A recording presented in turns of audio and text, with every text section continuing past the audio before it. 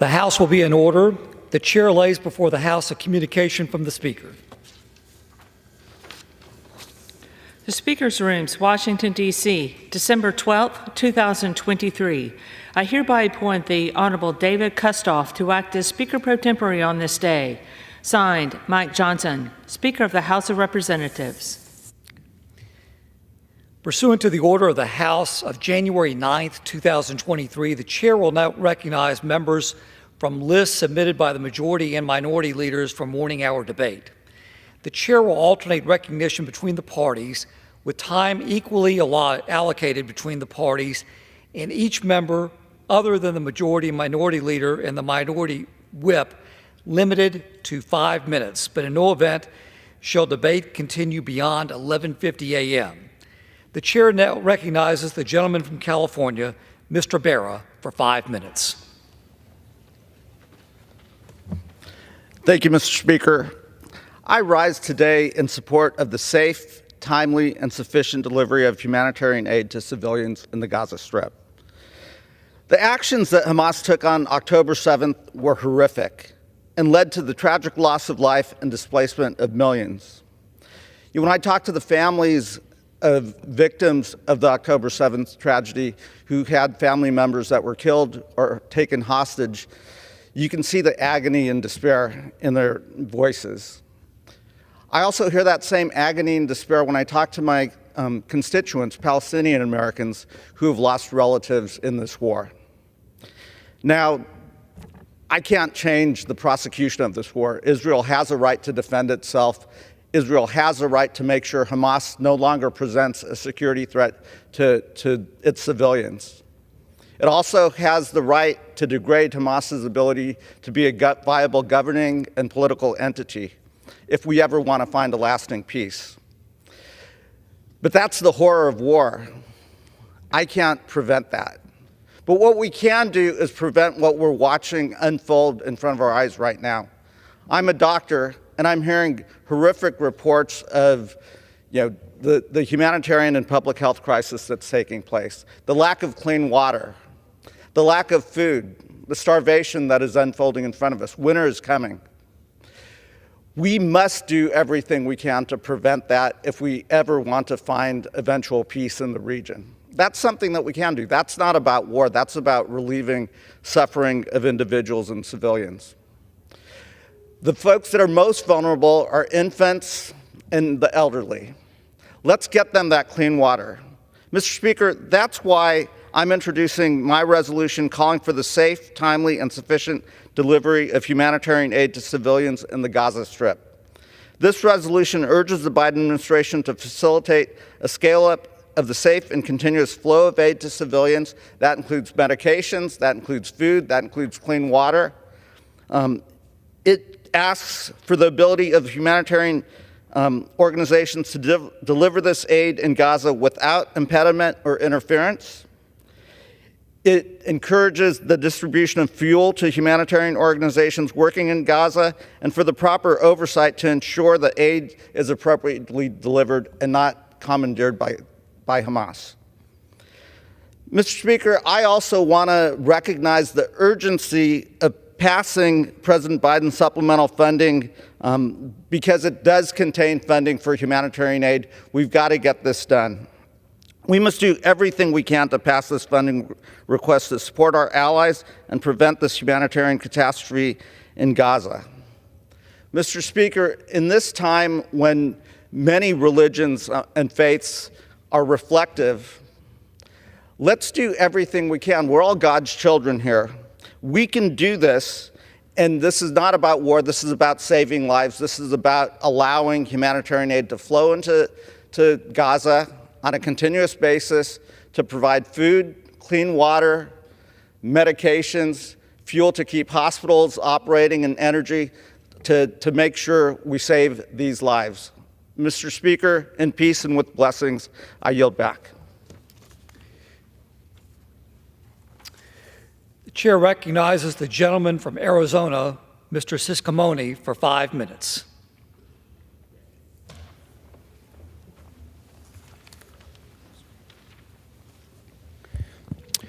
Mr. Speaker, I rise today to congratulate Campbell Stewart, a student from Pushridge Christian Academy in Oro Valley who was named to the 2023 National Youth Orchestra.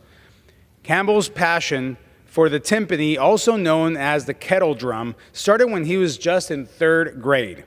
This program allowed Campbell to perform at Carnegie Hall with 89 other talented students over the summer. This is not his first prestigious recognition. Over the years, Campbell has earned numerous awards for his accomplishments with the timpani, including receiving gold medals from the Tucson Philharmonic Youth Orchestra, Civic Orchestra of Tucson, and Southern Arizona Symphony Orchestra. Additionally, Campbell also had the privilege of participating in the 2021 Juilliard Percussion Seminar, the Hilton Head Jazz Camp in South Carolina, and the Brevard Musical Festival. Once again, congratulations to Campbell Stewart for his achievement in being part of the National Youth Orchestra at Carnegie Hall. His unwavering dedication and his commitment to the world of music does not go unnoticed. Mr. Speaker, I rise today to celebrate the remarkable life and achievements of Luann Preble. Born in 1929 in South Carolina, Luann's life has been nothing short of inspiring.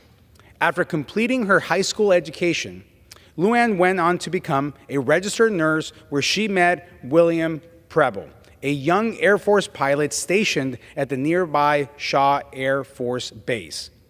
As Bill's Air Force career took off, Luann raised their 11 children, creating a warm and loving home wherever they were stationed. Upon retiring in Tucson, Arizona, Bill and Luann did not slow down. Instead, they immersed themselves in their community and church, embodying the spirit of service that defined their lives. In 1992, Luann Preble was elected to the Arizona House, where she served until 2001.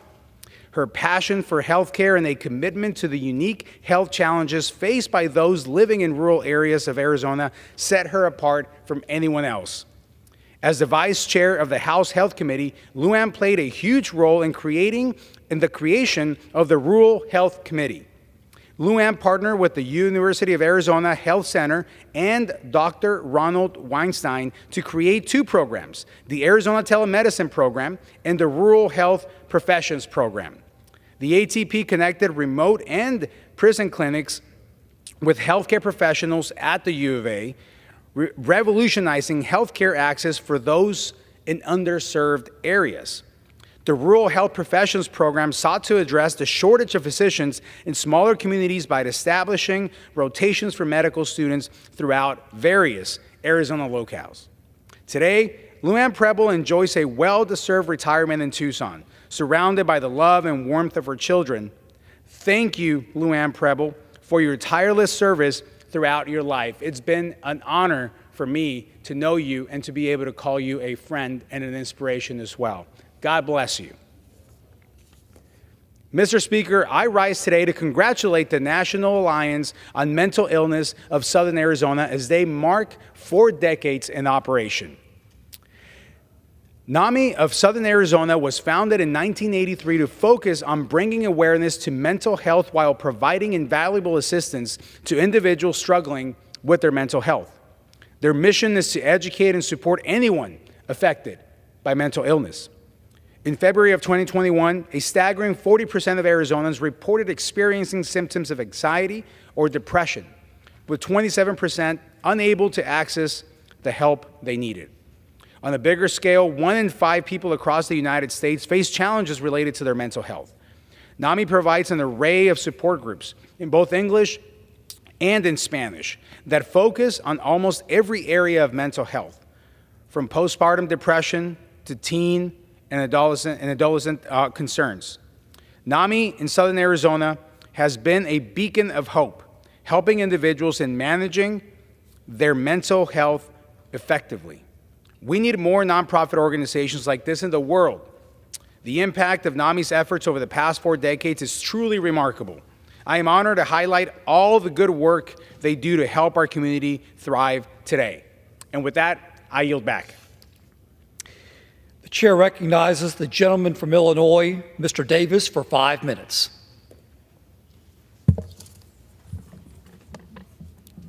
Thank you, Mr. Speaker. I've been told that service is the rent that we pay for living in a free and democratic society. Such has been the life and the legacy of Ms. Phyllis M. Smith, Regional Commissioner of Social Security for Region 5, who is retiring after 45 years of service with the agency. Commissioner Smith has worked with thousands of individual clients, and her supervisory and leadership roles have placed her in position to positively impact the lives of thousands of others. Commissioner Smith started work for Social Security in 1978 as a Title XVI claims representative in the Chicago East Field office. She has stated that her initial plan was to work with SSA until she could decide what her long-term work plans were. She stated, and she has written it down, and I quote, that when I saw firsthand the impact of SSA on people with whom we worked, and I saw my hard-working, compassionate colleagues, I was hooked. And she was. As a matter of fact, she moved through the ranks to become the commissioner.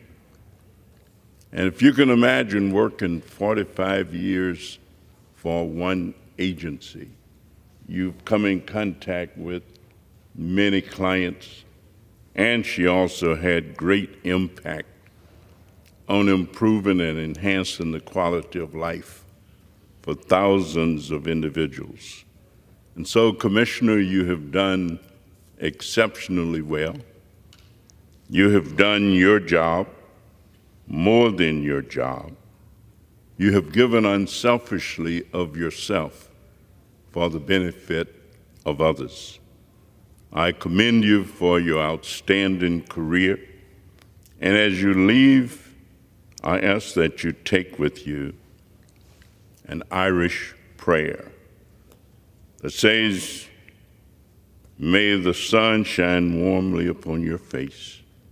May the wind always be at your back. And until we meet again, may the good Lord hold you in the hollow of his hands." Congratulations. It's time. You've done well. I yield back. The chair recognizes the gentleman from Georgia, Mr. Carter, for 5 minutes.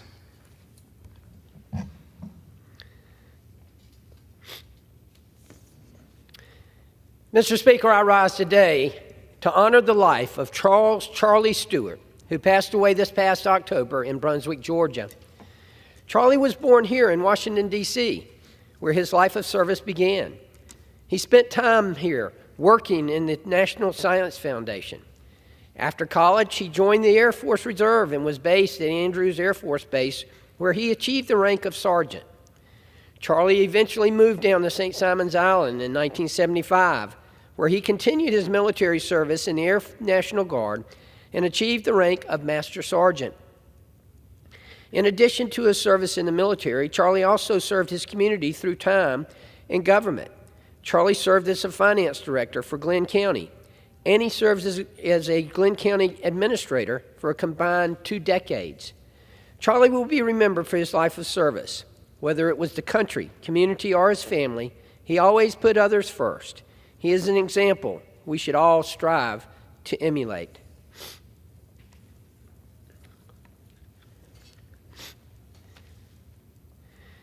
Mr. Speaker, I rise today to celebrate the achievements of my friend, Ron Adams. Ron is retiring after a fruitful career as clerk of Glenn County Superior and Magistrate Courts. When Adams first took office back in 2017, it was a very difficult time for the courts, as a former clerk had stolen more than $1 million. Ron ensured that the court continued to operate smoothly under his leadership while efforts to secure the money were made. Throughout his career, he overcame other challenges, including the high-profile Ahmaud Arbery murder case. Adams' hard work made sure that this very emotional case could proceed smoothly and effectively.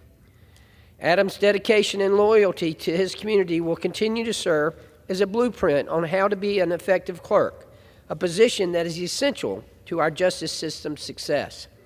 Congratulations, Ron, on your achievements and on your recent retirement.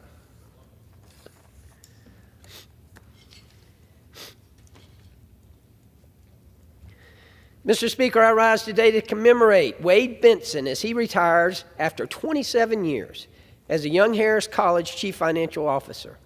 Wade began at Young Harris College in 1986, coming to the college as an auditor with his father's accounting firm. He joined the Young Harris College administration in 1996 and has had various titles including business manager, vice president for finance, chief financial officer, and board treasurer. The business office at Young Harris has been renamed the Benson Business Center in honor of Wade's career and service to the institution. Wade oversaw a number of areas in the institution and acted as project manager for the many construction projects on campus. He balanced operating budgets, reconciled financial statements, and always worked with integrity and accuracy. Wade Benson was the go-to person, but most importantly, Wade exhibited a true love for the college, its staff, faculty, and students, and always performed his duties in the best long-term interests of these constituents. Congratulations on a great career, Wade. Enjoy your retirement. Mr. Speaker, I rise today to celebrate the recent success of the Glenn County school system.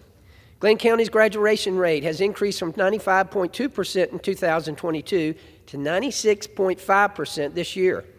This is much higher than our statewide average of 84.4%. This improvement is not a fluke either. Glenn County is focused on tailored school improvement plans for individual schools and broad-based foundational structural changes to address the needs for all students. None of these changes could have been implemented without the help of individual teachers, students, and administrators throughout Glenn County. I'm very proud of Glenn County's achievements, and I look forward to seeing continued improvement. Thank you, Mr. Speaker, and I yield back. The chair recognizes the gentlewoman from Minnesota, Ms. Craig, for 5 minutes.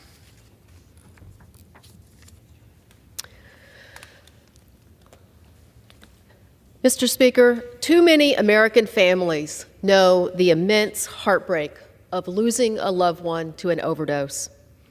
But overdose deaths are preventable, and we have a responsibility to do everything we can in this body to save lives.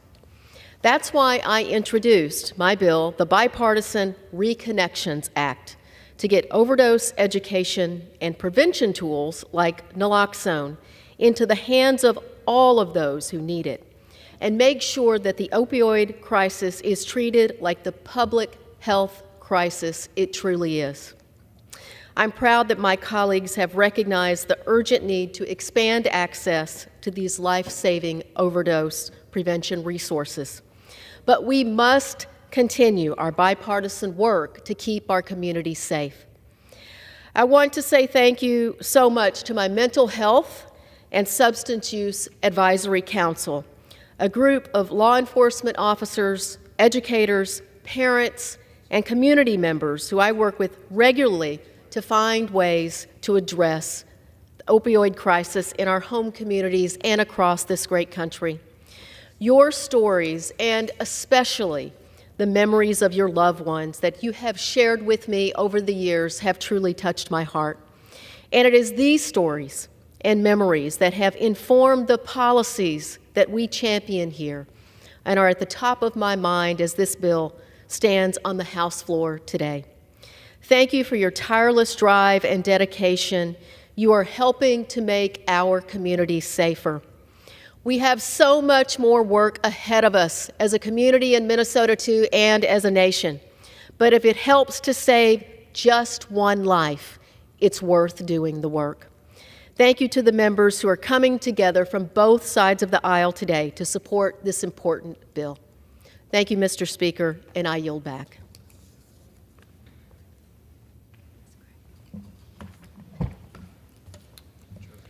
The chair recognizes the gentlewoman from Iowa, Ms. Miller Meeks, for 5 minutes. Thank you, Mr. Speaker. Today I rise to recognize the career and retirement of a special member of the University of Iowa's Police Department. Jago, the university's longest-serving canine, recently retired after 9 years of service. During his decade on the force, Jago provided security for 2 sitting U.S. presidents, 4 governors, 17 Secret Service members, and countless guests at Kinnick Stadium. Jago also provided security for Major League Baseball games at Field of Dreams in Dyersville, Iowa, and has assisted in collecting and locating key evidence in numerous investigations. After nearly a decade on the force, Jago deserves all the treats that retirement has to offer him. Thank you for your service and happy retirement, Jago.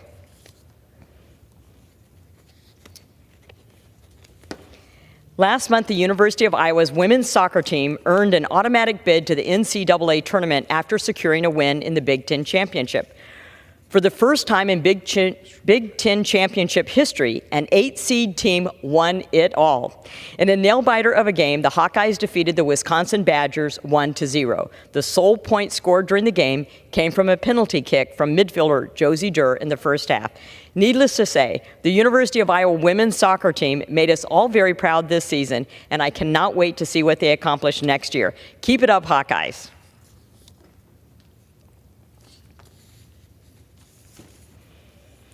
I rise today to congratulate Riley Kramer of Troop 89 from Bettendorf, Iowa, for achieving the rank of Eagle Scout. The Eagle Scout rank is the highest and most prestigious achievement a scout can attain. To earn this rank, scouts must fulfill leadership roles, exemplify the scout oath and law, display exemplary outdoor skills, speak better than their congresswoman, earn at least 21 badges, and complete a comprehensive service project for their community. For Riley's Eagle Scout project, he worked with the mayor of Riverdale on a half-mile trail for the city. This trail supports our community and gives people space to exercise and get out and enjoy nature in Scott County. Congratulations, Riley, on this honor, and congratulations to Riley's family and everyone who supported him on his journey to become an Eagle Scout.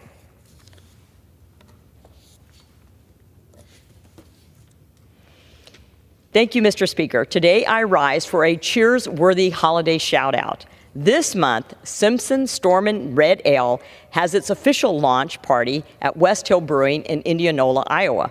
The idea for this beer was brewed up between West Hill owners and Simpson College. Aspiring graphic designers and artists were given the opportunity to design this year's logo. This year, Madison McDonald, a graphic design major from Winterset, Iowa, created the winning design. Moving forward, there will be an annual redesign contest, and West Hill also plans to donate a portion of all profits from Simpson Stormin' Red Ale to support student scholarships at Simpson College. Nothing quite brings people together like the holidays. Congratulations, West Hill Brewing and Simpson College, on another successful collaboration. With that, I'd like to wish everyone a very Merry Christmas, and I will yield back to the Speaker. The chair recognizes the gentleman from California, Mr. Correa, for 5 minutes. Thank you, Mr. Speaker. Today I rise to recognize Monica Lee Silvas and her successful career serving others. She's a Santa Ana girl, I'm proud to say, who made it big in Washington, D.C. And Mr. Speaker, we back home are very proud of Monica. Her passion for advocacy has made her work a defining voice within the labor movement. As part of the International Association of Machinists and Aerospace Workers, her labor leadership led to the development of their Spanish leadership program. And currently, she serves on the board of the Labor Council for Latin American Advancement and the Industrial All Global Union, where her voice impacts the lives of millions of workers across the globe. Monica, I just want to thank you for your dedication to the community and to the global labor movement. Congratulations on your retirement, and I wish you the best of luck, because I know, Monica, you're not down, and you will continue to work like all good Santa Ana girls do. Thank you, Monica.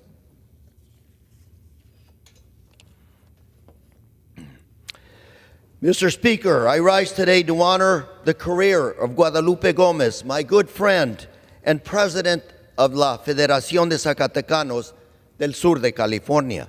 Lupe has spent 31 years working for the Federation as an organizer in a group that leads to help people on both sides of the border, the United States and Mexico, through economic development. In the past 2 years, as president of the Federación, Lupe has renewed a call for cooperation and mutual assistance across the border. From establishing new outreach programs for young people to strengthening programs like food banks in communities here in the U.S. and building communities, relationships, Lupe has been very impactful on both sides of the border. And Lupe, my very good friend, we want to thank you for your service and dedication to the wonderful community of Zacatecanos, both in the United States and in Mexico. Thank you, Lupe. Let's keep that good work up. And Mr. Speaker, I yield. The chair recognizes the gentleman from Pennsylvania, Mr. Thompson, for 5 minutes.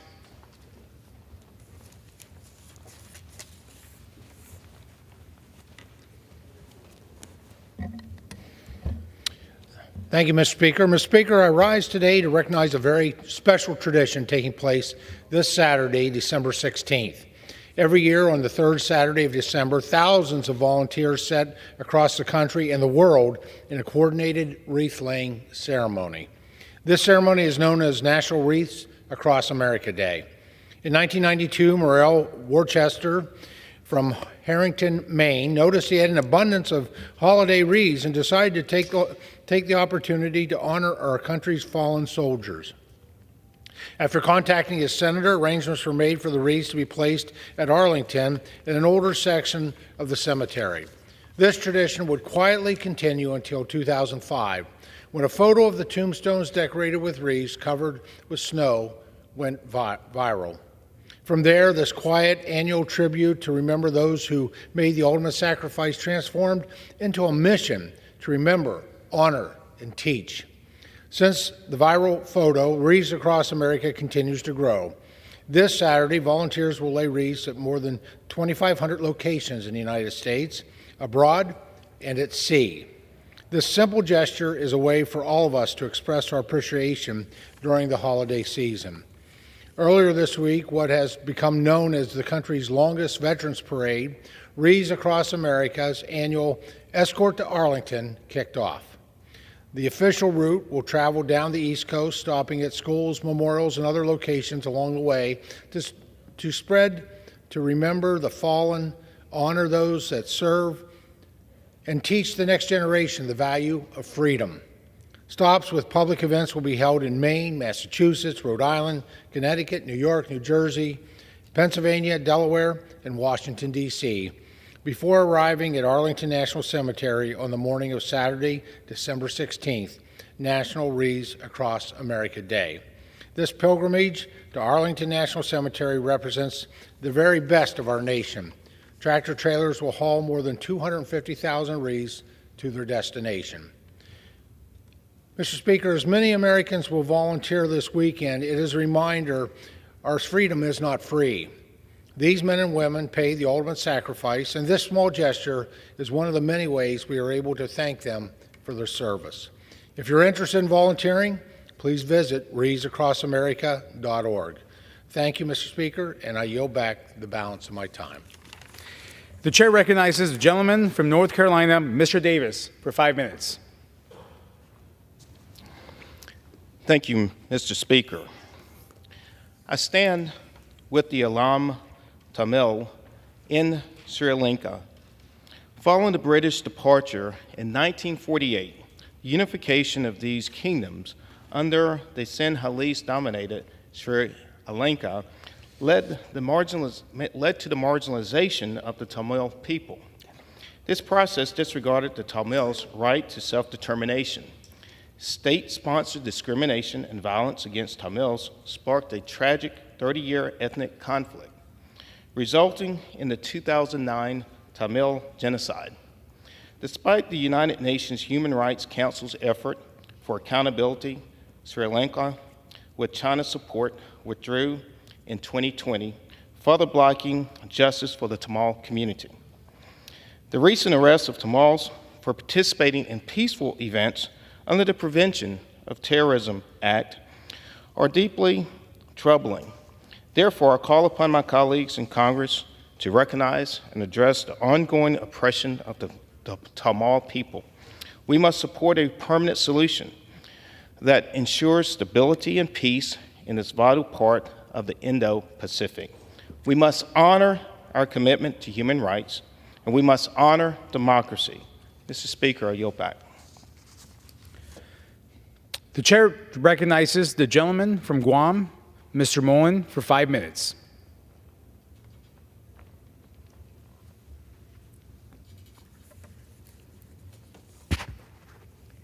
Mr. Speaker, I rise to celebrate and recognize a very important day in Guam's history, December 10th, 1898. On this day, the United States and Spain signed the Treaty of Paris, officially handing over Guam to the United States and ending the Spanish-American War. This year, we celebrate the 125th year Guam has been part of our great nation. Following the United States acquisition of Guam, it established America as a global superpower and ensured our position in the Indo-Pacific region. 125 years later, the U.S. remains a global superpower and the strongest force in the Pacific and the world, and Guam is a developed and thriving community. Since 1898, Guam has proven to be an essential piece of America that is filled with patriotism and faith. From being a vital military center in the region during World War II to being the tip of the spear against China today, Guam is a hub of American success. Guam is a beacon of hope and American values in the middle of the Pacific. Our American flag is a symbol of liberty and freedom in the region. It is also a warning to all people who seek to provoke violence. The United States and Guam are forces that are not to be reckoned with. Let us take this day to reaffirm that the U.S. commitment to protecting freedom, peace, and democracy across the Indo-Pacific while maintaining the strong ties that connect Guam and our amazing country. Mr. Speaker, thank you. I yield back. The chair recognizes the gentleman from Illinois, Mr. Jackson, for 5 minutes. Mr. Speaker, I rise today in support of legislation that would posthumously award the Congressional Gold Medal of Honor to Marshall Walter Major Taylor, and would finally recognize him as America's first international sports champion. Marshall Taylor was affectionately known as Major Taylor, and he remains in death as he was in life, namely America's first sports superhero, a feat that took place in the late 1800s and makes what he's accomplished all the more extraordinary and astounding. Consider, if you will, the fact that here is an African-American man born in 1878 amid the sound and fury of post-Civil War America. And for those who miss the significance of this, it means that Major Taylor came into being at a time when the old resentments of the defeated Confederacy were beginning to push the nation back into the clutches of a desperate and cynical racial antipathy. Major Taylor did not come of age at a moment in American history when it was easy to be African American. In fact, he dared to be great at a time when the color of his skin was a crime. That is to suggest a punishable offense for which millions of black people were persecuted without justification or cause. And yet, in spite of the indignities assigned to him because of his race, in 1899, Mr. Taylor went on to become the fastest man in the world on a bike by the International World Champion Sports Cycling Association. And yet, oddly, Mr. Speaker, very few people in this country know anything about him. Very few people know the biggest sport in the latter half of the 19th century was cycling, and that an African American was the first great international champion in this country and in this sport. One wonders today, how is there such a thing even possible that Mr. Taylor can be forgotten? Why is it taking so long to honor a man who never should have been forgotten in the first place? How can it be the case that most people know little or nothing about the extraordinary contributions of this man to the American experience, to say nothing of his quantifiable greatness with respect to the American sports? Let me put a finer point on this. Before there was a Jack Johnson, before there was a Jackie Robinson, before there was a Jesse Lewis, before there was a Joe Louis, before there was a Jesse Owens, there was Major Marshall Taylor.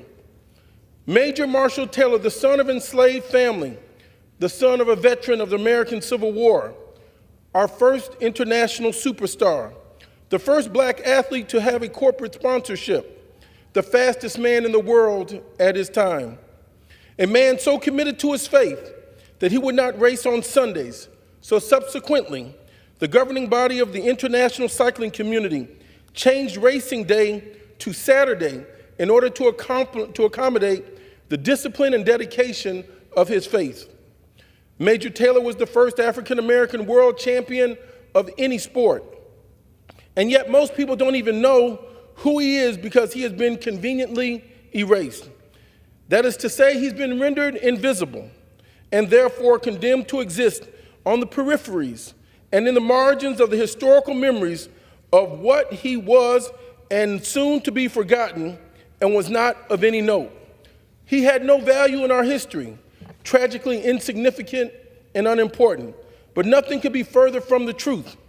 With the heel of an entire nation pressing down upon his neck, after 280 years of enslavement in America for a people, here arose Mr. Major Marshall Taylor. He had no one to look up to. He had to set a precedent. He had to exemplify greatness and carry that great burden of the race on his shoulders, and he did so magnificently. The recriminations of an entire culture withholding him from the support he deserved. When he won in America, they played Dixie. When he won abroad internationally, they played the Star-Spangled Banner. Major Marshall Taylor said that made him so proud to be an American. Marshall Taylor strived in spite of it all. He didn't just win, rather, he won in spite of the facts. He didn't just succeed, he succeeded against the odds. He didn't just achieve, but impressively, he achieved with one hand tied behind his back, and he would not be stopped. Frederick Douglass said that a man should not be judged by how high he climbs, but rather he should be judged by the depths from which he's had to climb from. Major Marshall Taylor is the quintessential example of the American spirit and the African-American capacity for resistance and excellence in the midst of it all. Mr. Speaker, I thank you for this time. I yield back. The chair recognizes the gentleman from Iowa, Mr. Nunn, for 5 minutes. Thank you, Mr. Speaker. I move to extend and revise my remarks. With that objection.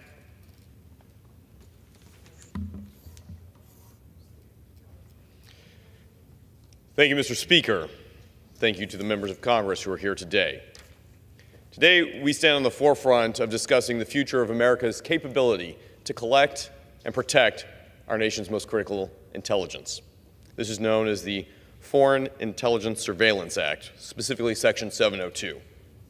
Now, some have asked, why is 702 essential? And I answer in no uncertain terms, it has saved thousands of American lives.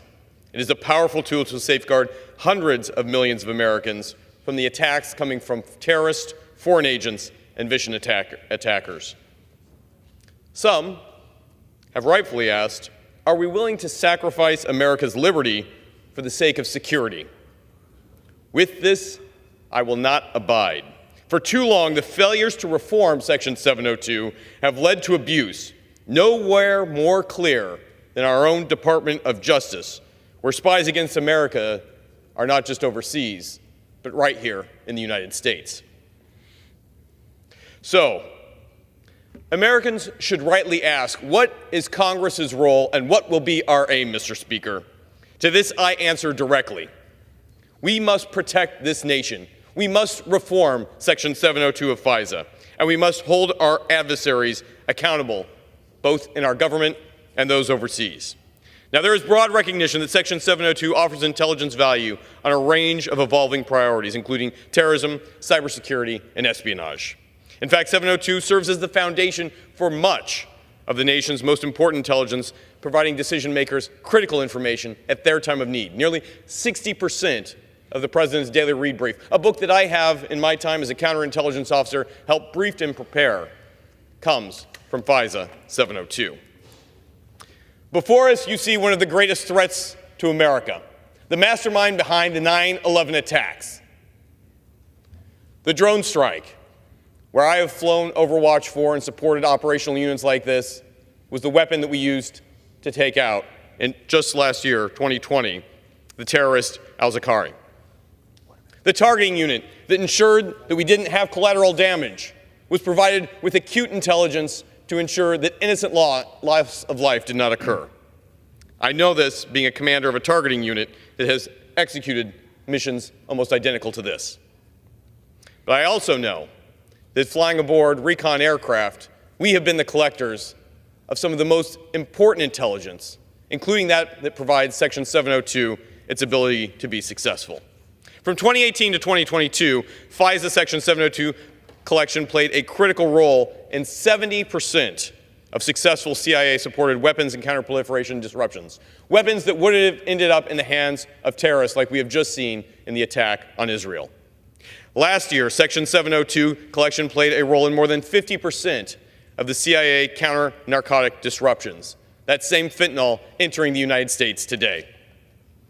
Additionally, declassified examples of 702, which I can share on the Homeland today, make sure that foreign actors elicit plans to smuggle methamphetamines across the U.S. borders, the quantities and potencies of fentanyl destined for illegal transfer to the United States, as well as specific smuggling techniques used to avoid them. Techniques, when breached, are able to actually save Americans. The involvement of a foreign official in one of these narcotic trafficking schemes to transport fentanyl pills to the United States was thwarted because of intelligence capabilities to do this.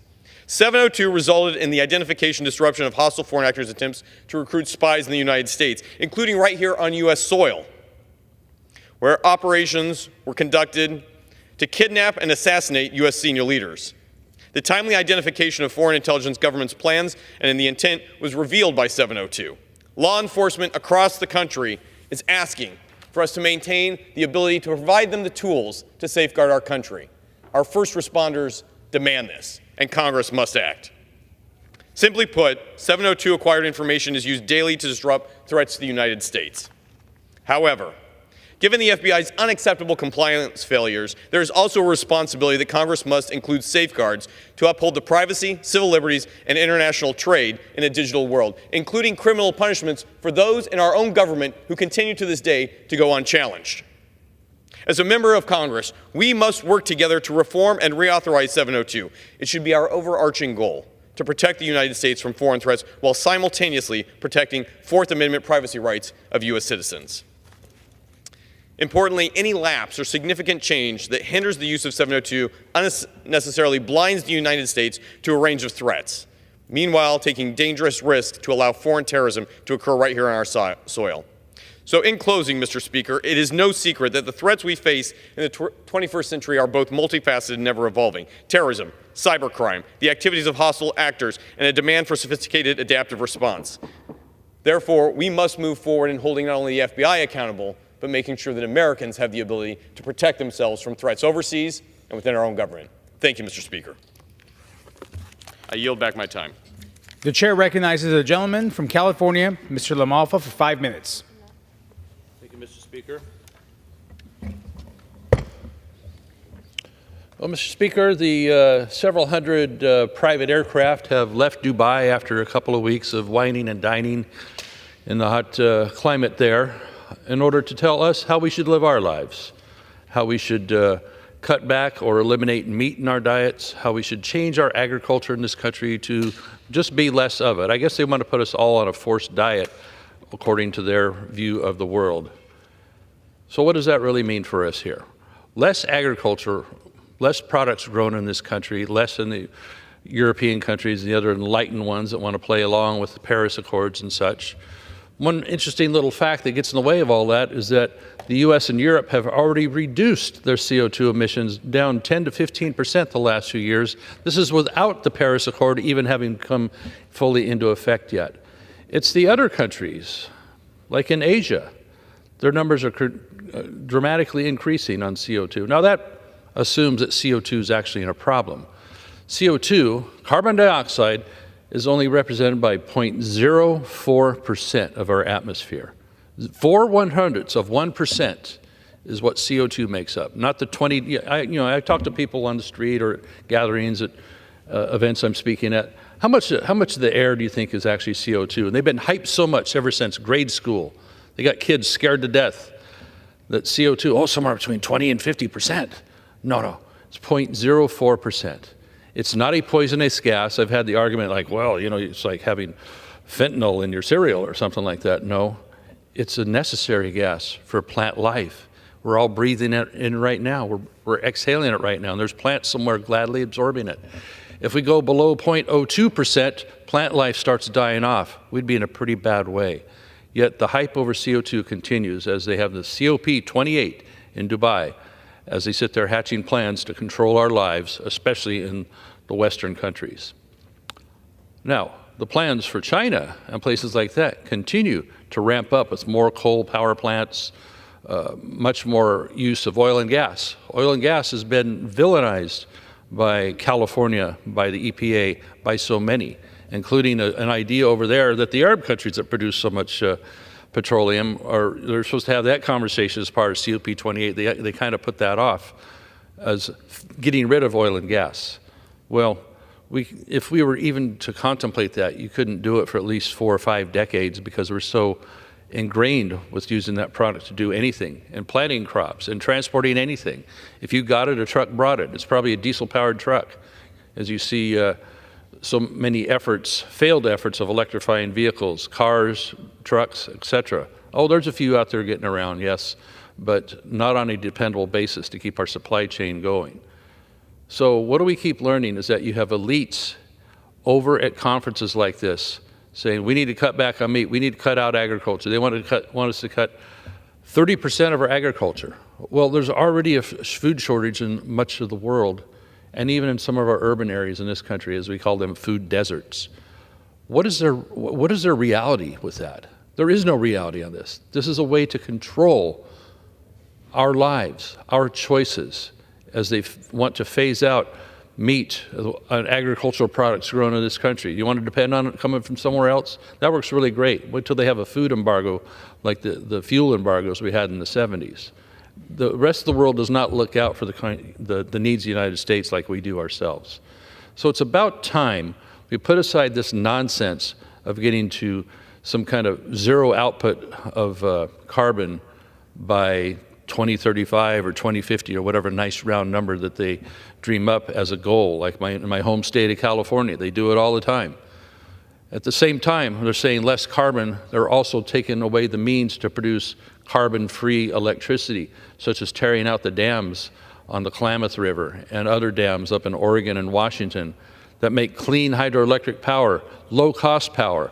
Why do we need to have our electricity cost so much? Because of some people's wild dream and controlling dream on eliminating CO2, which really is not a problem, which is not a poisonous gas, which is not negative. Carbon is a building block of all of what we have and what we do.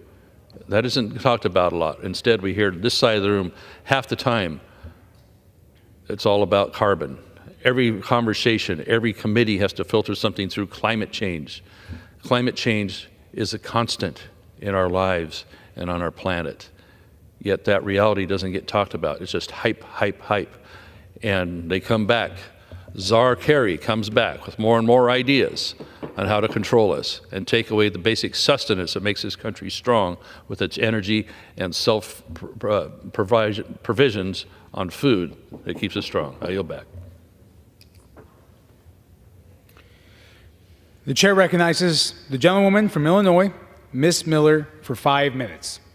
Thank you, Mr. Speaker. I ask permission permission to address the House? Yeah, gentleman is recognized. Thank you, Mr. Speaker. Today I rise on behalf of those who cannot speak for themselves, the unborn. Since 1973, over 60 million American children have lost their lives to the atrocity of abortion, the greatest human rights violation in history. We often boast that we are a nation of life, liberty, and the pursuit of happiness, yet we deny this sacred right to the most innocent among us. Last year, the Supreme Court gave the unborn a monumental victory with the Dobbs ruling, returning the issue of abortion to Congress and the states. That is why today I'm introducing a series of 3 bills designed to further protect the most vulnerable among us, the unborn. First, the Love Them Both Act. This would prevent the Equal Employment Opportunity Commission from exploiting the Pregnant Workers Fairness Act to cover abortion or abortion-related services. The Pregnant Workers Fairness Act is designed to protect pregnant women from discrimination in the workplace, and it should not be used for political purposes. We have a responsibility to ensure both women and their unborn children are treated equally and fairly, and the Love Them Both Act does exactly that. Second, the Pregnancy is Not an Illness Act would correct a longstanding but erroneous conclusion of the FDA. In 2000, the FDA fast-tracked approval of dangerous abortion-inducing drugs. To do so, they declared abortion to be a life-threatening illness. As a mother of 7, I can assure you that pregnancy is very much not an illness or disability, but rather nothing short of a miracle from the hand of God. The Pregnancy is Not an Illness Act would prohibit the FDA from ever calling pregnancy an illness again for the purpose of approving abortion-inducing drugs.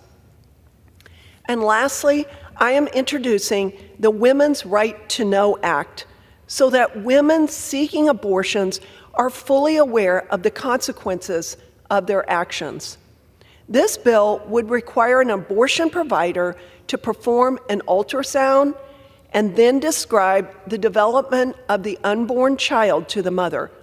My bill would also ask for a 24-hour waiting period before an abortion is performed. These are simple, common-sense steps aimed to prevent a woman from making a decision she will regret for the rest of her life. In Psalm 139, verses 13 through 16, David writes, "For you created my inmost being, you knit me together in my mother's womb. I praise you because I am fearfully and wonderfully made. Your works are wonderful. I know that full well. My frame was not hidden from you when I was made in the secret place, and when I was woven together in the depths of the earth, your eyes saw my unformed body. All the days ordained for me were written in your book before one of them came to be." Life is the most precious gift we have. Without it, we have nothing. If we don't protect the right to life, all our other rights are in danger of being taken away. We cannot call ourselves a nation of liberty and justice for all when we deprive this most sacred right from the most vulnerable among us. We are in the midst of the most joyous time of year, Christmas. Although this is a season of parties, concerts, family time, that's not why we celebrate. We celebrate Christmas because of God's greatest gift to mankind, Jesus. And without him, there would be no Christmas. What a better time than this to protect the cause of life than this special season of Christmas. Make no mistake, the world is watching, and so is Almighty God. They are watching to see if we will live up to our promise of providing freedom and a bright future to anyone born here. They are watching to see if we truly want everyone to achieve the American dream. They're watching to see if we really are that shining city set on a hill that John Winthrop and Ronald Reagan proclaimed us to be. To quote one of my favorite presidents, and accurately, I might add, Ronald Reagan famously said, "I have noticed that everyone who is for abortion has been born." You and I had the chance at life. We've been given the chance to live fulfilling lives, and I believe God has called each one of us to this body for a specific purpose. Well, 60 million of our children have not had that chance, and if we really want to create a bright American future, that is the least they deserve. I believe these 3 bills will go a long way into protecting the most vulnerable among us, and I urge the House to act swiftly in passing them. Thank you. The chair recognizes the gentlewoman from Louisiana, Ms. Letlow, for 5 minutes. Mr. Speaker, I ask to address the House and to revise and extend my remarks. Go ahead. Without objection.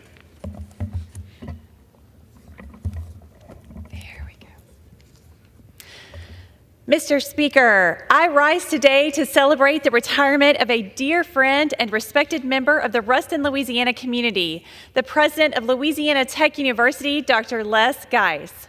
President Geis has tirelessly served Louisiana Tech in multiple capacities over the course of 45 years and recently completed his 10th year as the university's president. He graduated from Louisiana Tech in 1976 with a Bachelor of Arts in Architecture, earning a master's degree in civil engineering in 1978, and served as an assistant professor in the Department of Civil Engineering. He was promoted to associate professor in 1981, and after obtaining his PhD in civil engineering from Texas A&M in 1988, he earned a full professorship and became the permanent department head of civil engineering.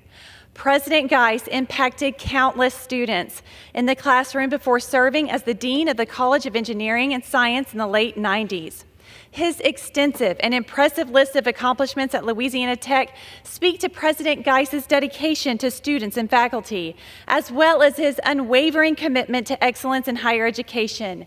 His leadership facilitated groundbreaking faculty and student research, multiple national and global rankings, historic enrollments and graduations, notable philanthropic campaigns, and the innovative expansion of the school's campus. President Geis kindled public and private partnerships, bridging the gap between government resources and private sector efficiency. He truly understood the concept of town and gown by working diligently with Ruston local officials to make sure it always felt like that special college town where students could enjoy both the campus as well as the beautiful amenities the city of Ruston has to offer. He consistently inspired both students and faculty to seize their potential, ultimately enabling the university to achieve higher goals year after year. He promoted diverse perspectives among his teams and encouraged each person around him to pursue their passions, and then he would give them the runway to fly. I remember attending an event where President Geis was giving a campus update to the community. He asked all of his faculty and staff to stand up and gave all of the credit for every success that Louisiana had under his presidency to them. That is the kind of man President Geis is. Always working behind the scenes, giving credit to others, and delighting in their successes. There is a reason people call Louisiana Tech a family. You can't help but feel it when you are on their campus, and that kind of culture comes from the top down. Christy Stake, a professor at Louisiana Tech, said it best when I asked her about him. She said Dr. Geis never wanted the focus to be on him. He always put the spotlight on the people around him, and especially the students. He accomplished a lot that people will probably never know. President Geis continuously put student success as his top priority, as he created a thriving environment where students felt welcome. He supported the development of strong academic programs, a robust school culture, and a place where students could be successful. And we know, beside every strong man, there is often an equally strong woman. Kathy Geis has served selflessly by his side as the First Lady of Louisiana Tech, opening their home to countless students, faculty, and staff, helping to cultivate that warm family environment. And it's not lost on me the sacrifices a person makes when they're in public service, especially the toll it takes on your family life. But Kathy was always up for the challenge, making everyone feel welcomed. She is the ultimate steel magnolia, and I want to thank her for her service.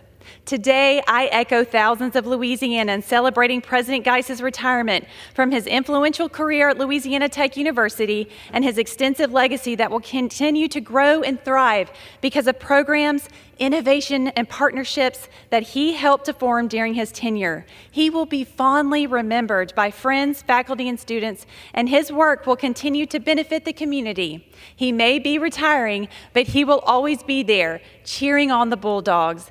Thank you, Dr. Geis. You transformed an entire region, and for that, we will be forever grateful. Thank you, Mr. Speaker. I yield back. Pursuant to Clause 12A of Rule 1, the Chair declares the House in recess until noon today.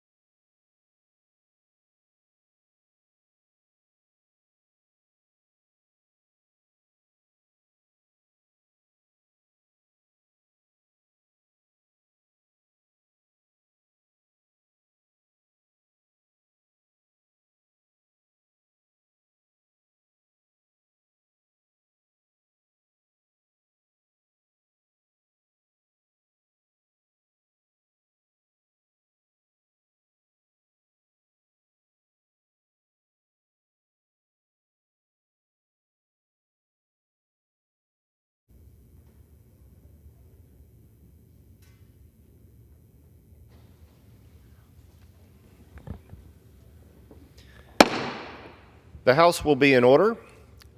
The prayer will be offered by Chaplain Kippen. Would you pray with me? Yours is the Spirit, O Holy One, that at creation brought order from chaos, that separated the waters from the dry land and breathed your very breath into humanity. On this new day, inspire us anew. Open our hearts to your transforming power in our lives and in this place. Where there is disorder, reveal your direction. Where there is darkness, shed your light. Where there is indifference, stir us with purpose.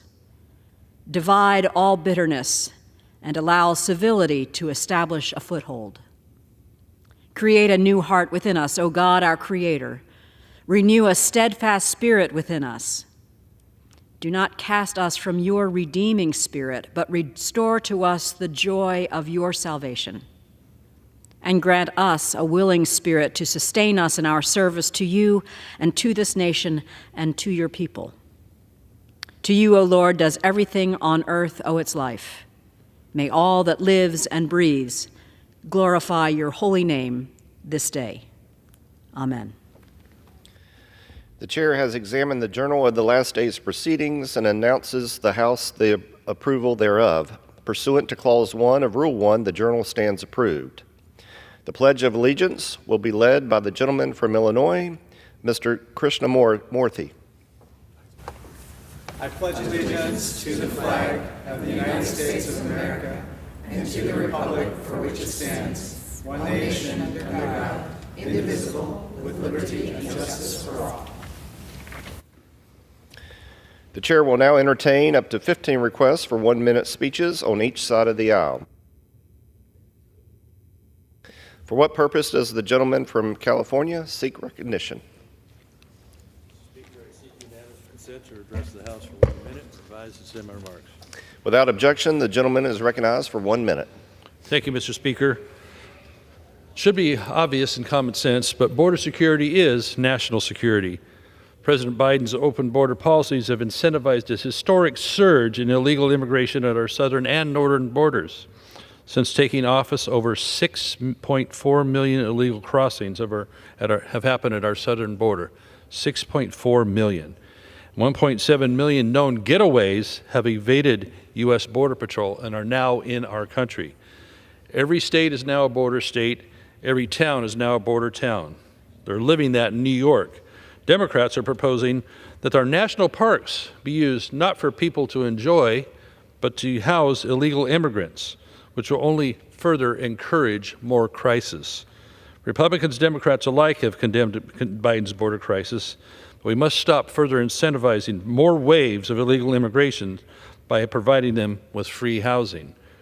House Republicans will continue to fight to secure our border and eliminate the financial burden illegal immigrants are putting on American taxpayers and our institutions, our towns, our states. That is why we passed H.R. 2 to secure the border, which is the strongest border security package in American history. I yield back. For what purpose does the gentleman from Illinois seek recognition? I rise to ask for unanimous consent to address the House for 1 minute and to revise and extend my remarks. Without objection, the gentleman is recognized for 1 minute.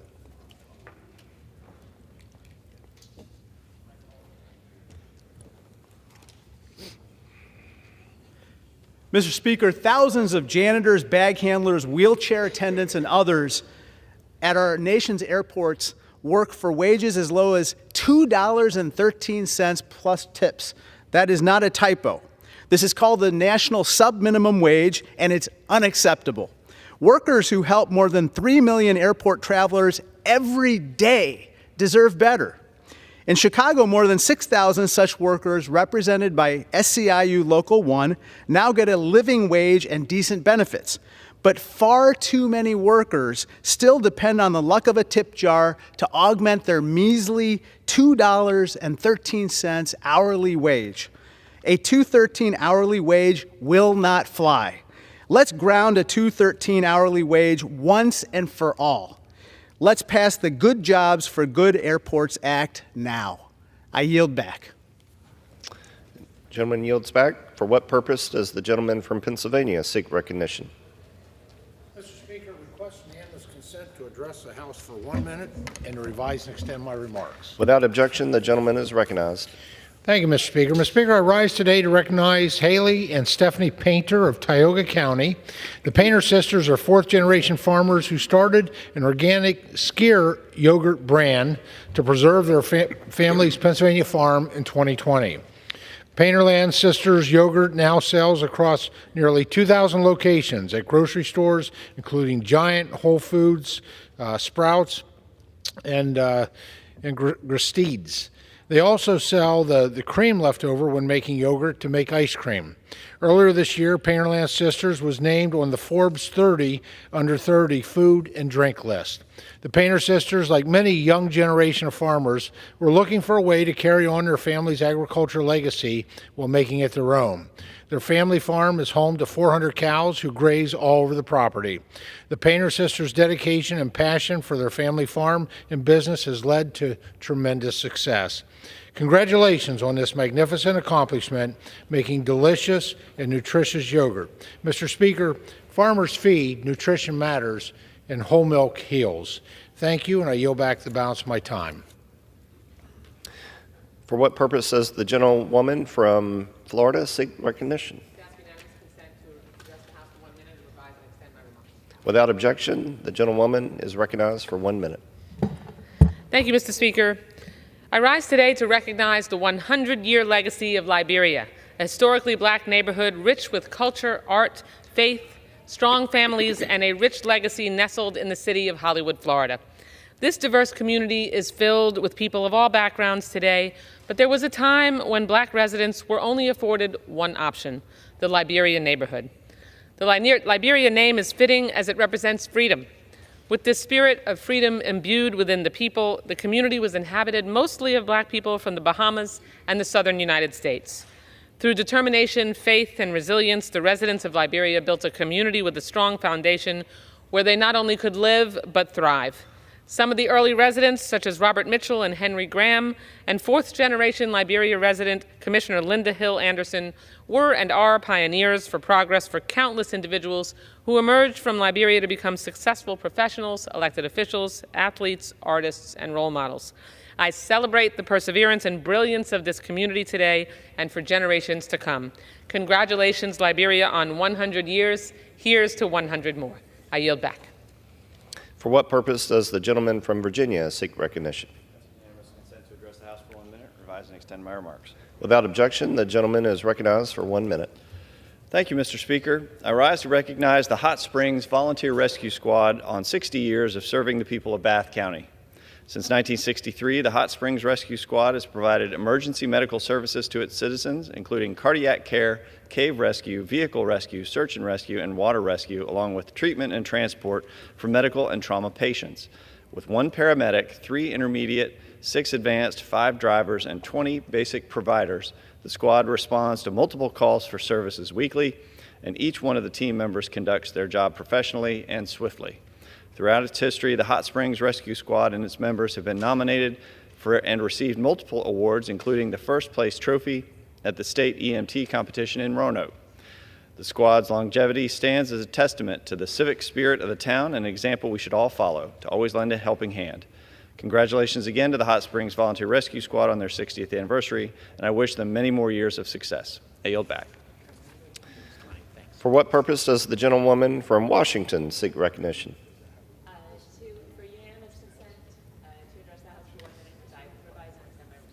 Without objection, the gentlewoman is recognized.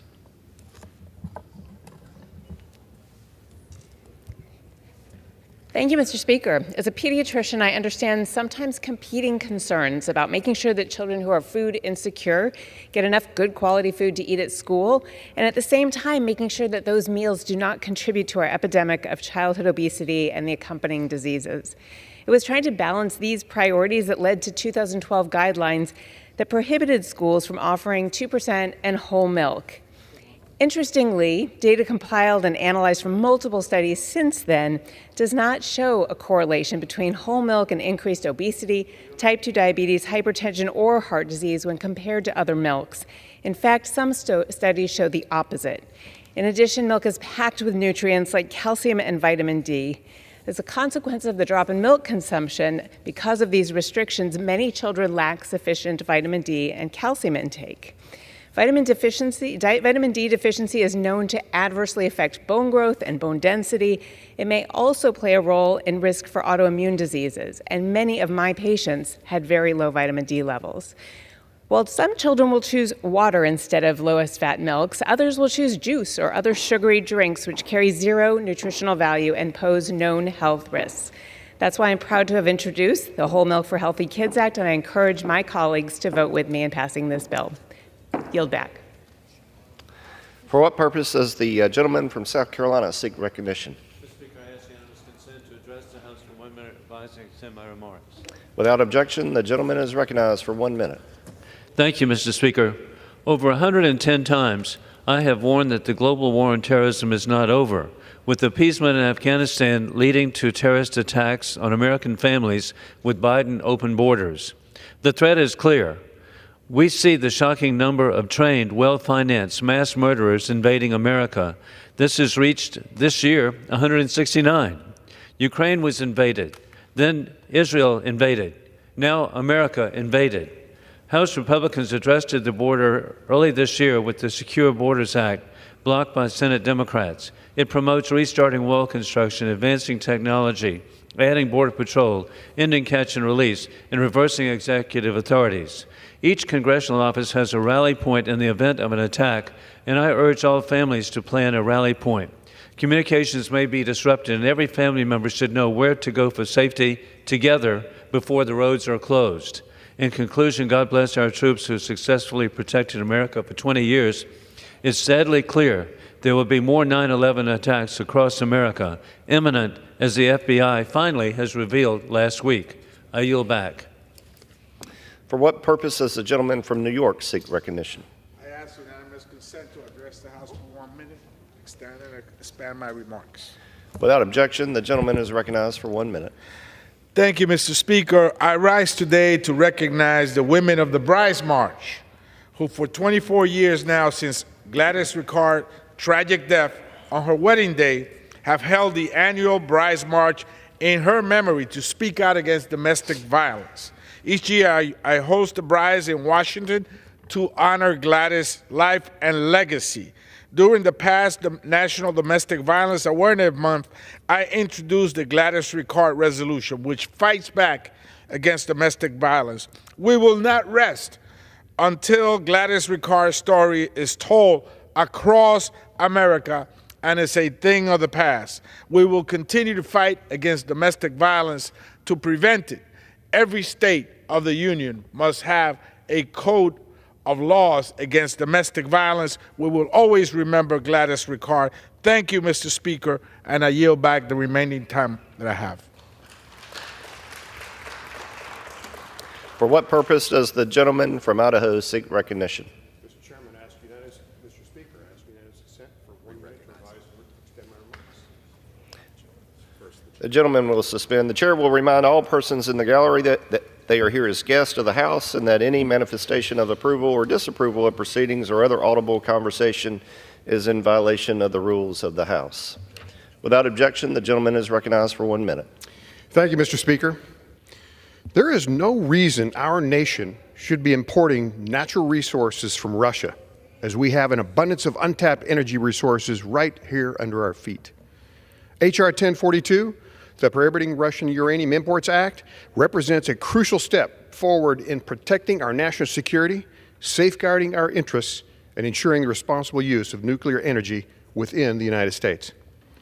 We must recognize the importance of having safe nuclear energy in our national energy portfolio and the related need for responsible sourcing of critical minerals like uranium.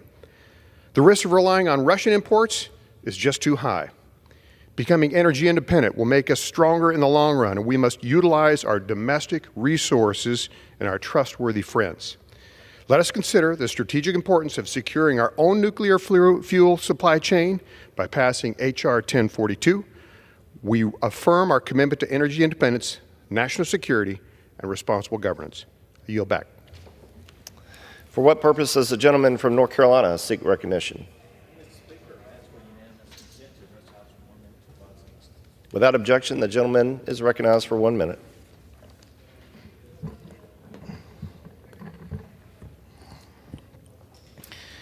Mr. Speaker, I rise to celebrate the retirement of an incredible human being and leader, Fred Yates, who served as the mayor of Windfall, North Carolina for more than 30 years. He was the first African American to hold this position.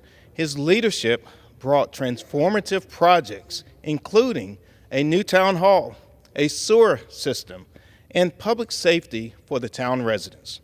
Congratulations on your well-deserved retirement, Mayor Yates.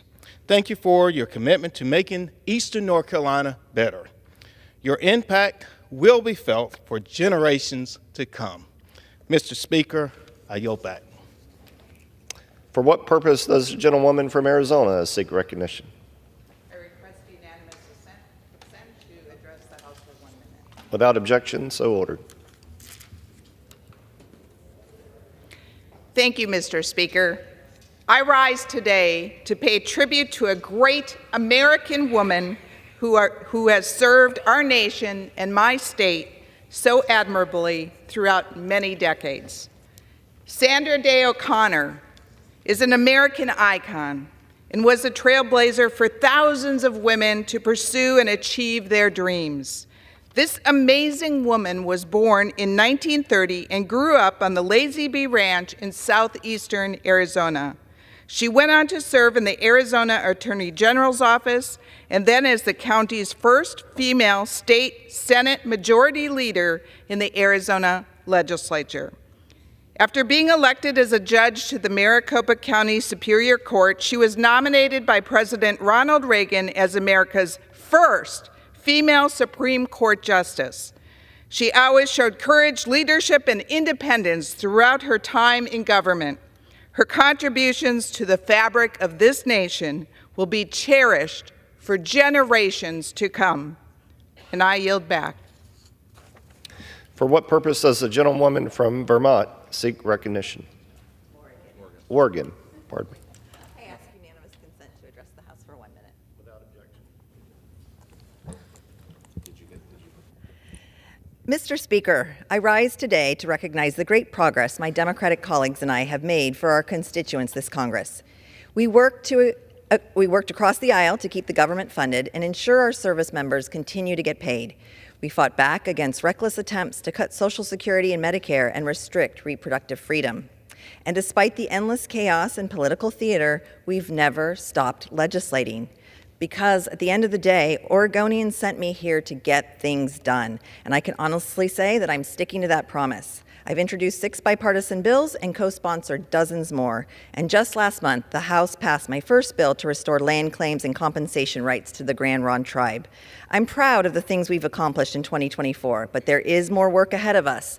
In the coming year, I urge my colleagues in both parties to join me in pushing past the gridlock. Working together, we can deliver real, tangible results for the American people. Thank you, and I yield back. Let's do this one more time.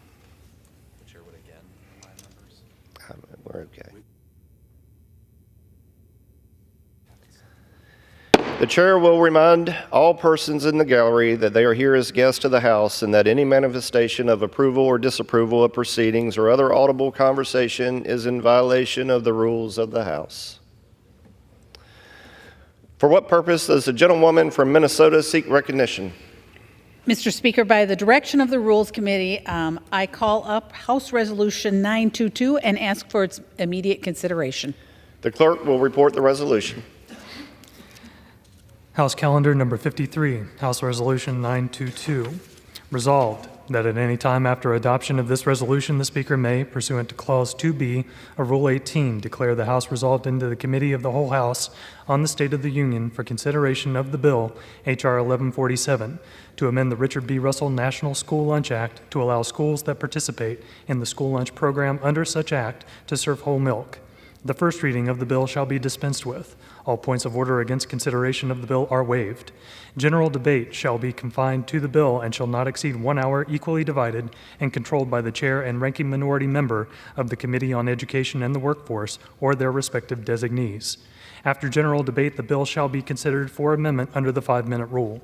The amendment in the nature of a substitute recommended by the Committee on Education and the Workforce, now printed in the bill, shall be considered as adopted in the House and in the Committee of the Whole. The bill, as amended, shall be considered as the original bill for the purpose of further amendment under the 5-minute rule and shall be considered as read. All points of order against provisions in the bill as amended are waived. No further amendment to the bill as amended shall be in order except those printed in the report of the Committee on Rules accompanying this resolution. Each such further amendment may be offered only in the order printed in the report, may be offered only by a member designated in the report, shall be considered as read, shall be debatable for the time specified in the report, equally divided and controlled by the proponent and an opponent, shall not be subject to amendment, and shall not be subject to a demand for division of the question in the House or in the Committee of the Whole. All points of order against such further amendments are waived. At the conclusion of consideration of the bill for amendment, the committee shall rise and report the bill as amended to the House with such further amendments as may have been adopted. The previous question shall be considered as ordered on the bill as amended and on any further amendment thereto to final passage without intervening motion except one motion to recommit. Section 2. Upon adoption of this resolution, it shall be in order to consider in the House the bill H.R. 357 to require the head of an agency to issue and sign any rule issued by that agency and for other purposes. All points of order against consideration of the bill are waived. The amendment in the nature of a substitute recommended by the Committee on the Judiciary, now printed in the bill, shall be considered as adopted. The bill, as amended, shall be considered as read. All points of order against provisions in the bill as amended are waived. The previous question shall be considered as ordered on the bill as amended and on any further amendment thereto to final passage without intervening motion except 1 hour of debate equally divided and controlled by the chair and ranking minority member of the Committee on the Judiciary or their respective designees, and 2, 1 motion to recommit. Section 3. Notwithstanding Section 3Z of House Resolution 5, on any legislative day of the second session of the 118th Congress before January 9th, 2024, A, the Speaker may dispense with organizational and legislative business, and B, the journal of the proceedings of the previous day shall be considered as approved if applicable. The gentlewoman from Minnesota is recognized for 1 hour. Mr. Speaker, for the purposes of debate only, I yield the customary 30 minutes to the gentlewoman from Pennsylvania, pending which I yield myself such time as I may consume. During consideration of this resolution, all time yielded is for the purpose of debate only. I ask unanimous consent that all members have 5 legislative days to revise and extend their remarks. Without objection. Thank you, Mr. Speaker. Mr. Speaker, we're here today to debate the rule providing for consideration of H.R. 357 and H.R. 1147. It provides a structured rule for H.R. 1147 and makes it in order bipartisan and Republican amendments. Provides 1 hour of debate equally divided and controlled by the Committee on Education and Workforce, and provides 1 motion to recommit. The rule further provides for consideration of H.R. 357 under a closed rule with 1 hour of debate equally divided and controlled by the Committee on the Judiciary and 1 motion to recommit. Under our Constitution, those who make the laws are accountable to those who elect them. Career federal employees are not beholden to the voters of this nation, and yet unelected bureaucrats across the federal agencies, and in one case in particular, a single low-level career employee, have been making thousands of rules that impact this country's voters and taxpayers. According to a recent Pacific Legal Foundation study, career employees and unconfirmed officials issued over 70% of the rules at the Department of Health and Human Services between 2021 and 2017. These rules have economic impacts on the people of this country, just as the laws we pass in this chamber do. Yet, we are accountable to the voters who elect us. Federal employees, they are accountable to no one. Former President Trump addressed this issue with an executive order that required agencies' informal notice and comment rules to be initiated and signed by senior appointees with exceptions. The Biden administration has revoked that, and the result of revoking this order In 2021, Congress passed just 143 laws, while federal agencies issued 3,257 rules, costing taxpayers $1.927 trillion, or the equivalent of $14,684 per household. According to the study, only 2% of the Food and Drug Administration's rules were issued by principal officers, and 25 of these rules had an impact on the American economy of at least $100 million or had other substantial economic impacts. That means unelected bureaucrats who are not accountable to the taxpayers are costing those taxpayers thousands upon thousands of dollars. This majority has made a commitment to ensuring our federal government is held accountable. The Ensuring Accountability in Agency Rulemaking Act would lessen the power of career civil servants who are not accountable to the taxpayer. It would require, with exceptions, that rules be issued and signed by presidentially nominated and Senate-confirmed appointees. This upholds the Constitution and by putting decisions in the hands of those who are held accountable to the American people. It improves the ways this government is by the people and for the people.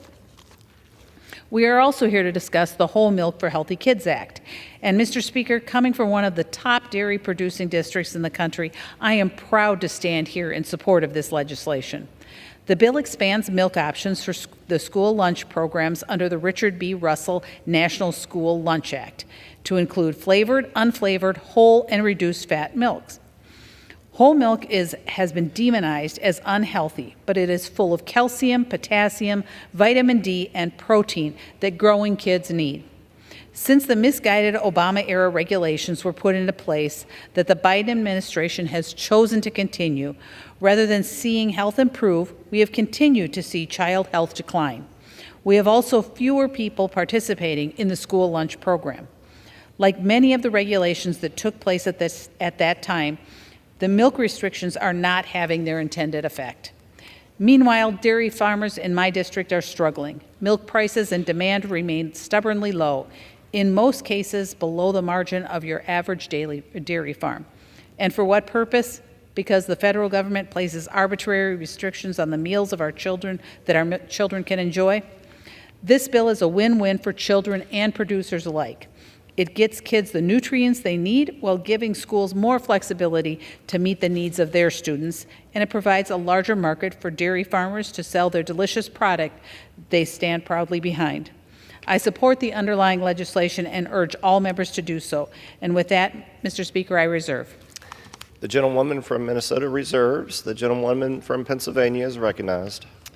Thank you, Mr. Speaker, and I thank the gentlelady from Minnesota for yielding the customary 30 minutes. Mr. Speaker, Vladimir Zelensky is here in the Capitol today. The president of Ukraine left his war-torn country to come to the United States to plead for our help in repelling Putin's murderous and unlawful invasion, in protecting his people, and in preserving their democracy. And as he did so, Putin unleashed a devastating missile attack on Kyiv and was captured on video drinking champagne and toasting the downfall of Ukraine if its Western allies falter. President Zelensky came here to ask the United States to stand tall and honor its commitment to an ally, its commitment to democracy, and its commitment to upholding international law. And in response, the United States House of Representatives is debating the merits of chocolate milk. We will not long remember the MAGA majority's great gas stove war of 2023, or their attempts to make it easier to kill the endangered lesser prairie chicken. But the sad fact is, these bills have consumed weeks of precious floor time this year, as the House majority struggles to pass any legislation of note. The world will, however, remember if the United States fails to support Ukraine in its hour of need. President Zelensky, our NATO allies, and the American people should expect better from this Congress. But under this extremist majority, they are doomed to disappointment, which again brings us here today to debate chocolate milk. When I was home this past weekend, I had the chance to talk with many of my constituents. I met with women small business owners to discuss their challenges. I talked to college students about their concerns regarding attacks on reproductive freedom here in the United States. I gathered with people in our community who've lost loved ones, neighbors, and friends to gun violence, and I listened to their calls for action on common sense gun safety legislation.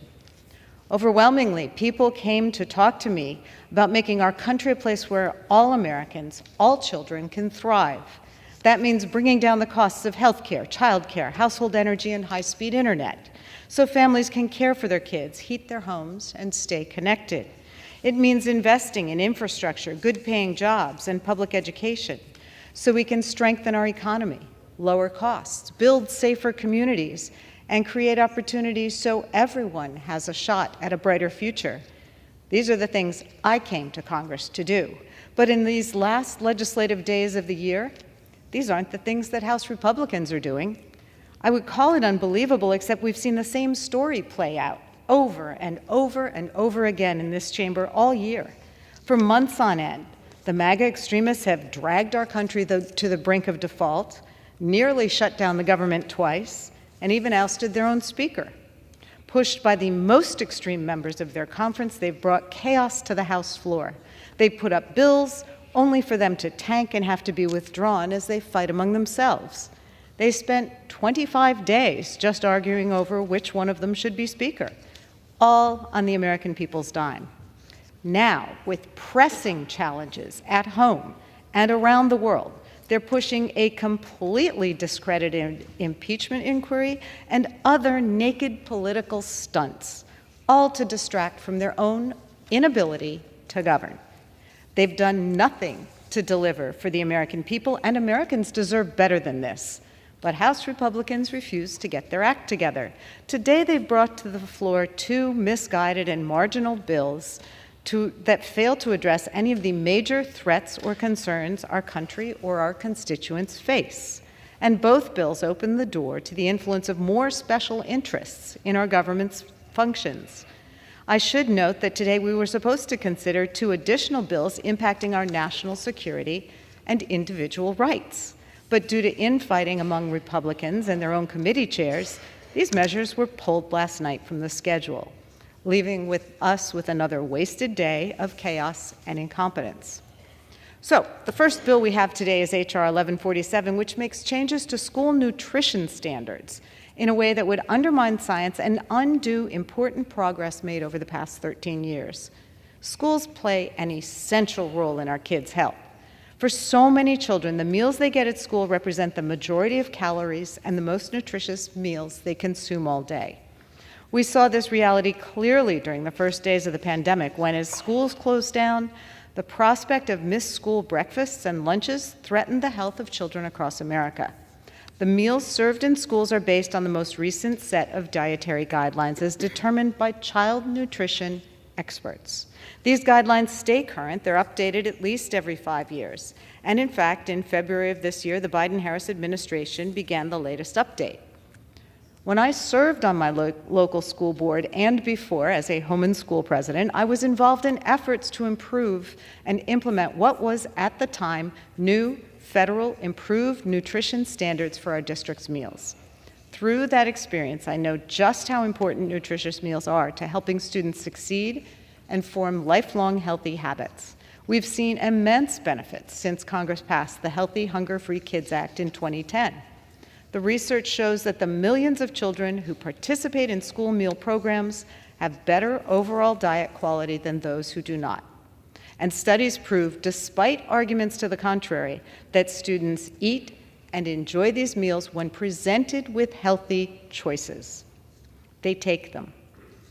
Allowing whole milk, particularly flavored whole milk, to be served in schools is against current dietary recommendations and against the recommendation of experts including the Academy of Nutrition and Dietetics, the American Heart Association, and the American Academy of Pediatrics. We know that too much saturated fat can raise bad cholesterol levels, a known cause of heart disease. Perhaps most troubling, many varieties of flavored milk, which is pushed by this bill, contain unhealthy chemicals such as artificial colors and flavors, and nearly twice the amount of sugar as plain milk. At a time when 1 in 5 school-age children already has adverse cholesterol levels, we should not be making it easier to serve unhealthier meals in schools. This bill blatantly ignores the science. But even if you deny these facts, everyone should be able to admit we're long overdue for a comprehensive child nutrition reauthorization. We owe it to students and their families to consistently improve the meals that schools are serving. But the last comprehensive reauthorization of the laws governing school meals programs was done 13 years ago. I wish the Republican majority would spend more time helping to pass comprehensive policies to support our schools as they work to provide healthier and more satisfying meals to our students within current nutritional standards. We shouldn't waste time on this one-off change to serve special interests that circumvent the normal process for updating meal standards. I think we owe it to our children, their health, and their futures to let the experts guide what we're providing them to eat in schools, and not allow politicians to make the decisions in what should be a science-based process. Today, we're also considering H.R. 357, yet another attempt by the Republican majority to derail the federal rulemaking process. This is an unnecessary and vague bill designed to undermine the critical work of federal agencies. It's part of a MAGA narrative that unfairly and untruthfully paints hardworking federal employees, nonpartisan experts in their fields, as faceless bureaucrats who are somehow hostile to everyday Americans. The fact is that the regulatory process that our Republican colleagues seek to frame as a battle against some vast bureaucratic conspiracy is actually an essential part of ensuring that we all have clean air and water to breathe and drink, healthy food to eat, safe planes, trains, and automobiles to travel in. The truth is, Congress already has a wide range of ways to exercise oversight and control over rulemaking. If the majority is so concerned about improving the process, they'd join in Democratic efforts to ensure corporate interests can't game that process. Or they'd advocate for incorporating more public feedback in those agency decisions. But they don't really want to make the process better. Instead, bills like this would create a bottleneck in our government's operations that will prevent rules that the Republican majority doesn't like. This bill would politicize the process of confirming nominees to administrative agencies even more than it is already. Individual senators would have even more incentive to block an administration's nominations for partisan and corporate goals. More corporate influence would be allowed to infiltrate the Senate confirmation process, and ultimately, our agencies would be obstructed from doing important work to protect the American people's health and safety and making government function better. It's clear my Republican colleagues don't want to make our government work better. These aren't traditional conservatives. They're nihilists, dedicated to grinding government to a halt. With this bill and their previous efforts to decimate federal rulemaking, they'd prefer to upend the regulatory process, even if it improves the lives of Americans every single day. The federal government has long played an important role in promoting the health, safety, and welfare of the American people, and we should ensure that it is able to continue doing so.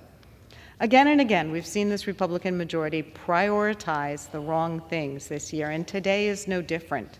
They're using valuable floor time and committee time to pass marginal bills, enable their own infighting, and launch an act of petty political vengeance against the current president.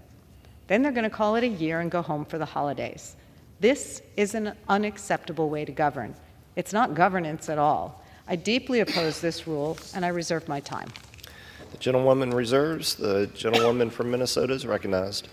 Thank you, Mr. Speaker. And I just want to comment, rules and rulemaking is one of the things that I hear from my constituents. It's one of the most important things that they talk about and call me about when they have concerns. And I think this House H.R. 357 simply makes the process accountable the way it should be. We should not have bureaucrats making rules from D.C. for farms in Minnesota, for a variety of streams and waterways in Minnesota when they are not there seeing it. And I think this is an important part of the government being responsive and accountable to the American people. And I find it very important that we need to get the rulemaking under control. And with that, Mr. Chair, I yield as much time as he may consume to my colleague from New York. The gentleman from New York is recognized. Thank you, Mr. Speaker, and I thank the gentlewoman from Minnesota for yielding the time. Mr. Speaker, I rise today to support the rule, which includes consideration of the Whole Milk for Healthy Kids Act, an important step to ensuring America's children have access to healthy, nutritious options in our schools' cafeterias. I represent the southern tier of New York, known for its proud tradition of dairy farming. Today, the southern tier is one of the top dairy-producing areas of the country. The entire nation, including our nation's children, depend on the ability of farmers to make ends meet and to get their products onto shelves, whether it's in our grocery stores or our school cafeterias. Now, time and again, we've listened to the challenges dairy farmers are facing from regulatory overreach, including from the Biden administration, to the volatility in the marketplace that is putting their long-term survival at risk. The Biden administration's latest changes to the USDA dietary guidelines restricting access to whole milk for children in school cafeterias, they're certainly not helpful either. Contrary to what this administration claims, the science is indisputable here. Milk provides essential minerals and nutrients for growing children. But sadly, thanks to the overreaching policies of bureaucrats here in Washington, the vast majority of Americans' children are unable to meet the recommended levels of dairy consumption necessary for their health and their growth. Mr. Speaker, we need to ensure that all milk options, including whole milk produced by dairy farmers like those in New York's southern tier, they're available to America's kids in school. And that starts by passing H.R. 1147 and reversing the Biden administration's scientifically unsubstantiated dietary guidelines. I am proud to be a co-sponsor of the Whole Milk for Healthy Kids Act and as a member of the House Agriculture Committee. I look forward to supporting this legislation and ensuring that we don't take healthy, nutritious whole milk from America's kids. And I'm proud to yield back. The gentlewoman from Minnesota reserves. Gentlewoman from Pennsylvania is recognized. Mr. Speaker, the epidemic of gun violence has touched every corner of America, tragically devastating families, tearing apart communities, and scarring school children.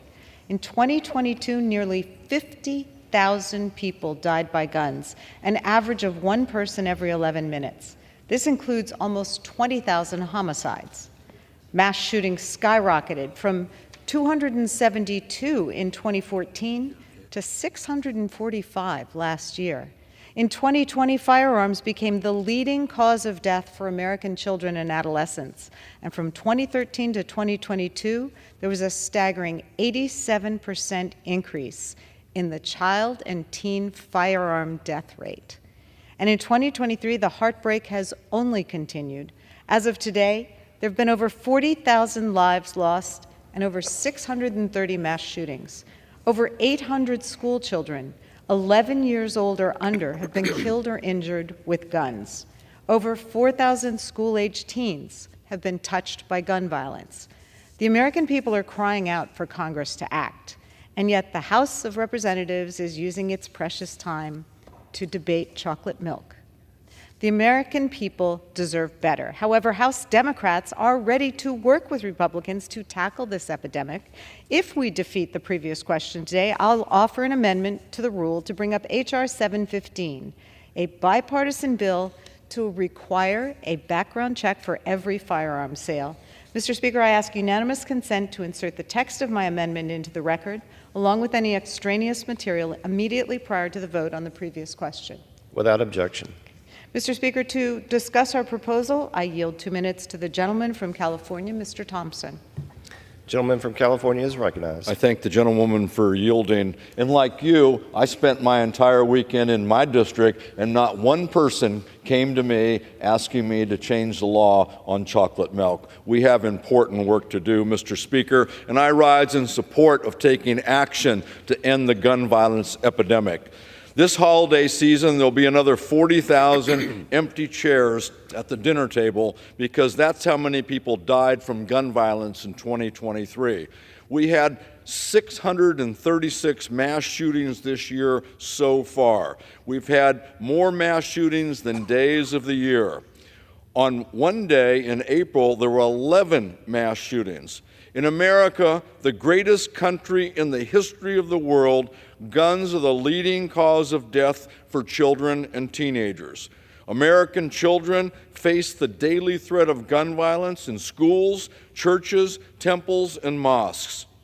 They face the risk of gun violence at grocery stores, shopping centers, and in their own homes. And instead of taking action to protect our kids from gun violence, House Republicans have used valuable floor time playing political games, and this week is just more of the same. Recently, a House Republican colleague stood on this floor and begged for anyone on their party to come to the floor and name one accomplishment that the Republicans have been able to do that would allow people's lives to be made better. Well, there is an accomplishment in reach. Today, I call on Republicans to join Democrats and pass the Bipartisan Background Check Act. Background checks are popular. They're supported by over 90% of the American people, including a majority of Republicans and even a majority of NRA members. Mr. Speaker, background checks are effective. Every day, background checks stop more than 160 felons and more than 50 domestic abusers from getting a gun from a federally licensed dealer. I urge my colleagues to oppose the previous question so we can pass the Bipartisan Background Check Act, save lives, and help ensure that more American families never have to suffer the loss of a loved one. Mr. Speaker, I yield back the balance of my time. I reserve. Gentlewoman from Pennsylvania reserves. Gentlewoman from Minnesota is recognized. Mr. Speaker, I'm prepared to close. Gentlewoman reserves. I'm prepared to close as well. The gentlewoman is recognized. With the rule we consider today, the Republican majority ends a failed year in the chokehold of its most extreme members. They're finishing out 2023 as they started, unproductive, ineffective, and unconcerned for the American people. They've ignored the real problems facing our nation today, issues like the gun violence crisis, ongoing threats to Americans' fundamental freedoms, access to economic opportunity and good-paying jobs, and threats to our national security. They've filled this chamber with culture wars and conspiracies and pushed policies that would hurt our children, families, students, seniors, members of the armed forces, and workers. They've turned their backs on our allies, democracies standing in the breach against forces that pose serious threats to our own national security. They've wasted days, weeks, and months with cheap political stunts, all to the detriment and on the dime of our constituents. Congress is supposed to work for the people, and this is not what the people sent us here to do. Mr. Speaker, I urge my colleagues to put people over politics, to oppose the previous question in the rule, and I yield back the balance of my time. Gentlewoman yields back. The gentlewoman from Minnesota is recognized. Thank you, Mr. Speaker. And I do just want to comment that I was in my district this weekend, and I heard a lot about out-of-control rulemaking at the federal level by the government in general. And you know what? I did hear about whole milk. And so I do think this is the issues we are dealing with are of concern to the American people. And I'm proud of my colleagues for following through on their commitments to the American people. The Whole Milk for Healthy Kids Act directly responds to constituents who want to expand the options for healthy drinks in our schools. Expanding the Richard B. Russell National School Lunch Act to include flavored, unflavored, whole, and reduced fat milk option decreases the control Washington has over the day-to-day choices Americans make and increases the chance that a kid will reach for a milk over a soda. The Ensuring Accountability in Agency Rulemaking Act holds the government accountable by requiring rules made in federal agencies to be issued and signed by presidentially nominated and Senate-confirmed appointees, ensuring the rules made in federal agencies are beholden to taxpayers' priorities.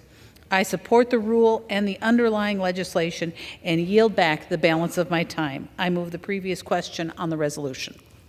Gentlewoman yields back. The question is on ordering the previous question on the resolution. Those in favor say aye. Those opposed, no. In the opinion of the chair, the ayes have it. I'd request the yeas and nays. The gentlewoman from Pennsylvania requests the yeas and nays. Those favoring a vote by the yeas and nays will rise. A significant number having risen, the yeas and nays are ordered. Pursuant to Clause 8 of Rule 20, further proceedings on this question are postponed. Pursuant to Clause 12A of Rule 1, the chair declares the House in recess, subject to the call of the chair.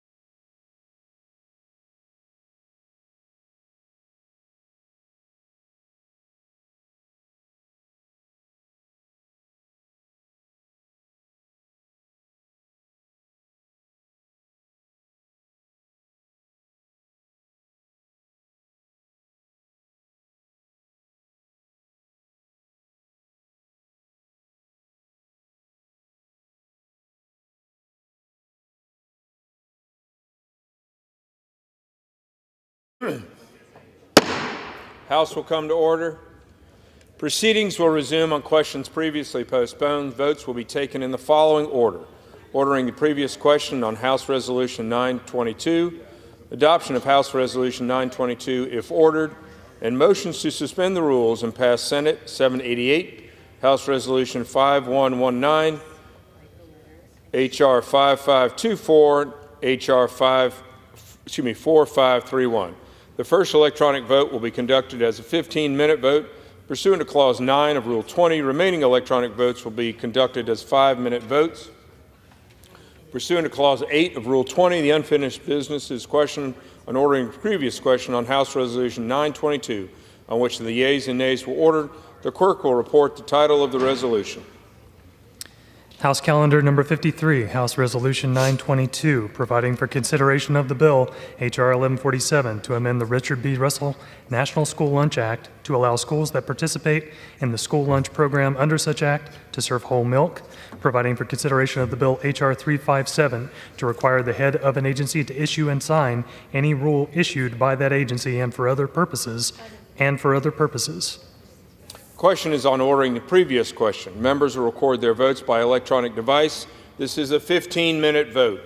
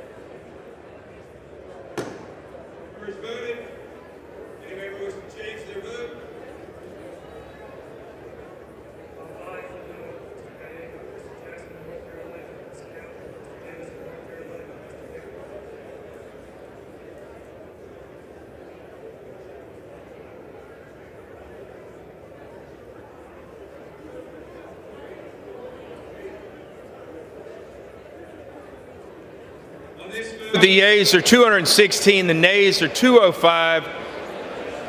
The previous question is ordered. Question is the adoption of the resolution. Those in favor say aye. Those opposed say no. The opinion of the chair, the ayes have it.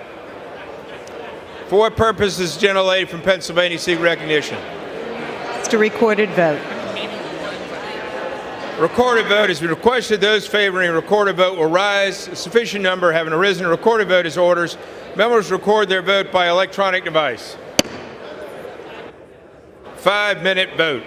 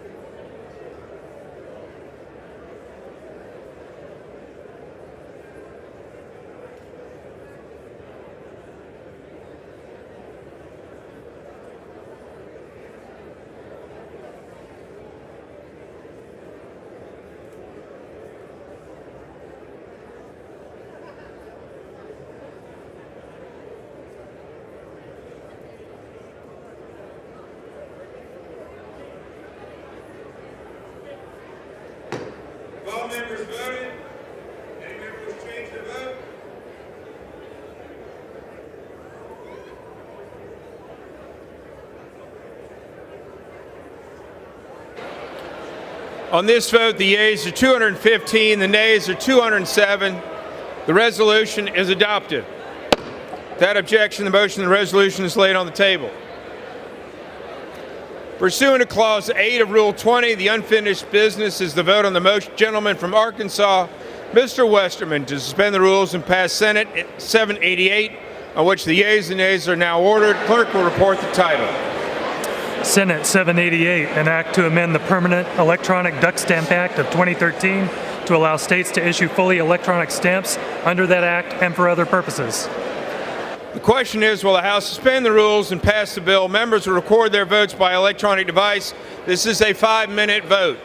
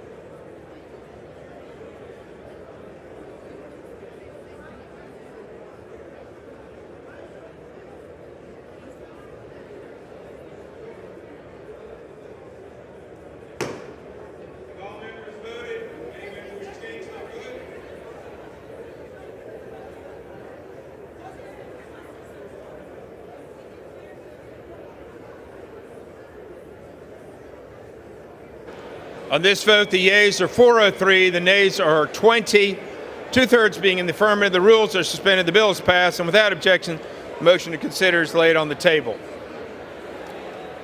Pursuant to Clause 8 of Rule 20, the unfinished business is the vote on the motion of the gentleman from Iowa, Mr. Nunn, to suspend the rules and pass H.R. 5119 as amended, on which the yeas and nays are now ordered. The clerk will report the title.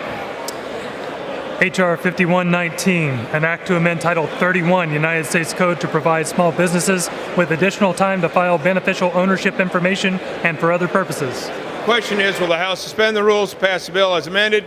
Members will record their vote by electronic device. This is a 5-minute vote.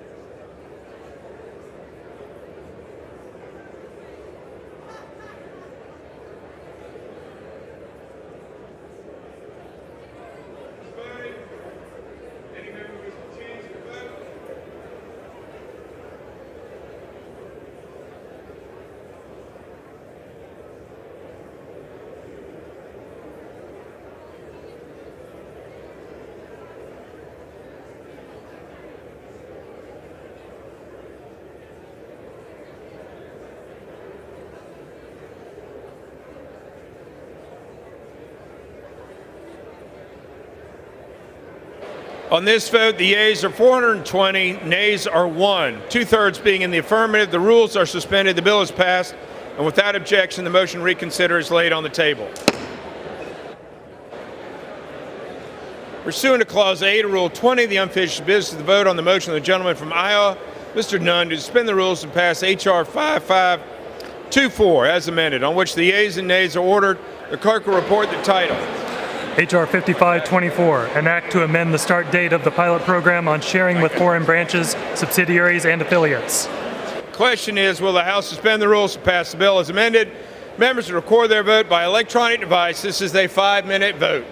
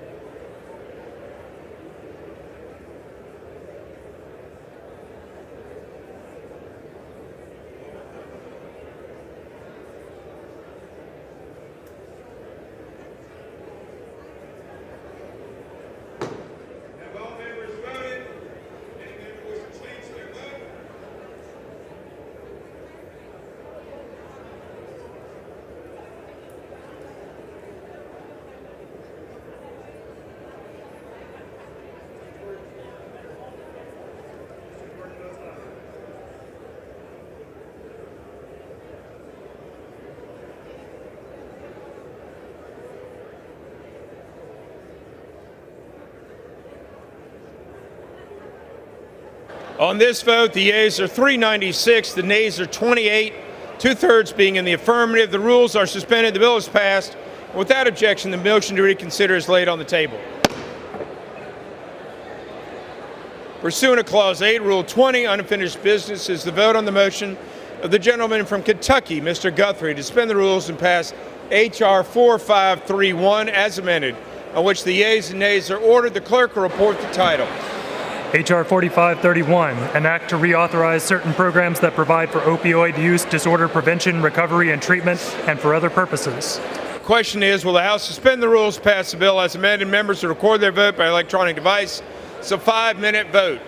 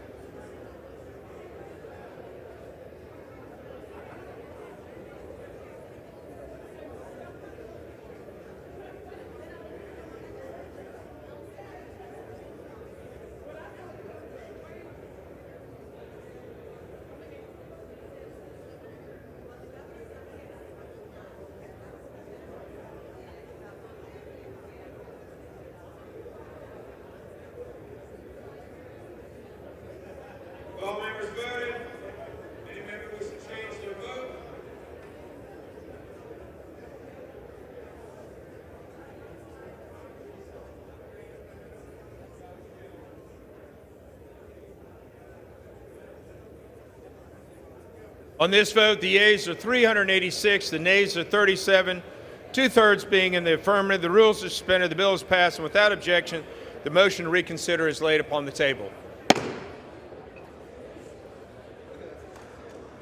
What are we doing now?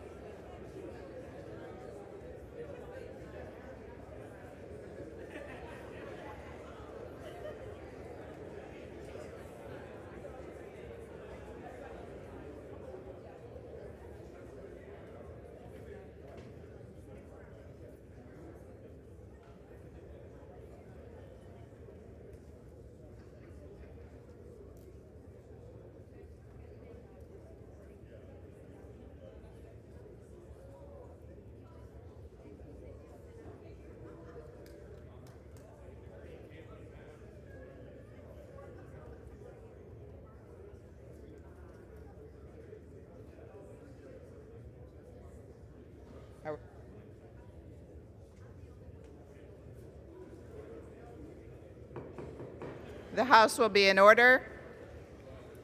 House will be in order. For what purpose does the gentleman from Virginia, Mr. Klein, seek recognition? Madam Speaker, pursuant to House Resolution 922, I call up the bill H.R. 357, the Ensuring Accountability in Agency Rulemaking Act, and ask for its immediate consideration in the House. Would members please take their conversations off of the floor? The clerk will report the title of the bill. Union Calendar Number 226, H.R. 357. A bill to require the head of an agency to issue and sign any rule issued by that agency and for other purposes. Pursuant to House Resolution 922, the amendment in the nature of a substitute recommended by the Committee on the Judiciary printed in the bill is adopted, and the bill as amended is considered read. The bill shall be debatable for 1 hour, equally divided and controlled by the chair and ranking minority member of the Committee on Judiciary or their respective designees. The gentleman from Virginia, Mr. Klein, and the gentleman from New York, Mr. Nadler, each will control 30 minutes. The chair recognizes the gentleman from Virginia, Mr. Klein. Thank you, Madam Speaker. I ask unanimous consent that all members have 5 legislative days in which to revise and extend their remarks and to insert extraneous material on H.R. 357. Without objection, so ordered. I yield myself such time as I may consume. The gentleman is recognized. Thank you, Madam Speaker. I rise in strong support of H.R. 357, the Ensuring Accountability in Agency Rulemaking Act. This bill will increase the accountability of policymakers in the executive branch. It's a matter of good governance that will benefit the American people. This bill should not be controversial. 3,168. That is the number of final rules enacted by federal agencies in 2022. During that same year, Congress passed just 247 laws. This statistic helps to illustrate just how much federal law comes from unelected officials in the administrative state, not from Congress. And under current law, some of the bureaucrats who initiate, enact, and enforce regulations lack direct political accountability. For example, according to one analysis, between 2001 and 2017, more than 70% of the rules issued by the Department of Health and Human Services were issued by career employees. That number is more than 98% for the Food and Drug Administration over the same period. 98% of the rules issued by the FDA issued by career employees, not by elected officials or by officials who were confirmed by the Senate. Nonetheless, they imposed binding legal obligations on Americans. This is not representative government working as it should. President Trump had a solution for reining in the rulemaking power of career bureaucrats. Executive Order 13,979 generally required notice and comment rules to be initiated and signed by executive branch officials who were politically accountable, not career civil servants. President Biden, however, revoked this policy within weeks of taking office. H.R. 357, the Ensuring Accountability in Agency Rulemaking Act, would remedy this mistake. The bill generally requires that only politically accountable officials, not career bureaucrats, initiate and issue regulations. By codifying this limitation on agency rulemaking authority, H.R. 357 helps to restore the accountability of the administrative state. The bill will increase political accountability for federal policymaking and restore the rights of the American people to choose who governs them. I urge passage of this bill and reserve the balance of my time. The gentleman from Virginia reserves. The gentleman from New York is recognized. Madam Speaker, I feel myself subscribed to Please proceed. Madam Speaker, the so-called Ensuring Accountability in Agency Rulemaking Act is a misguided proposal that would ensure that the process of confirming nominees to administrative agencies is even more politicized and onerous than it is today, while also blocking the regular work of our executive branch agencies. This bill would require any agency rule promulgated under the Administrative Procedure Act to be issued and signed by someone who's appointed to their position by the President and confirmed by the Senate. This requirement on its face may seem innocuous, but it provides Congress with a weapon it can wield to prevent the ongoing work of agencies by blocking a president's nominations and leaving an agency without an eligible person to issue regulations. In the past few decades, the process for Senate confirmation has lengthened considerably. Although we have passed measures like the Federal Vacancies Reform Act to ease this burden, there are still over 1,000 executive branch roles that require Senate confirmation, and far too many go unfilled for years at a time as it is. By requiring that rulemaking must be initiated and signed by a Senate-confirmed leader, this bill would make the confirmation process even more politicized, and it could give individual senators even more incentive to block nominations for the sake of a partisan goal. This would add unnecessary delay in the creation, promulgation, and implementation of critical new rules, rules that serve to protect the public's health, safety, and security. The bill's sloppy drafting also adds ambiguity to the process. For example, the bill requires that any rule must be, quote, initiated by a senior appointee. But what action qualifies as, quote, initiating a rule? Is it when it is first raised at a meeting at the agency? Is it when staff starts drafting a notice of proposed rulemaking? Is it when a proposed rule is put out for notice and comment? Is it something in between? We do not know. Determining the answers to these questions will only lead to years of litigation and yet more delays. To the extent that the bill's sponsors are concerned about transparency and accountability in the regulatory process, Congress already has many ways to exercise its authority over the administrative process. For example, Congress can disapprove regulations under the Congressional Review Act, a power this majority has not been shy in using. It can limit agencies' rulemaking authority, it can restrict the use of funds to implement regulations, and it can conduct oversight of agency activity, among other powers. Madam Speaker, this legislation is just the latest effort by Republicans to undermine the regulatory process, a process that protects our health and safety each and every day. Regulations ensure that we have clean air to breathe, clean water to drink, and safe food to eat. They ensure that children's toys and cribs are safe, that medications are safe and effective, that the planes, trains, and automobiles we depend on for transportation will keep us safe. They ensure that consumers are protected from fraud and discrimination, that workers are treated fairly, that veterans are fairly compensated for their service, and so much more. But Republicans want to stop this process in its tracks and put our health and safety at risk.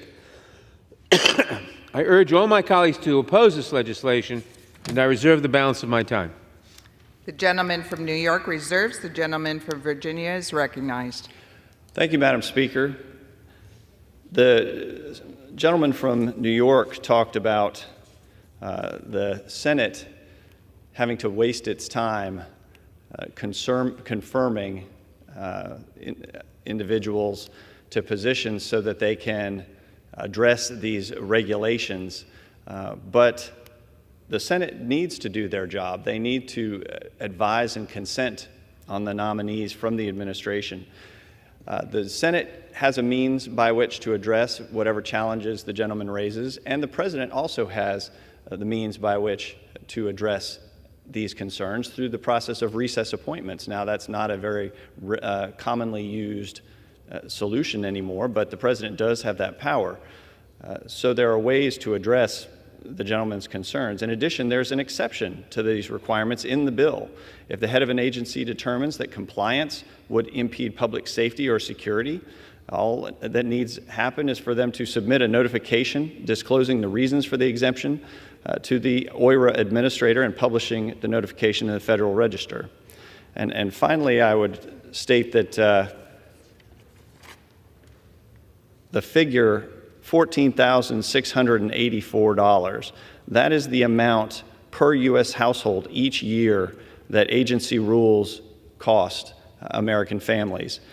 $14,000, that's an amount that not a lot of families have right now, thanks to the inflation that has been caused by the massive spending of the last Congress and the Biden administration.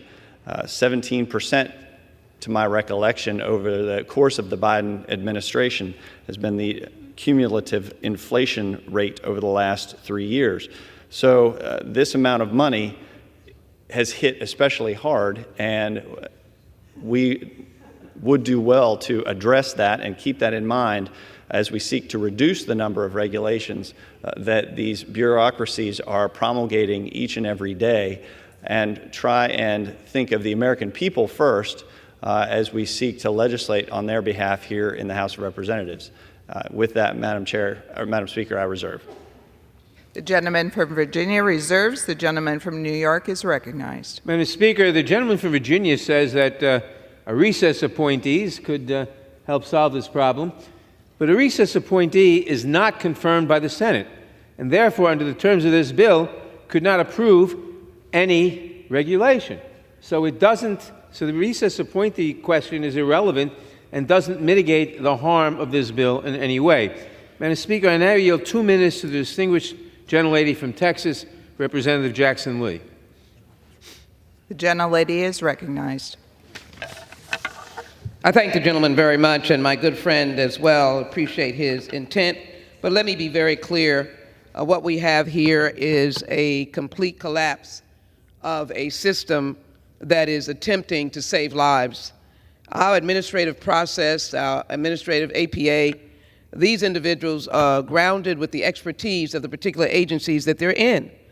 Under this legislation, what we would have is a complete politicizing, even more so, of the presidentially appointed and Senate-confirmed appointees, because that would be another monkey wrench, if you will, into why they should not be confirmed. In addition, this will encourage gamesmanship. If you think the confirmation process is slow, wait till you see now where you throw into it, oh, they will be initiating rulemaking rather than the experts that are there. Congress already has, and the Republicans have used it quite often, the Congressional Review Act, so that we can determine whether or not rulemaking or a particular issue is one that should be reviewed or should be not only reviewed, but should be changed. In the rulemaking process with experts, and we oversee because we have congressional hearings, we're dealing with clean air, clean water, safe toys, safe cars, and safe workplaces. But more importantly, as I was sitting in a meeting today, we're dealing with a new initiative dealing with taking lead out of water. Do we want to stop the process of removing lead from water that our children drink because we implement this particular procedure that will stop our presidentially appointed officials from doing their job, from helping us to ensure that our children are safe? This is a slowdown. This is where lives are not saved. And I would argue to my friends that this legislation, unfortunately, should not move forward because it's too much good work going on, and the work that is going on will be thwarted, will be stopped. And so I'd like to put into the record a letter from the American Association of ASME, of federally and state, county, municipal workers, who oppose this particular legislation, along with the administration policy statement, along with a number of other agencies, and simply say that this legislation, I thank the gentleman. This legislation is opposed as well by the Coalition for Sensible Safeguards, and I think I'd like to just dwell on this question of water and lead coming out of water, since many of us were here during the Flint, and we also know what goes on in our own congressional district. So let's not stop children from living. Let's not stop life-saving regulatory process, and let's oppose H.R. 357. With that, I yield back. Without objection, the gentlewoman's article will appear in the record. You reserve. The gentleman from New York reserves. The gentleman from Virginia is recognized. I thank the Speaker and I thank the gentlelady for her remarks. I want to point out that when she talks about water, we are all concerned about safe water, and that would qualify as for an exemption under this bill if the head of the agency determined that compliance would be necessary, or would impede public safety or security. Would only need to submit that notification and publish in the record. And so I would say that this bill does actually consider that circumstance. I would also state that the letter that the gentlelady put into the record, coming from what I heard, I believe, to be an association of government employees who are the very bureaucrats who would be having their powers removed by this bill. So it makes sense that those who are being removed from the status quo, those whose powers are being taken away to promulgate these regulations and impose these costs on American businesses and families, are being taken away by the legislation. It would be a surprise to me if they didn't oppose the bill. So with that, Madam Speaker, I would reserve. The gentleman from Virginia reserves. The gentleman from New York is recognized. Madam Speaker, let me make 2 points. The gentleman from Virginia says that, points out that paragraph 1 and 2 does not apply if the head of an agency determines on a non-delegable basis that compliance with the relevant paragraph would impede public safety or security. But there is nothing in the bill to define public safety or security, so it doesn't help at all. I'd also point out that the last president, not the current one, the last one, Mr. Trump, had a lot of acting agency heads. And in fact, he has stated that he'd like in another term to have a lot more acting agency heads, so he doesn't need Senate confirmation. That would mean that few, if any, people would have the ability to okay safety and security rules to keep our people safe and our water clean, our air safe, etc. I now yield 2 minutes to the distinguished gentleman from Indiana, Mr. Mervan. The gentleman is recognized. I thank Ranking Member Nadler for the time. Madam Speaker, I rise today in opposition to H.R. 357. As a member of the legislative branch, I take very seriously our responsibility to provide oversight of the executive branch. We must always look to utilize the tools that we have available to us, including through the appropriations process, to ensure accountability and provide the appropriate scope and direction to our federal agencies. I also believe that elections matter and that we in the legislative branch should do our utmost to find common ground and advance policies and programs that promote the best interests of our communities. Unfortunately, I believe that this measure goes too far to deliberately hinder federal agencies from advancing their priorities. For this reason, at the appropriate time, I will offer a motion to recommit this bill back to committee. If the House rules permitted, I would have offered the motion with an important amendment to this bill. In addition to exceptions for rules that impact public safety and national security, my amendment would also provide exceptions for rules related to veteran health benefits. As the ranking member of the House Veteran Affairs Subcommittee on Oversight and Investigation, I believe we must continue to do all we can to work together and advance initiatives that ensure our veterans receive the care and benefits that they have earned. At this time, I would like to ask unanimous consent to insert into the record the text of this amendment. Thank you again to Ranking Member for the time, and I yield back. Without objection. I reserve. The gentleman from New York reserves. The gentleman from Virginia is recognized. Thank you, Madam Speaker. I appreciate the words of the gentleman and agree we are seeking to find common ground, even though I would oppose the motion to recommit. But I would state that when the ranking member of the committee mentioned that the rules have to be promulgated by the senior appointee who has to be confirmed by the Senate, the initiation of the regulation need only be done by the senior appointee regardless as to whether they have been approved by the Senate. It's only before the actual rule would be prevented does the nominee have to be confirmed by the Senate. So the process can begin by a senior appointee who has not yet been confirmed by the Senate, which would address some of the concerns about holding up nominees in the Senate. With that, I'd reserve. The gentleman from Virginia reserves. The gentleman from New York is recognized. I reserve and I'm prepared to close. The gentleman reserves. Reserve. Gentleman from Virginia. Madam Speaker, this legislation is just the latest in a long line of Republican bills meant to undermine and even block agency rulemaking altogether. This bill would not only erect another hurdle to the creation of critical rules that protect our air, water, land, and livelihood, but it would also require years of litigation to determine what the vague terms in the bill mean. We should reject any effort that would prevent agencies from issuing life-saving regulations. I urge all members to oppose this legislation, and I yield back the balance of my time. The gentleman from New York yields back. The gentleman from Virginia is recognized. Thank you, Madam Speaker. I'd urge my colleagues to support H.R. 357, the Ensuring Accountability in Agency Rulemaking Act. As stated, this bill requires that only politically accountable officials, not career bureaucrats, initiate and issue regulations, the cost of which is hurting families across this country, even as it seeks to help them through regulations. The regulations often are meant to address health and safety concerns. Those would be given an exemption, but those other regulations that put costs on families, put costs on small businesses, would be curbed unless they are signed off on by a senior official who has been appointed by the President and confirmed by the Senate. This will increase political accountability for federal policymaking and restore the rights of American people to choose exactly who governs them. And with that, I yield back the balance of my time.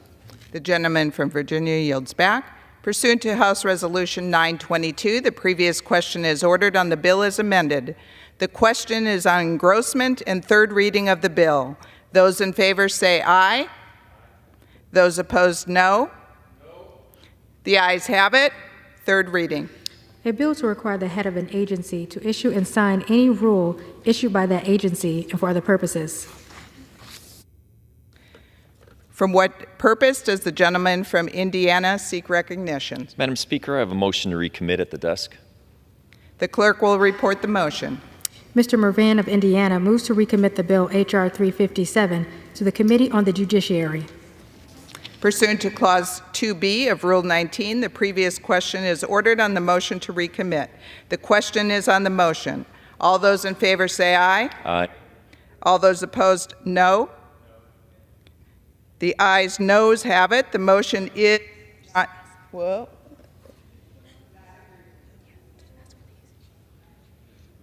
From what purpose does the gentleman from Indiana seek recognition? Madam Speaker, I ask for the yeas and nays. The yeas and nays are requested. Those favoring a vote by the yeas and nays will rise. A sufficient number having risen, the yeas and nays are ordered pursuant to Clause 8 of Rule 20. Further proceedings on this question are postponed. Clause 12A of Rule 1, the Chair declares the House in recess subject to the call of the Chair.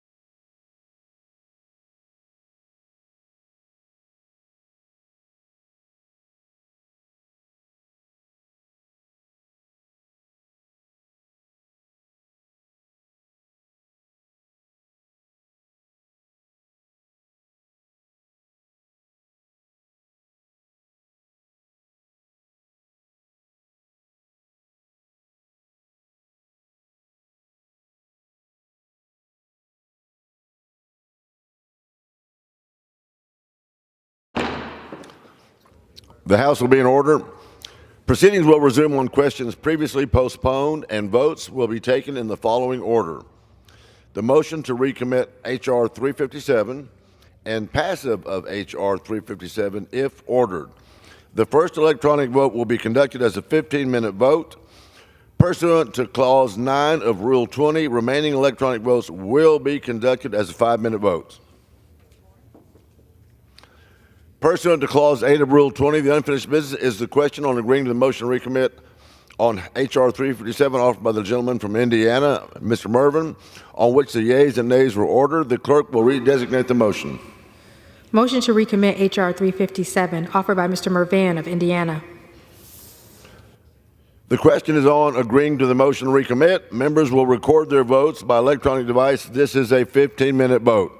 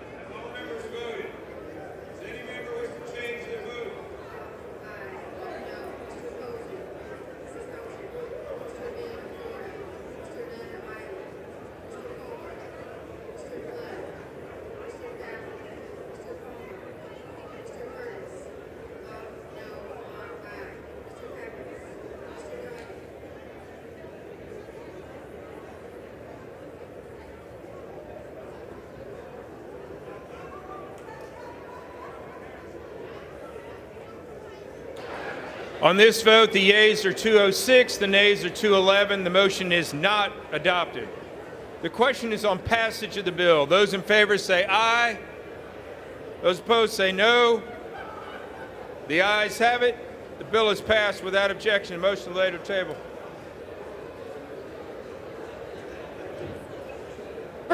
Call for a recorded vote. A recorded vote is requested. Those in favor of a recorded vote will rise. Sufficient number having arisen. A recorded vote is ordered. Members record their vote by electronic device. There's a 5-minute vote.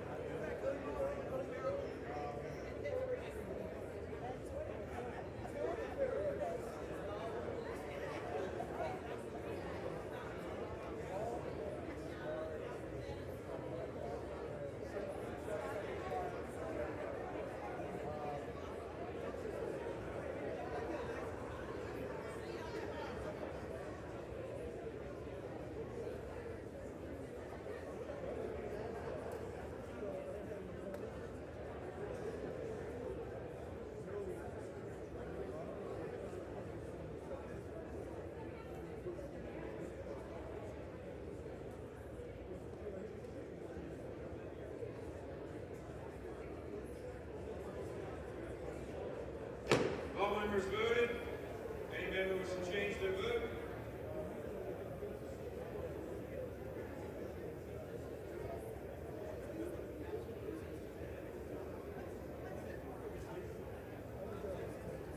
On this vote, the yeas are 218, the nays are 203. The bill is passed. Without objection, the motion to reconsider is laid upon the table.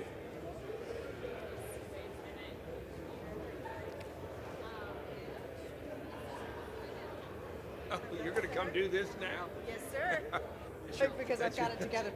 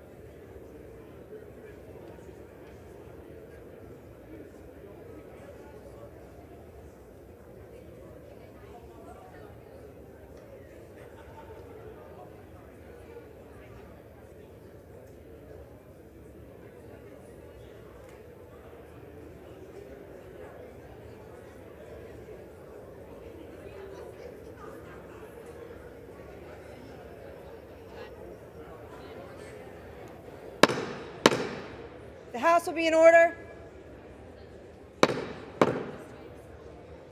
The House will be in order. The chair will now entertain requests for 1-minute speeches. For what purpose does the gentleman from Georgia seek recognition? Consent to address the House for 1 minute, revise and extend my remarks, and the House is not in order. The gentleman is recognized. The House will be in order.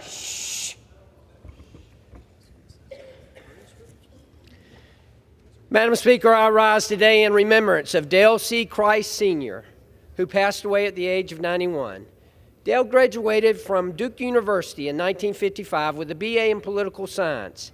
After graduating, he was commissioned as an ensign in the United States Navy. While attending Duke University, Mr. Christ met his wife, Lila. The two were married in Tallahassee in 1957 and shortly after moved to Savannah. He had a successful 45-year business career with car dealerships spread across Georgia, South Carolina, Louisiana, and Florida. Mr. Christ served on endowment committees at the Georgia Historical Society, the Savannah Community Foundation, and the George Washington Foundation. His efforts were noticed and greatly appreciated by the community. Dale once said in an interview that one of his main goals in life was to make Savannah a better place to live. Dale Christ was a devoted father, a grandfather, and a philanthropist. He will be dearly missed by all. Thank you, Madam Speaker, and I yield back. The House will be in order. Please take your conversations outside. For what purpose does the gentlewoman from New Jersey rise? Thank you, Madam Speaker. I seek recognition to address the House for 1 minute. The gentlewoman is recognized.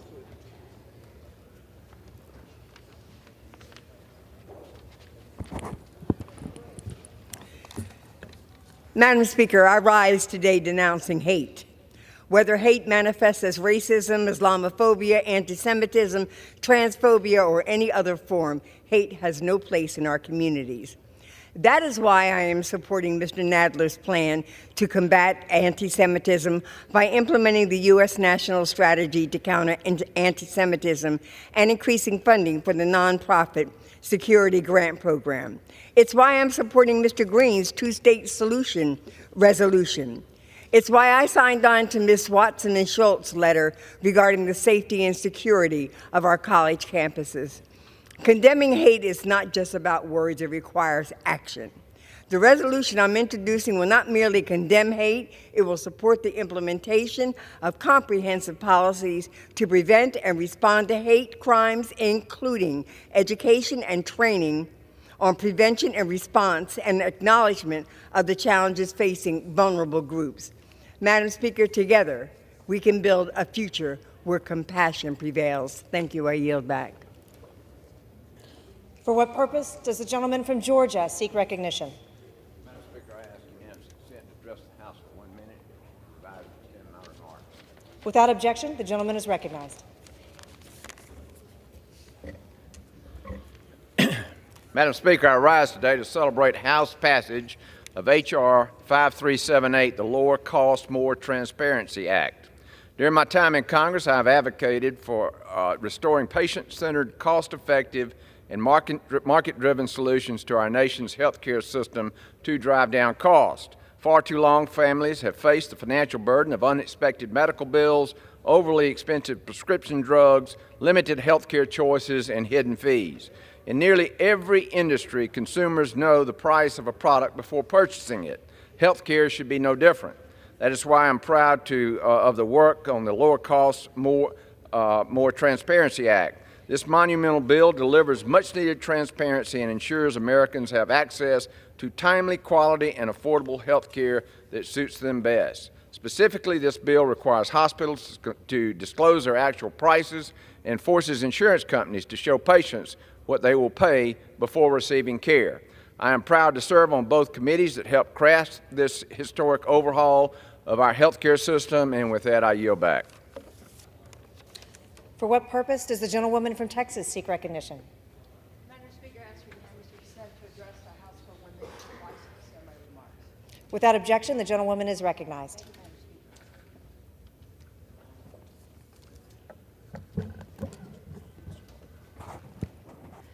Madam Speaker, I rise today to congratulate Galena Park Independent School District's very own North Shore High School football team for the 5th time in a row going to the Texas State Championship. Located in my district, North Shore Senior High School is home to a group of outstanding athletes and students, both academically and athletically. Through their hard work and perseverance, our local stars will now play against Duncanville High School. I'm truly proud of all their accomplishments, both on and off the field. They embody the Texas spirit of excellence and courage. Stay focused and stay strong, Mustangs, because all of Texas 29 is rooting for you this Saturday. Go Mustangs. Thank you, Madam Speaker, and I yield back. For what purpose does the gentleman from New York seek recognition? The House for 1 minute and to revise and extend my remarks. Without objection, the gentleman is recognized for 1 minute. Last year, New York Democrats tried to corrupt our redistricting process by gerrymandering New York's maps to favor 22 Democrats and 4 Republicans. They were summarily thrown out in court, with the court ruling that they not only violated the state constitution, they violated the process, and they gerrymandered the maps. A special master appointed by the court drew a fair set of maps that resulted in 15 Democrats and 11 Republicans being elected. However, that didn't serve the purpose of New York Democrats. So they filed another lawsuit. Today, the Court of Appeals, in a shameful episode, was stacked and made a decision to redraw New York's congressional maps for the sole purpose of trying to favor New York Democrats. It's pathetic, it's shameful, and it serves only one person, the leader of the Democratic Conference. He should be embarrassed. I yield back. For what purpose does the gentlewoman from Vermont seek recognition? Madam Speaker, I ask unanimous consent to address the House for 1 minute and to revise and extend my remarks. Without objection, the gentlewoman is recognized for 1 minute. Madam Speaker, no one should need permission from a judge or a governor to make a personal choice for their family and for their health. This week, the Texas Supreme Court ruled that 31-year-old mother of 2, Kate Cox, was not entitled to a medically necessary abortion despite her doctor's concerns for her health. She had to make the decision to leave her state to access the care she needed and deserved, a choice that is not available to everyone. Ms. Cox is not the first woman to be denied life-saving care, and she will certainly not be the last. Women across this country in states like Texas, Kentucky, Mississippi, Idaho, and others have been stripped of their most basic rights. It is disturbing. It is dangerous. We know that these extreme laws are going to cost lives, and they disproportionately impact women of color and low-income women. Republicans are literally denying women the life-saving care they need. The Dobbs decision did exactly what it was intended to do, to strip women of their bodily autonomy. It's inhumane, it's cruel, and it's clearly against the will of the American people. We cannot let them win. I yield back. For what purpose does the gentleman from Wisconsin seek recognition? I'd like to speak for 1 minute. Without objection, the gentleman from Wisconsin is recognized for 1 minute. There's going to be a lot of talk around this building as far as what goes on with the future funding of Ukraine.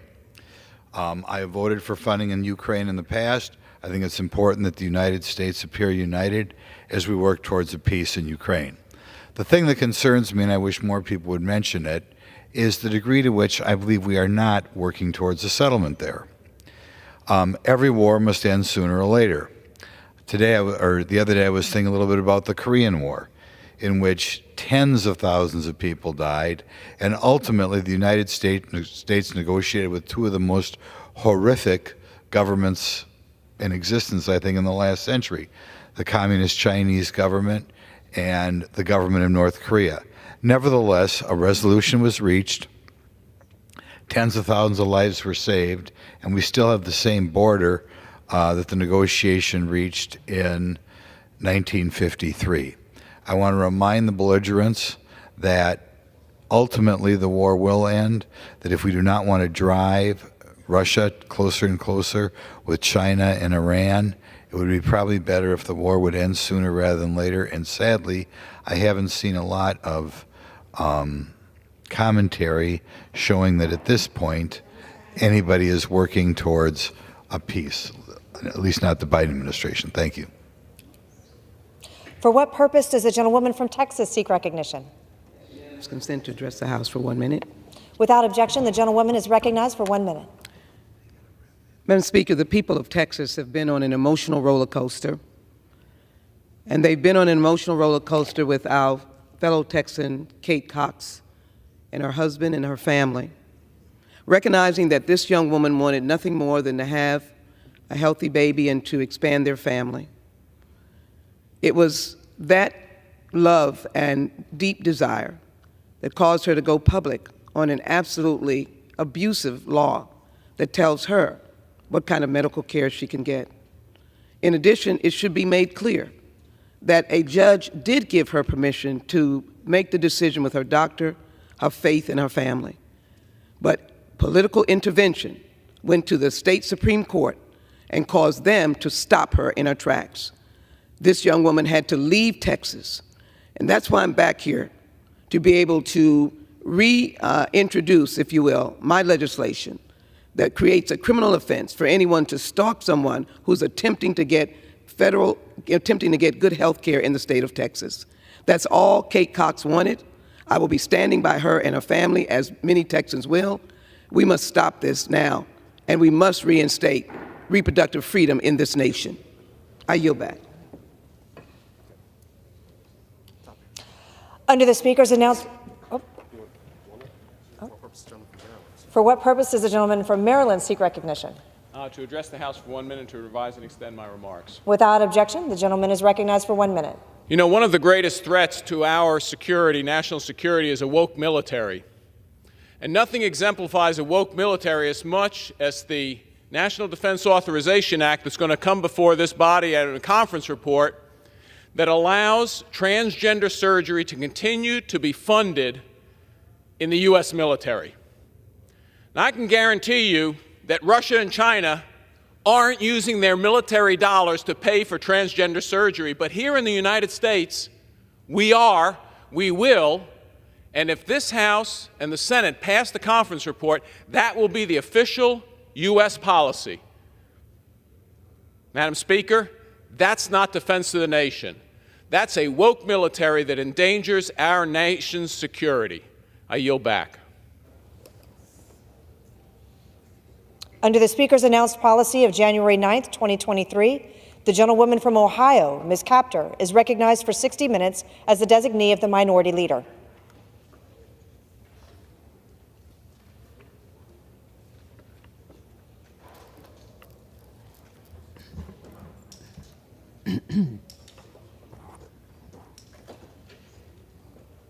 Madam Speaker, I ask unanimous consent to revise and extend my remarks and place extraneous materials in the record. Without objection.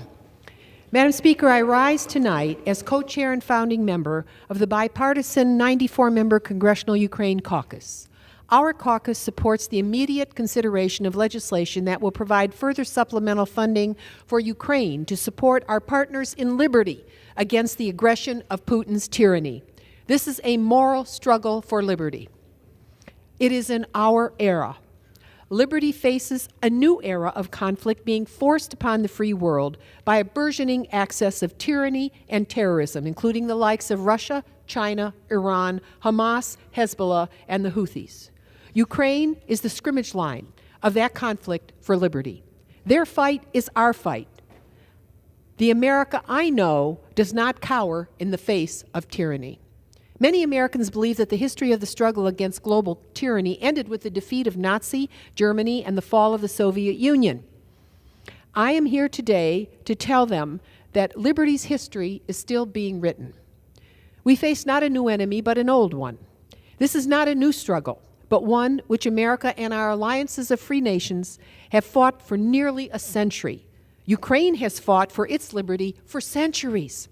Let us not forget a key reason why there is a war in Ukraine. As the Soviet Union collapsed, as a newly independent nation in 1991, it became the third largest nuclear power in the world. However, as a responsible nation, Ukraine signed the Non-Proliferation of Nuclear Weapons Treaty at the behest of the United States and the demand of Russia, and gave up its stockpile of nuclear weapons. In exchange, Ukraine's security was to be guaranteed under the 1994 Budapest Memorandum signed by the United States, Russia, and the United Kingdom.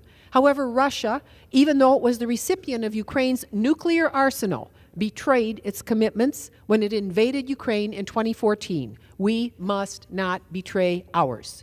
Ukraine has been building her fledgling democracy since 1991, following the collapse of the Soviet Union's tyranny that President Ronald Reagan called the evil empire.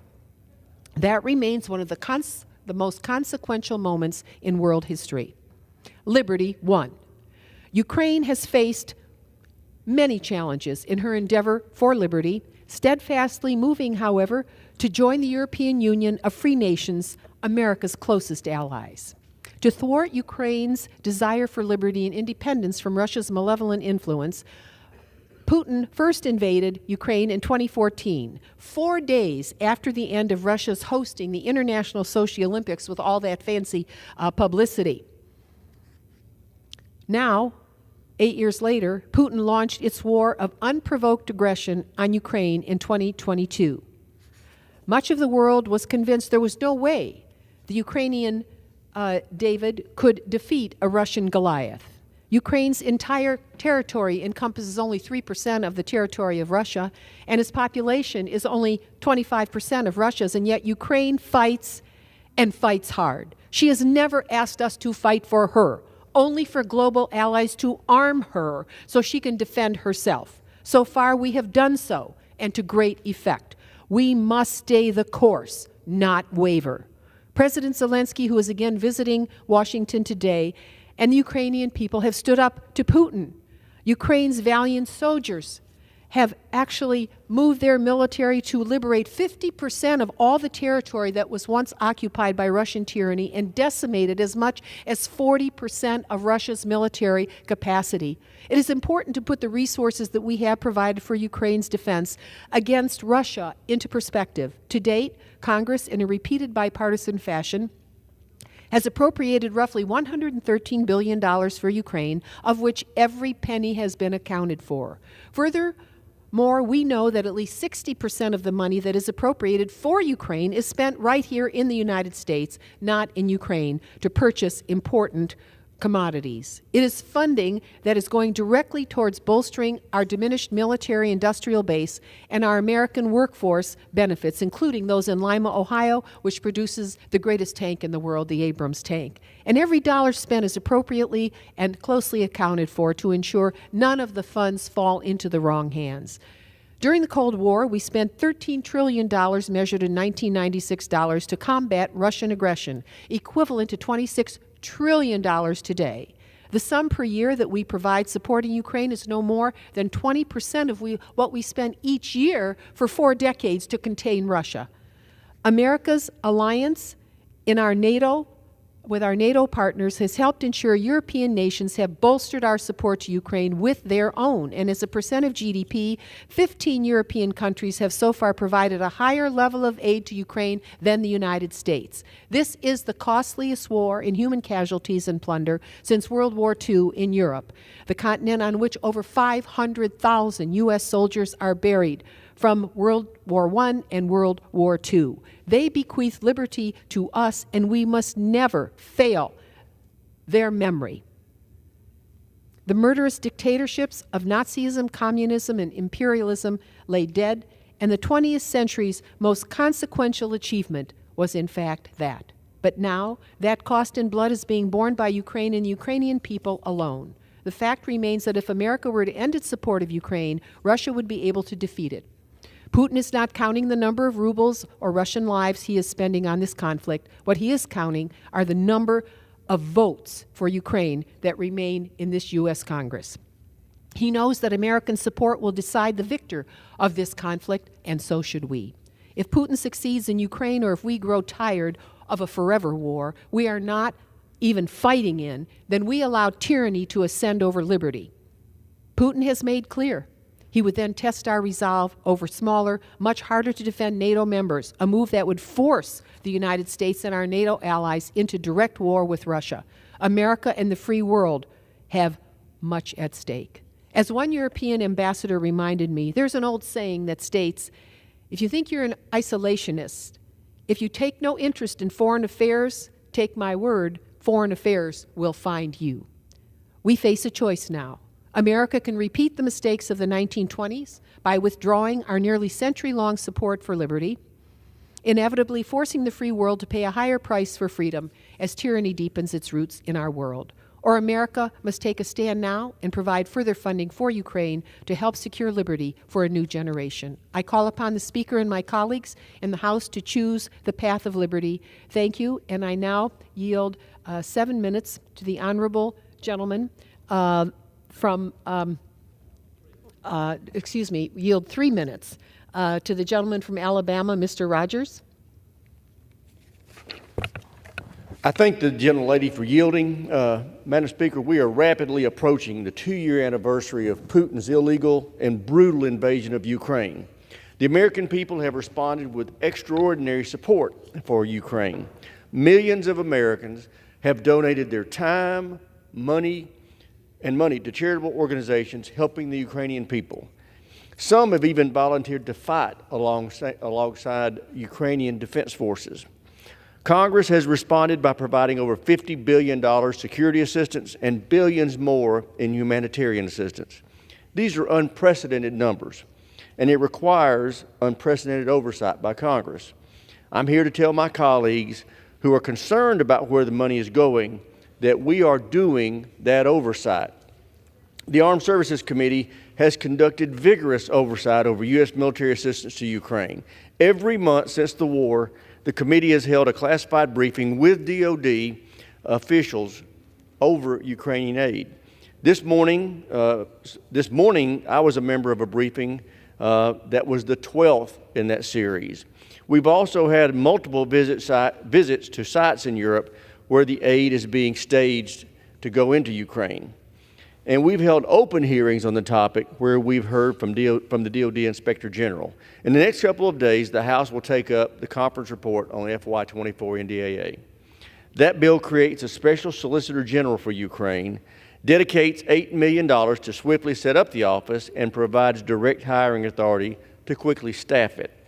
We will continue to stay on top of this, but I want to assure my colleagues that there has been no evidence of diversion of weapons provided to Ukraine or any other assistance. What most folks don't realize is that the money DOD is spending on Ukraine is actually going toward creating high-skilled, good-paying jobs right here at home. The DOD so far has spent $45 billion on Ukraine-related security assistance. All of that money has been spent in the U.S. by U.S. companies supporting thousands of highly skilled American jobs. These include jobs in Arizona to build Stingers and Javelins, jobs in Pennsylvania, Ohio, Iowa, and Missouri to build ammunition, jobs in Texas, Florida, and Alabama to build Patriot missiles. It also includes over $3 billion to expand floor space, open new lines, and hire additional workers at weapons factories in Tennessee, Florida, Virginia, Missouri, and West Virginia. This investment in retooling and revitalizing our industrial defense base is helping us get ready for potential conflict with China. That's incredibly important. Equally important to deterring China is standing by our commitment to Ukraine. Walking away sends the wrong signals to President Xi and the Chinese Communist Party. Let's not do that. Let's quickly come to a compromise that secures our border and keeps our commitment to Ukraine. With that, Madam Chairman, I yield back. I thank the gentleman and yield 3 minutes to the esteemed ranking member of the Foreign Affairs Committee, Mr. Greg Meeks of New York.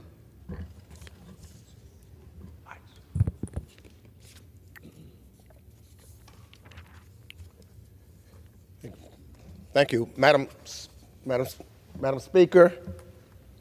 I want to start by making clear that congressional support for Ukraine remains broad and bipartisan. We know from previous votes on the floor, amendments, and the standalone bill on Ukraine funding that assistance to Ukraine has overwhelming bipartisan support in Congress. And while I'm especially proud of the work the United States has done, President Biden has done, to build a global coalition in support of Ukraine, Congress's inability to pass a Ukraine supplemental is sending a dangerous message to the world that America cannot be relied upon as a partner. So the question for the Speaker now is, when will the House be allowed a vote to continue to support Ukraine? In these times of crises, leadership matters. And those of us who continue to stand against Vladimir Putin's aggression, who continue to stand with the brave Ukrainians fighting on the front lines, defending their democracy and their people, history will judge us favorably. But how will history judge those who have cynically chosen to use aid to Ukraine as a wedge issue, to play partisan politics with assistance meant to support Ukraine's fight against Russia's aggression? This is a critical moment for Ukraine and for this body. The administration's top national security officials have made clear that continued support is essential for Ukraine as it continues its fight. And we know the consequences if we cannot agree to additional funding for the arms they need to win, to the economic and development assistance that has been critical to Ukraine's livelihood. All of this will be impacted. And I think it's also important we are all working from the same set of facts. In particular, as I continue to hear from some of my colleagues who oppose Ukraine funding, they promulgate misinformation regarding the management of our assistance. The administration has instituted robust monitoring for all of the assistance we provide to Ukraine. The State Department, the Defense Department, and our Ukrainian partners are all ensuring this assistance is carefully tracked and accounted for. This misinformation both undermines Ukraine's courageous efforts while benefiting one person, Vladimir Putin. The world is watching, And what we say in this body and what we're able to pass has consequences. Our allies, including Finland and Sweden, where I recently visited, are proudly joining NATO. They are doing their part. The EU and partners across the globe are increasing commitments to help Ukraine. What signal does it send if the United States of America, the country that has led this coalition, is the first to step back? But it's not only friends that are watching, so are our foes. Putin wants us to get tired, to get distracted. The Kremlin is active in supporting anti-Ukraine candidates for any political strike, and China is strategically hedging its bets. The only person who thought this would be a small, victorious war and a quick war was Vladimir Putin. There's no simple, predictable end. But as long as Ukraine continues to push back Russia's brutal, unprovoked assault on our commitment to Ukraine should stand. And if the large bipartisan majority in this House that I know believes in standing there and believes in this commitment, if we stay united with all of our allies, we will prevail. And I yield back the balance of my time. I yield the gentleman from Illinois, the chairman of the Transportation Infrastructure Subcommittee of Appropriations, Mike Quigley of Chicago. Congressman Quigley, 5 minutes. Thank you, Madam Speaker. Once again, President Zelensky is in Washington to make the case for the survival of his country, to show the American people and Congress why this war is so important. But he shouldn't have to. As Americans, we have experienced fighting to save democracy and oppose tyranny. It's why we fought the Second World War. It's why we formed the United Nations. It's why we formed NATO. Right now, Ukraine is fighting for those principles. We owe it to our parents, to our grandparents, and great-grandparents who helped to help Ukraine defend against Putin's autocratic threat. We simply cannot stand by while a sovereign, democratic country is wiped off the face of the earth. Autocratic regimes around the world are watching to see how the U.S. responds to this conflict. So far, we have shown them what a united NATO, coupled with the bravery and determination of the Ukrainian people, can achieve in the face of tyranny. We must now continue to show them that that commitment is unshakable. When President Zelensky made his first visit to the U.S. last year, he emphasized the impact of this fight and what it will mean for generations to come. He said that Ukraine's struggle will define in what world our children and grandchildren will live. He was right. This fight for freedom and for democracy has never been partisan. Now should be no different. But in these months, we have seen alarming examples of a shift. This week, allies of Viktor Orban met with conservatives to push for an end to U.S. military support for Ukraine. Now, over the years, we've been warned of the far right's fascination with Orban and the influence he could impose on this policy. Obviously, these warnings were warranted. Ukraine's fight is our fight. Anyone who tells you otherwise isn't paying attention. I encourage them to imagine a world in which Putin is successful. Should we fail to aid Ukraine further, we will hand Putin a victory and he will expand his attacks. I've seen firsthand the devastation he has imposed in places like Bucha, maternity hospitals in ruins, and bodies piled in mass graves following the Russian army's onslaught.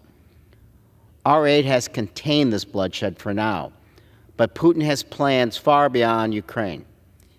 If Putin were allowed to take Ukraine, he will seek to reconstitute the former Soviet Union.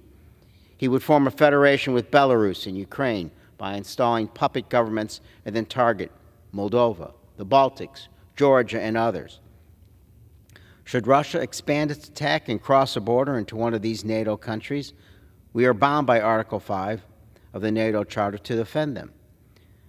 The aid we have delivered has helped prevent this scenario from unfolding. But rest assured, Putin is patient. He has the time that Ukraine and apparently we lack. But Congress has been wasting that time we should have spent passing a supplemental package. Yet Congress's dysfunction has reared its ugly head.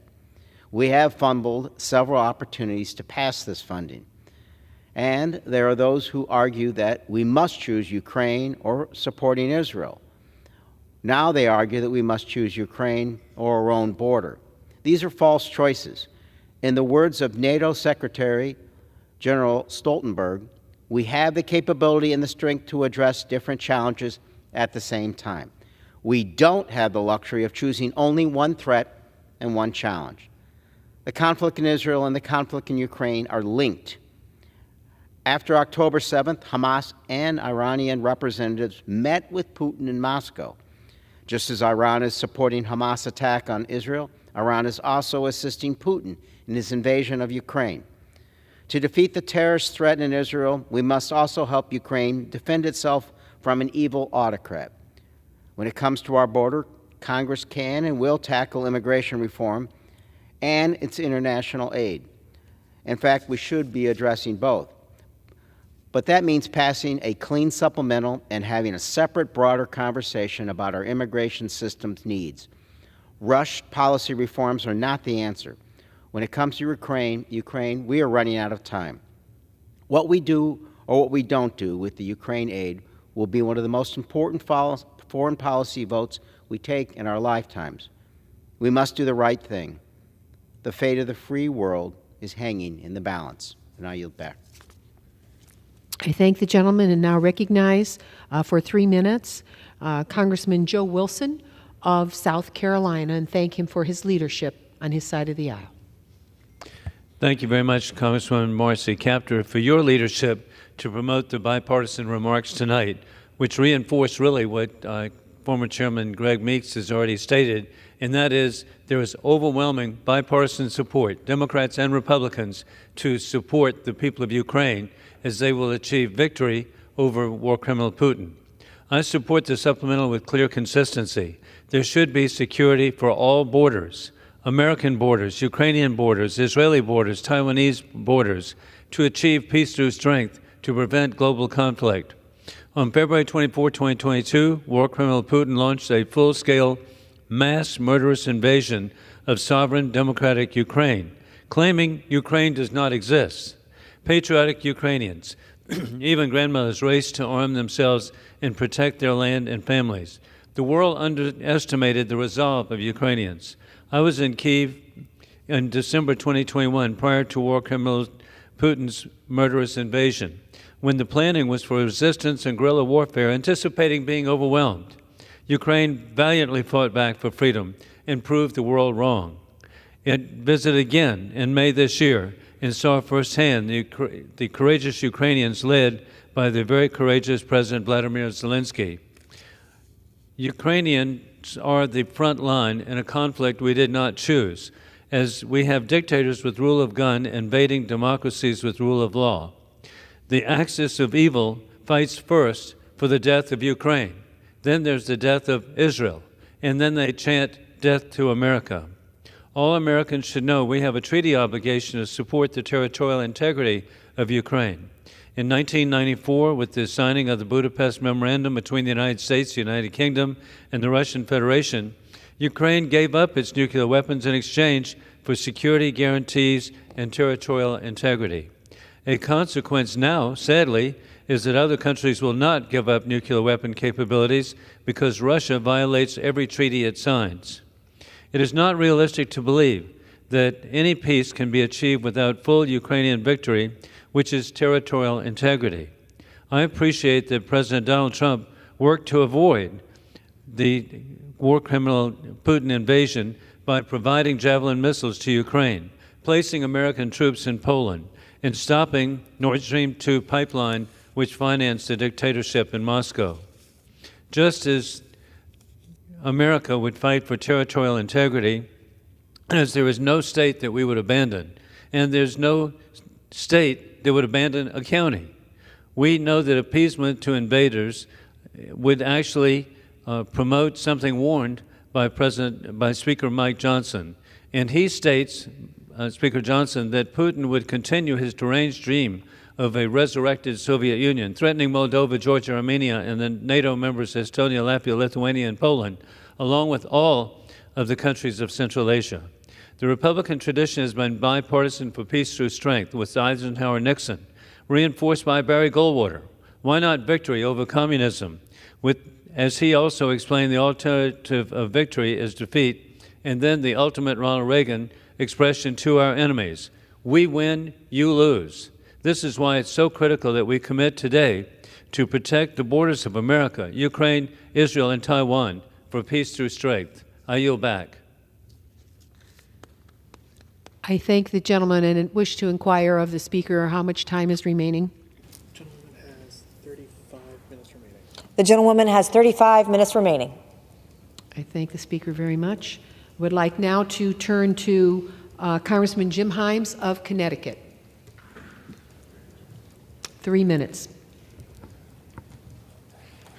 Thank you, Madam Speaker, and I thank the gentlelady from Ohio for having this critical conversation today. Just outside this chamber, on January 20th, 1961, a new young president by the name of John F. Kennedy, just outside this chamber, said, "We shall pay any price, bear any burden, meet any hardship, support any foe to assure the survival and success of liberty. We would pay any price, bear any burden, and meet any hardship to assure the survival and success of liberty." What has happened to America that we shrink from our traditional role of standing up against tyrants and dictators and genocidal maniacs in the favor of liberty? What has happened to us? Why did Kennedy say those words? He didn't say those words because he wanted to replicate the pain and the tragedy of the World War in which he had distinguished himself as a war hero. He didn't say those words because he wanted young Americans to die in East Asia or around the globe in the service of the liberty. He said those words because he understood what he learned in the 1930s and the 1940s, which is that brutal dictators don't stop. They are stopped. They are stopped with those with the moral fortitude and courage to stop them. And if we accede to where half of the Republican majority is today, which is that we're not going to support Ukraine in this fight, Putin will not stop. And soon the United States will have no choice but to step in to stop Vladimir Putin. We hear these excuses. There's not enough accounting. There's not enough oversight. We didn't hear that when we were supporting the Afghani regime, profoundly corrupt. We didn't hear that about Iraq. We're only hearing that about Ukraine.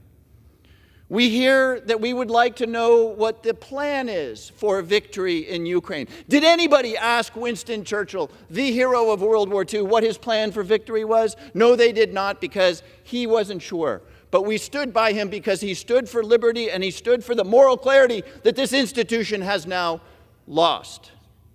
If we think for one moment that Putin is the only one who is enjoying this moment, think about what President Xi of China is learning. Think about what the Iranian mullahs are seeing. Think about what the North Korean dictator is coming to understand. That this Congress, when faced with the demand that we fight for liberty and freedom, we cut and run. That's what is being learned. And anybody who reads an iota of history will understand the tragedy that is behind that. It is time for this chamber to find an iota of the moral courage and clarity that John F. Kennedy elaborated just outside these doors. We do it because it is right, and we do it because if we fail the Ukrainians, it may be the next generation of Americans and Frenchmen and British who have to stop Putin. But be assured that we will have to do that later in far, far more tragic circumstances than we have right now to stop, as we are called to do, as John F. Kennedy called us to do, to stop the march of tyranny and stand up for liberty. Thank you, Madam Speaker. I yield back. Thank you.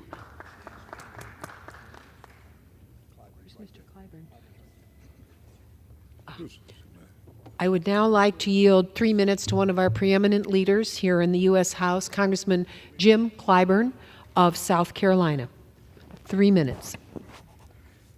I thank the gentlelady for yielding me the time. Madam Speaker, shortly after the war in Ukraine began, I attended our annual pilgrimage commemorating Bloody Sunday in Selma, Alabama, along with Steny Hoyer. Just before our departure to return to Washington, I was approached by one of our honored foot soldiers of that march from Selma to Montgomery, who asked to have a private word with me. I assumed she wanted to discuss what we might or might not be doing about voting rights, which is always the major topic of that event. Instead, she shared her serious concerns about the war in Ukraine and stressed that it was Congress's responsibility to act in defense of democracy at home and abroad. I rise today to bring the concerns of that veteran of the war against voting suppression to the attention of this body. That longtime defender of our democracy here at home said to me that if we fail to do that which is necessary to stop Putin in Ukraine, we may soon find ourselves in need of defending our homeland. The failure to honor President Biden's supplemental request is endangering the safety and security of our closest allies. We need to do the right thing for freedom, for democracy, and for international stability before time runs out. The American people know that for the sake of our democracy, we can't let Putin win. This delay in funding is a gift to Putin, and every day that goes by without action strengthens his position and the resolve of other autocrats. History teaches us that there are global consequences when we allow dictators and would-be dictators to infringe on freedoms without opposition. Today, the front line is Ukraine. Tomorrow, it could be one of our NATO allies, requiring a higher price in treasure and American lives. We made a commitment to our friends in Israel. Also, we must support their efforts to eradicate Hamas, as well as provide necessary humanitarian assistance to the innocent Palestinians impacted by this conflict. This package will help accelerate efforts to ensure Israel's security and create space for stability in the region so we can begin in earnest the long process towards its two-state solution when this conflict ends. None of this will or can be possible until we honor our commitments to our allies.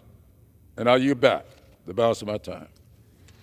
I thank the gentleman and yield 2 minutes to the gentleman from Kentucky, Congressman Andy Barn, to say Kentucky and Ohio have sent so many soldiers to war, and we know we both benefit from their valorous service.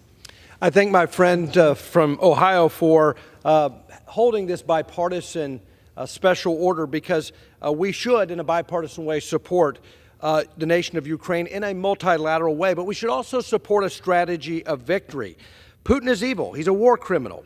He kidnapped 30,000 children, killed women and children, bombed hospitals. He views himself as a reincarnation of Peter the Great. Putin will never stop. Moldova's next. Georgia's next. The Baltic is next. This is a conflict not just about territory, it's a confrontation between good versus evil, between the forces of democracy and the shadows of autocracy.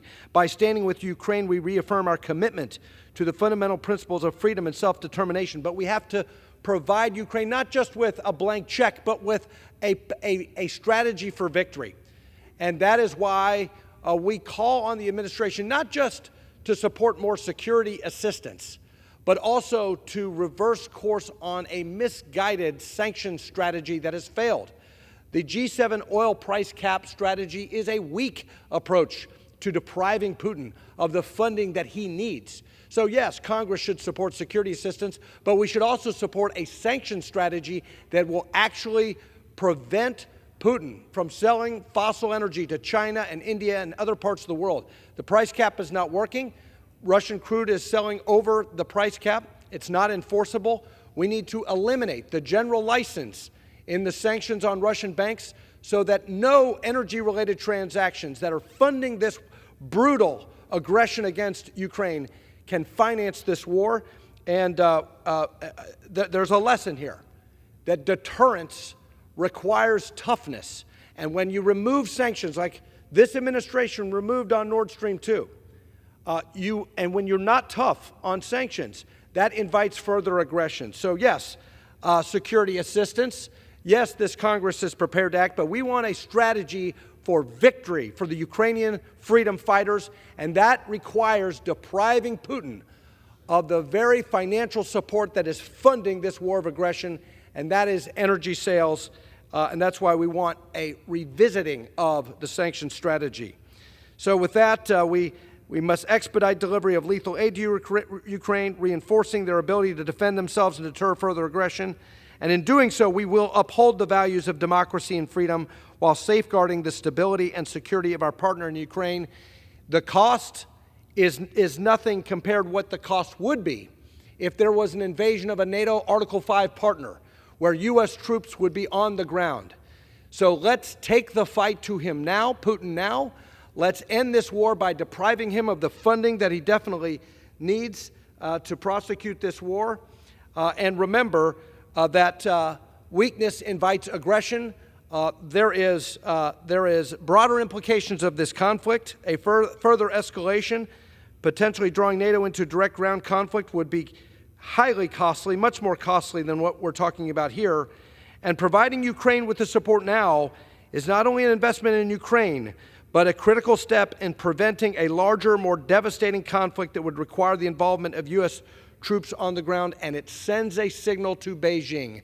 Beijing is watching, and preventing and deterring Beijing from a cross-strait invasion is a dramatic return on investment. But let's pursue a strategy of victory, and let's get tough on sanctions. And with that, I yield back. I thank the gentleman and recognize our distinguished leader, Congressman Steny Hoyer, who has spent hours and hours and hours, days and weeks and months working on the issue of liberty across the European continent. Congressman Hoyer. I thank the gentlelady for yielding. I thank her for taking this special order, and I thank her for the extraordinary work she has put in over the years. Mr. Speaker, Madam Speaker, President Zelensky, a brave leader of a determined people defending their democracy and international law, warned us today that the resources we sent his people in their fight for freedom have run out. 2 legislative days remain to deliver urgent aid to Ukraine and to Israel. If we leave town on Thursday, we will have to wait a month until we get another opportunity. Our allies cannot afford the wait. Neither can we. Our failure sends a dangerous message to the world about our commitment to freedom, democracy, and international law. Each week, reluctance over resolve. Each day, doubt over determination. Each hour, division over decisiveness. Each minute, continuation over conviction. Our allies watch in dismay, our adversaries in delight, as the beacon of democracy that is America dims in the face of the gathering storm. Instead, we must ensure that freedom's holy light continues to be bright. Winston Churchill understood that. Vladimir Zelensky understands that. Most members understand that. There is also an overwhelming consensus to support Israel in its imperative mission to defeat Hamas and ensure the devastating attacks of October 7th never occur again. If we do not pay the price of freedom with money and material now, then we may well pay it with American blood and lives later. We ought to be thankful that we have that choice. Our allies do not. Mr. Speaker, I just read a story about a Ukrainian deminer who lost his leg while clearing Russian mines in September 22nd. He is now out doing the same thing on his prosthetic leg. He risked life and limb, and he volunteered to do so again. The sacrifice this Congress must make pales in comparison. Mr. Speaker, I think of the mother in Western Ukraine I just read about, lost 2 sons. The burden we must bear does not compare to theirs. A significant majority of this House remains, as has been said by Republicans and Democrats, united in our determination to see Ukraine prevail.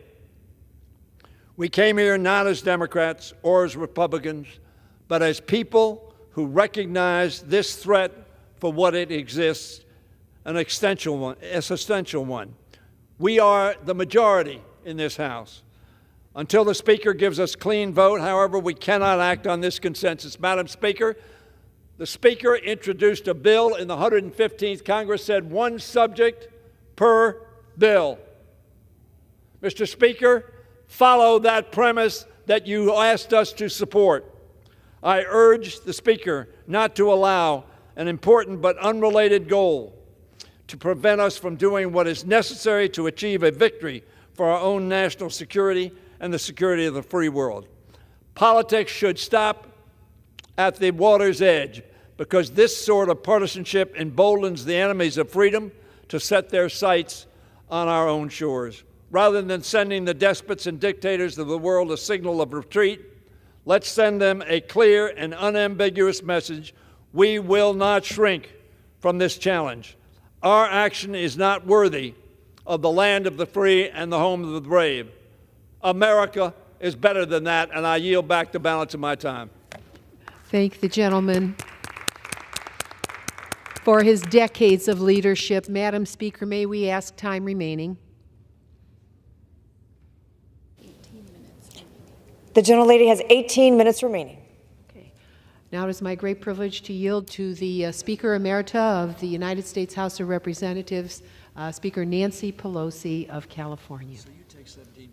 Thank you very much. I thank the gentlewoman for yielding and for her tremendous leadership over a long period of time with as a great intellectual resource to helping Ukraine.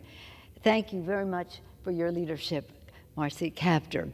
Nearly 1 year ago, many of you will recall, in this chamber, we had a joint session of Congress. We were honored by the presence of President Zelensky, who came directly from the battlefield, brought us a flag signed by the soldiers, and delivered a magnificent speech.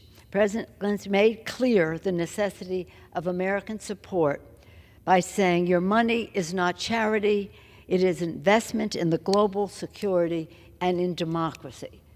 And the fight of the Ukrainian people for democracy is just remarkable to behold. But their fight is for their democracy and ours as well. Indeed, powered by the investment we made last Congress, passed by an overwhelming bicameral vote, Ukraine has battled historically against the tide of the biggest army in Europe, the Russian army. It is important for the American people to know that Ukraine has reclaimed, won back, 50% of the land previously seized by the Russians. Won back 50%. More than 60%, close to 2/3 of the money that we have invested in military assistance for the Ukrainians has been spent in the United States. Creating jobs here as we support the Ukrainians. And that's 50% of the land, nearly 2/3 of the money and spent here, and 100% of the determination that victory will belong to the Ukrainian people. Others have mentioned, Mr. Hoyer included, at the same time, our hearts break when we hear about the atrocities committed against women by Putin's forces. Women are subjected to rape as a weapon of war, murdered in front of their parents or in front of their children, raped in the same way. Tens of thousands of children kidnapped by the Russian soldiers, tens of thousands. I said to someone who knows about these things, isn't it sad, the brutality of war that has turned these soldiers into brutes? And they said, make no mistake, the Russian soldiers do what they are ordered to do. These rapes, these kidnappings, these murders of families in front of family members are the direct order of Vladimir Putin, a very evil person. And we must put an end to this unadulterated evil. The longer we wait to get the money, more people will die, more children will be kidnapped, more women will be raped, and more uncertainty will be injected into the situation as to whether we are there to protect democracy and to support it. As the war wages on, administration has repeatedly made clear America is at the end of the supply of money we have voted, and Ukraine is nearly out of time. Today, President Zelensky returned to the Capitol to make a compelling case for America's continued support to help Ukraine finish the fight. Because the battle for Ukraine, again, is a battle for democracy itself, and we will not let death, destruction, and dictatorship of Vladimir Putin prevail. President Biden's fundamental supplemental funding request must be brought to the floor as soon as possible so that we honor our duty to stand with the Ukrainian people until victory is won. And it has been said on both sides of the aisle, the cost of war is great. Should Putin prevail and then go on to other invasions of NATO or non-NATO countries, it'll only cost more money, more lives, more families separated. That cannot be what we are about. At the same time, this legislation calls for us to honor a commitment to peace in the Middle East by our support for Israel and the humanitarian assistance that is in the legislation for the Palestinian people, as well as others. With that, again, I thank you for your leadership, for taking the special order, for yielding time, and yield back mine. Thank you. I thank the gentlelady and thank every member on both sides of the aisle that has spent this much time today in furtherance of this very noble objective so Ukraine wins and wins soon. I would now like to yield 2 minutes to the gentlelady from Pennsylvania, Congresswoman Madeline Dean, a very hard-working member of our caucus. I thank you, Representative Kaptur, for all your extraordinary work for Ukraine. Many Congresses over, and especially now, since the brutal invasion. Thank you, Madam Speaker. It has been more than 650 days since Putin's illegal and brutal invasion of Ukraine, the largest armed conflict in Europe since World War II.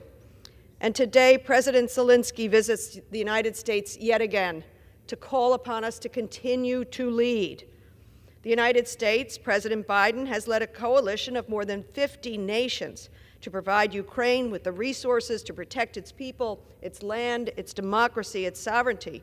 The United States is leading, and we cannot abandon Ukraine now. The war has taken more than 22,000 of Ukraine's men, women, and children in the brutal, harshest ways, as the Speaker Emerita just detailed. We cannot abandon Ukraine now, because Ukraine's fight is our fight. We must pass the supplemental funding package currently sitting in the Senate. It is unconscionable of us to go home for holidays without doing that. Without it, we impede Ukraine's ability to win. At the same time, I hope everyone understands that we weaken our own military readiness and our own national security. Because not only does this legislation include crucial funding for ammunition and intelligence for Ukraine, but it invests in our own military, $43.6 billion to increase our weapons capacity, including $24.5 billion to replenish U.S. weaponry supply. We must not abandon Ukraine now, because to do so would be a failure to protect a young democracy. To do so would be a threat to our own military readiness, to our own national security, and to do so would be a failure of the United States to lead. And that is simply unacceptable. It is un-American. I yield back. I would now like to yield 2 minutes to the gentleman from California, Congressman John Garamendi, a leader on so many fronts here in the Congress, including Ukraine.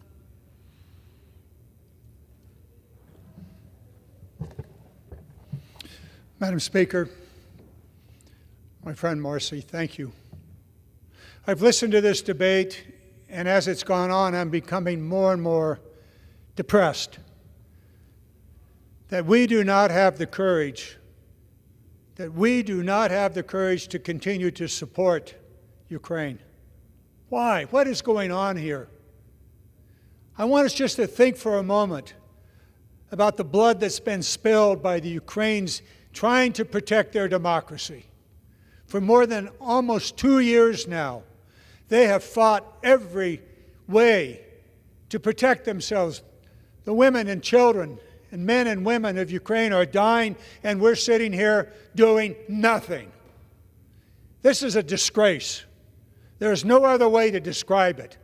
Holding Ukraine hostage for an unnecessary change in the asylum laws is absolutely wrong. Yes, we do need to deal with immigration, but at the price of Ukraine, at the price of the women, the children, the incoming missiles from Russia. Putin is having a glorious day, and we are a disgrace. There's no other way to describe it. That the most powerful nation in the world is unwilling to stand up to continue to support Ukraine in its hour of need. Who are we that we are unwilling to do this? For what? Did anybody in this House actually read H.R. 2, the asylum legislation? 80% of it is downright foolish. Is there a compromise available? Absolutely. Who's working on it in this House? Show me one member of this House that's working on a compromise on that. I don't know who they are. Speaker Johnson, where are you? Where are you hiding? Where is your leadership? Ukraine is at risk. Think about it. It'll be a month and a half before any legislation will pass this House, if in fact we get our act together over the holidays. What will happen? The Ukraine government depends upon the American money to pay whom? The police, the firemen, the first responders. They won't have that money. And the military, the flow of equipment, the flow of ammunition, it will diminish. And how do they get started? How are they going to replenish?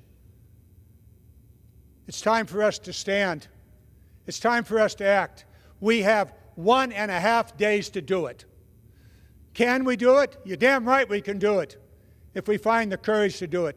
If we find the very same courage that President Zelensky has exhibited over the last 2 years, and more importantly, the men and women of Ukraine that are fighting a desperate fight for their own future.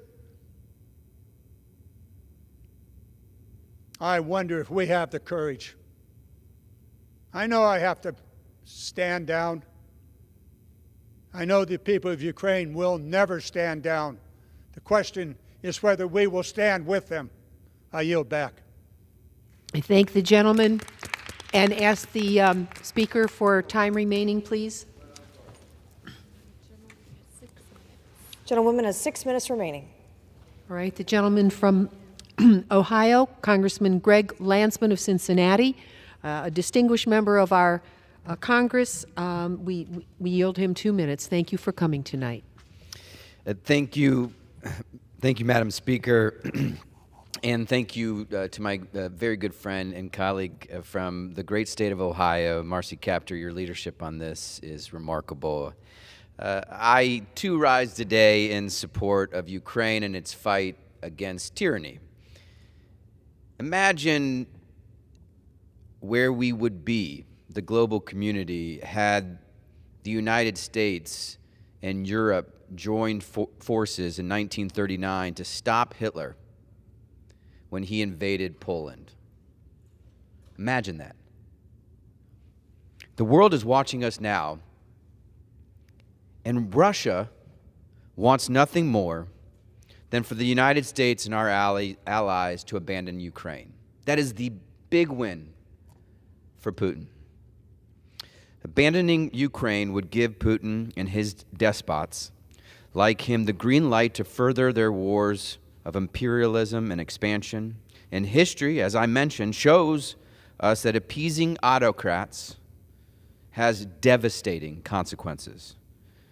Doing so could draw the United States and our allies into direct conflict, putting American troops in harm's way. Ukraine is fighting for its survival. Eastern Europe is fighting for its survival. The United States, in partnership with our allies, must stand firm by Ukraine's side as it fights to defend its freedom, its sovereignty, and its future. We have to pass a budget. We have to pass this much-needed investment in our global partners, and we can if and when the Speaker realizes how serious of a moment this is and decides to be serious and bring us a bipartisan bill which will pass overwhelmingly. With that, I yield back. I would now like to yield 2 minutes to the gentleman from Tennessee, Mr. Steve Cohen, such a phenomenal leader in the law and on almost every subject we deal with here. Thank you, Ms. Kaptur. It's been said that everything has been said, but not everybody's said it. And everything really has been said, and I've heard such great oratory and such passionate, patriotic speakers. But what's clear is we have a duty as the leader of democracy in the world to support our friends and to fight for democracy. In Ukraine, where they are defending democracy and keeping us from having to go in if Putin wins and gets into a NATO country, and saving our soldiers' blood and lives. And that will happen. And in Israel, where a similar foe, Hamas, like Russia, knows no limits, is threatening the existence of Israel. Now, I know the Speaker believes that we should support Israel. And when he was first elected, he went to the podium and he said, "We will support Israel."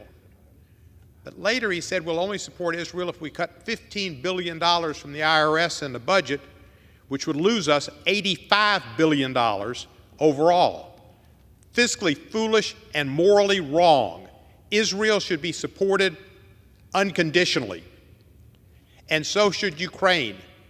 Two valiant countries whose existence has been threatened. These are existential fights for Israel and for Ukraine. What happened in Bucha right after the war started, before the Ukrainians were able to repel the Russians, was similar to what happened on October 7 in Israel.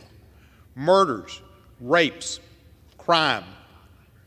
If we allow Russia to win, which we will if we don't support Ukraine, there will be 3, 4, 5, 10 times what happened October 7 in Israel to happen to the women and the children of Ukraine. Because Russians showed they have no respect for women, morality, or mankind.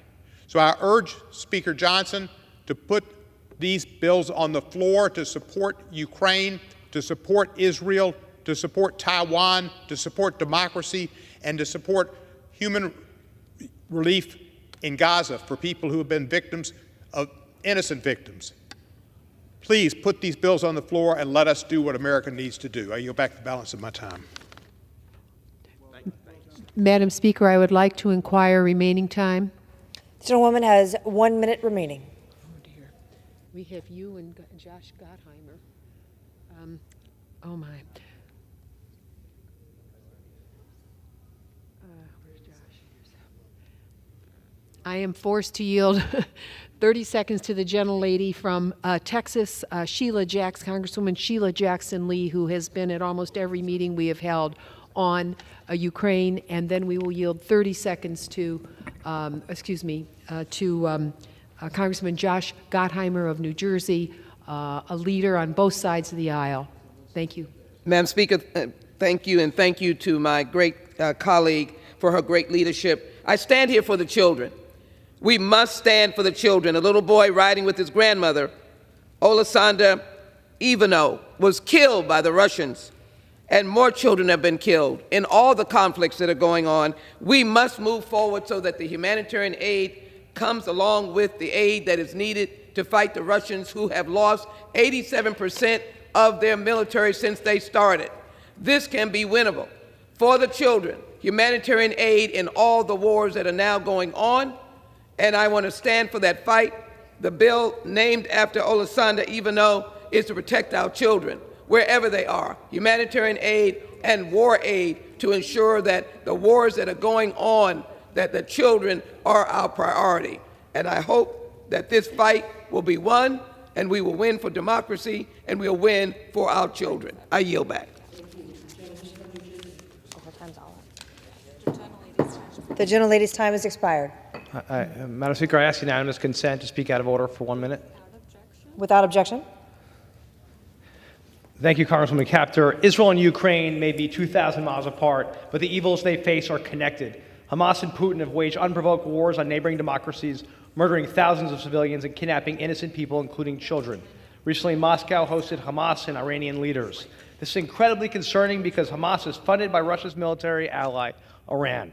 I fear the extreme ultra-right wing wants to cut and run and hand Putin a win. It sends the wrong message to China and empowers our adversaries. The United States has a responsibility to support Ukraine in its fight against a murdering dictator and provide the support Israel needs to kill the terrorists responsible for the atrocities on October 7th. Hamas terrorists have even made it clear they will not back down and are committed to a second, third, and fourth October 7th. We must pass bipartisan supplemental aid package that makes sure that we do not ever send the wrong signal. This is about fighting against terror and protecting global democracy and our national security. Thank you, and I yield back. I ask unanimous consent to speak out of order. Without objection. I thank the Speaker. I make a plea to Speaker Johnson and our colleagues on both sides of the aisle. Please give Vladimir Putin no succor. Stand up for liberty. This is the moment for Ukraine. Let us seize it. Let us seize it. And I would ask unanimous consent, Madam Speaker, that all members may have 5 legislative days in which to revise and extend their remarks and include extraneous material in the record. Without objection. Thank you.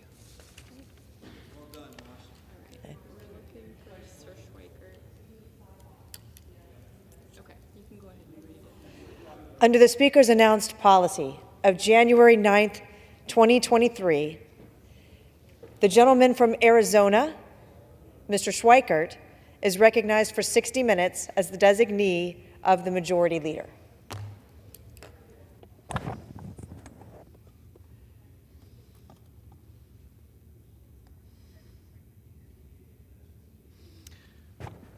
All righty. Thank you, Madam Speaker Pro Tem. Tonight is as promised. Last week I promised I was going to do something a little more positive. It's complicated because I have a compulsion. I sit on an airplane 10 hours a week when you're from Arizona, 5 there, 5 back, and I use these news aggregators and I collect articles. And then we do follow-up and research. And I just gathered up some of them the last couple days. These are positive things happening in our society, but one of the number one reasons I'm going to show them is there things that actually could make our lives better, make us healthier as a society, and, as you know, my fixation on the debt.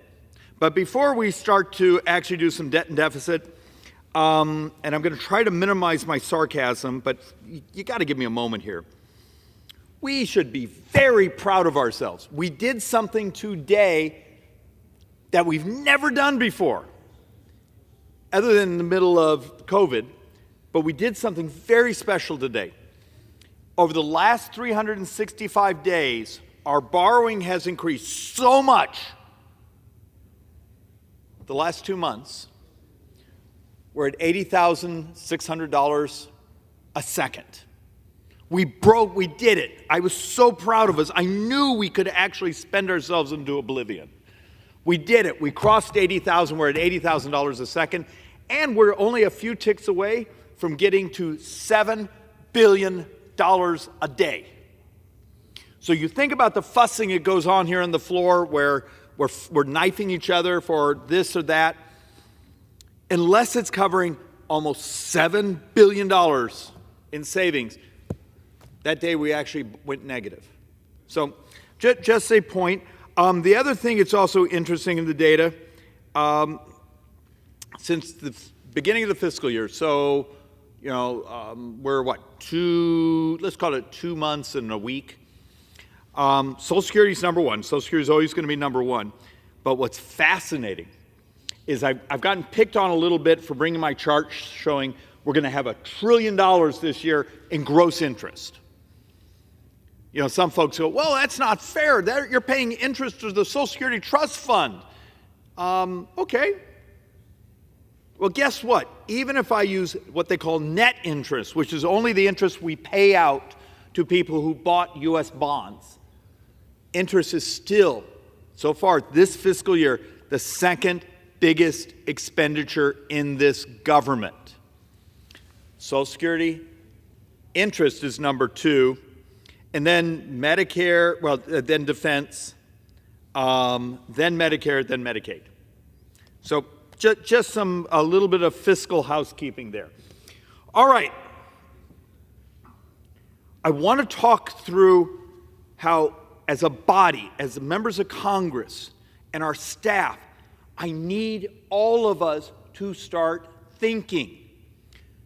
We live in a time where there's a technology revolution happening around us. How do we use that technology to make people's lives easier, better, give them more time? And I'm going to start with one example that I think is so incredibly obvious. I chair oversight for Ways and Means Committee, so I have the IRS. And the number of times we've come up here just enraged that during the Inflation Reduction Act, Democrats moved an additional $80 billion to the IRS. And they tell us, well, it's for collection and customer service. What would happen if I came to you today and said, have you ever tried calling the IRS? Okay. And sat on hold and sat on hold and sat on hold, or got the call saying, or the response saying, hey, could you call back another day, or give us your phone number and we'll get around to calling you back. So I'm going to give them credit here. They tried an experiment. The IRS actually did an experiment last year. This last tax season. And it served 13 million people. And it was a chat bot. And most people go, oh, I don't like AI. But think about this. When you call an airline today, most of the time, do you think you're actually speaking to a real human? What if I could call the IRS and actually have the phone picked up right then, and I can ask a certain question saying, where do I put this line? I have this issue. Where do I find the document for this? Is there a YouTube video I can watch on how to fill out this form? The experiment worked. It was actually incredibly positive. And I'm told, because I've had their technology people in my office multiple times, even last week, it's going to get expanded for this next tax filing season. You're going to get the phone answered. What happens if the ability to do a chat bot at a government agency could mean better customer service, faster, and let's be honest, save a lot of money? because you don't have to hire as many government bureaucrats. It's a moment where those of us who are very concerned about that additional $80 billion going to the IRS could actually say, okay, there's an argument, we got a real customer service problem. How about using technology? Well, it's already being experimented and it's working. How do I get my brothers and sisters here when we do our oversight, when we think about our job of making government faster, more efficient, more affordable, and less borrowing? Oh, less borrowing. To say, what other agencies could basically get rid of buildings full of people answering the phone and move to technology that's crisper, faster, better, cheaper, more accurate, and actually can give you the link so you can see the video on how to fill out the form. So these are sort of where this discussion is going. There are positive things happening, or at least possibilities, if I can get this body to think. So let's actually go on to one of the other ones that I'm absolutely fascinated with. And I've actually worked on this for years. There's this thing called carbon capture. Most of the left despises it because it would allow you to continue to use particularly natural gas. And yet there's breakthroughs in the technology right now to capture the carbon, sequester it, or convert it into other products. And I actually have a whole library of MIT and others who've had breakthroughs on how to do it. Facilities, like that's what this one is, being built. There's even crazy experiments going on around the country and in the world on what they call ambient carbon capture, where the concept of what happens when you can actually start to capture the carbon right at the point source, turn it into another fuel, sequester it in the ground, use it for extraction of other hydrocarbons. But there's a solution here.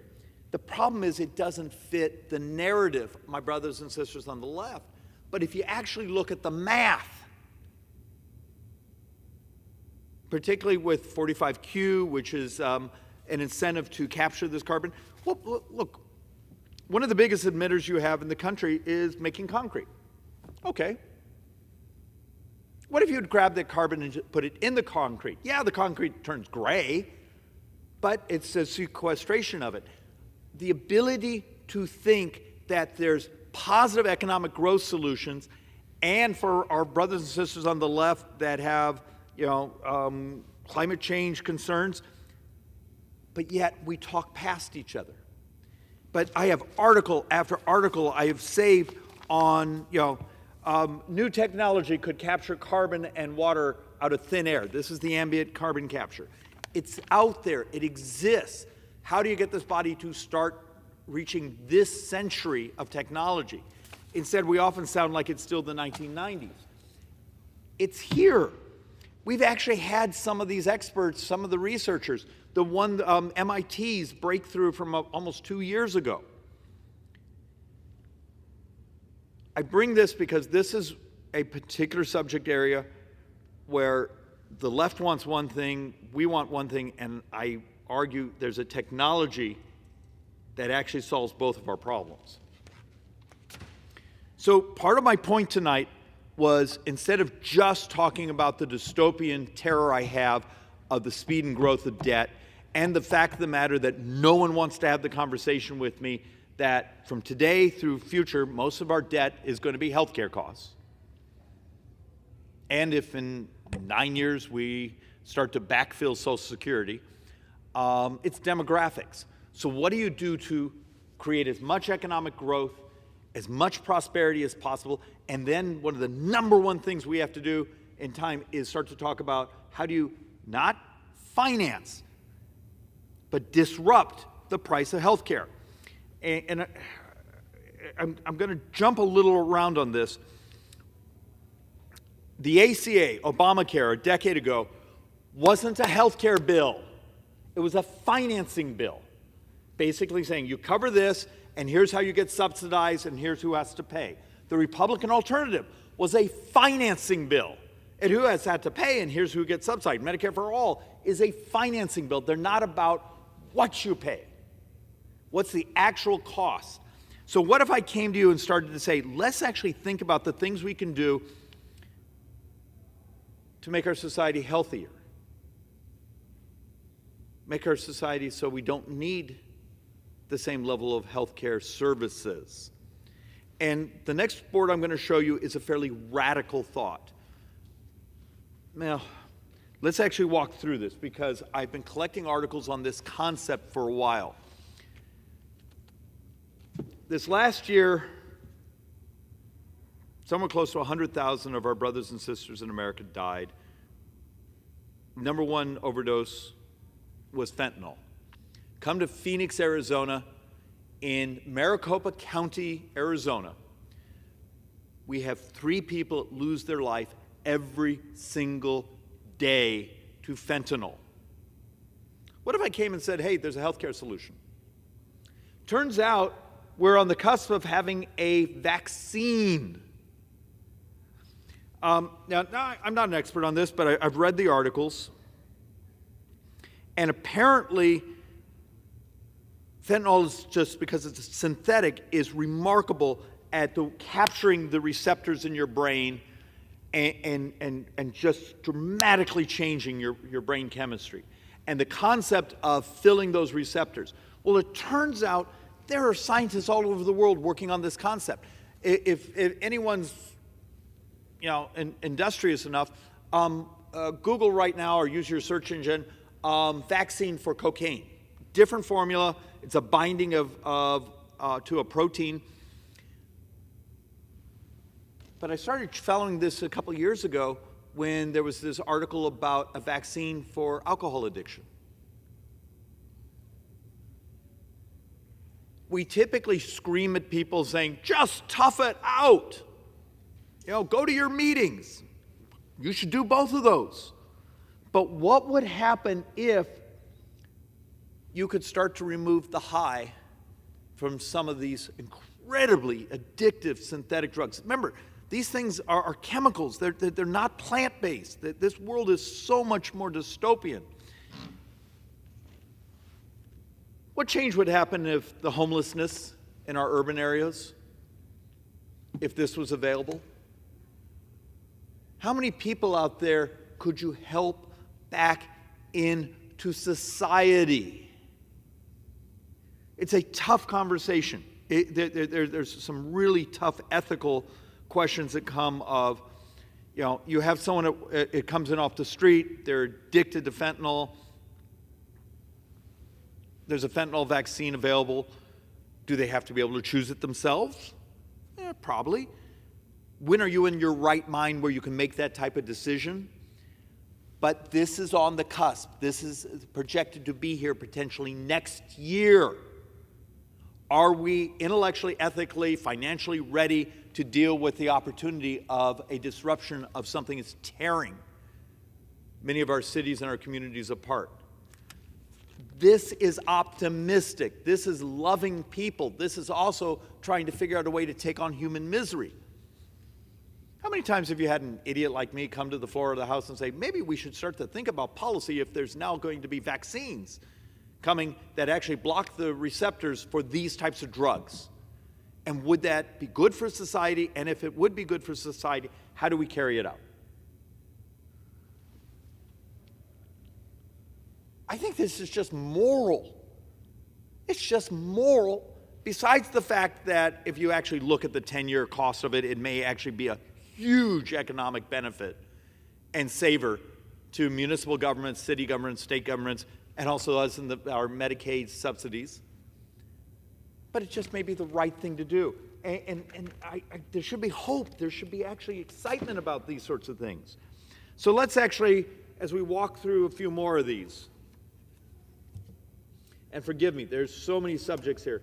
I'm going to bounce around on this one only because this is one I've been collecting for years. A couple years ago, I came across an article of some scientists that actually had been focusing on methane. Those of you who actually care about math, Methane apparently has a substantially higher impact according to formulas we're given, but a much shorter lifespan in the atmosphere. And the capture of methane was going to cost a fortune. Some of the early Biden administration rules of they wanted costs for upstream and downstream of production of natural gas. And the scientists wrote this article saying, hey, did you know clay, when it's also adjusted, I believe it was with copper oxide, you get the joke here if anyone's actually has a scientific brain, clay, it's kitty litter with copper oxide, it acts like a methane sponge. And it's incredibly inexpensive. I proposed it to some of my Democrat colleagues who claim to really, really, really care about climate change and methane and all those things, and they just looked at me like I was a heretic because I was giving them a solution that didn't require massive government subsidies. But now, here we are a little bit later, and the articles continue on, hey, the ability to do the capture, and even the ability to use that methane capture in agriculture, and the fact that there's actually even some new attempts to do it, and you don't have to bankrupt us. So is it enough to come and give speeches about how much you care about climate change and then not actually understand the science that makes it so you can do something without crushing people's livelihoods, without crushing your retirement and your next future generations in debt? Call my office. We have dozens of these articles we collect. We just subscribe to some really crazy blogs and scientific publications. But in this place, does anyone actually read the literature?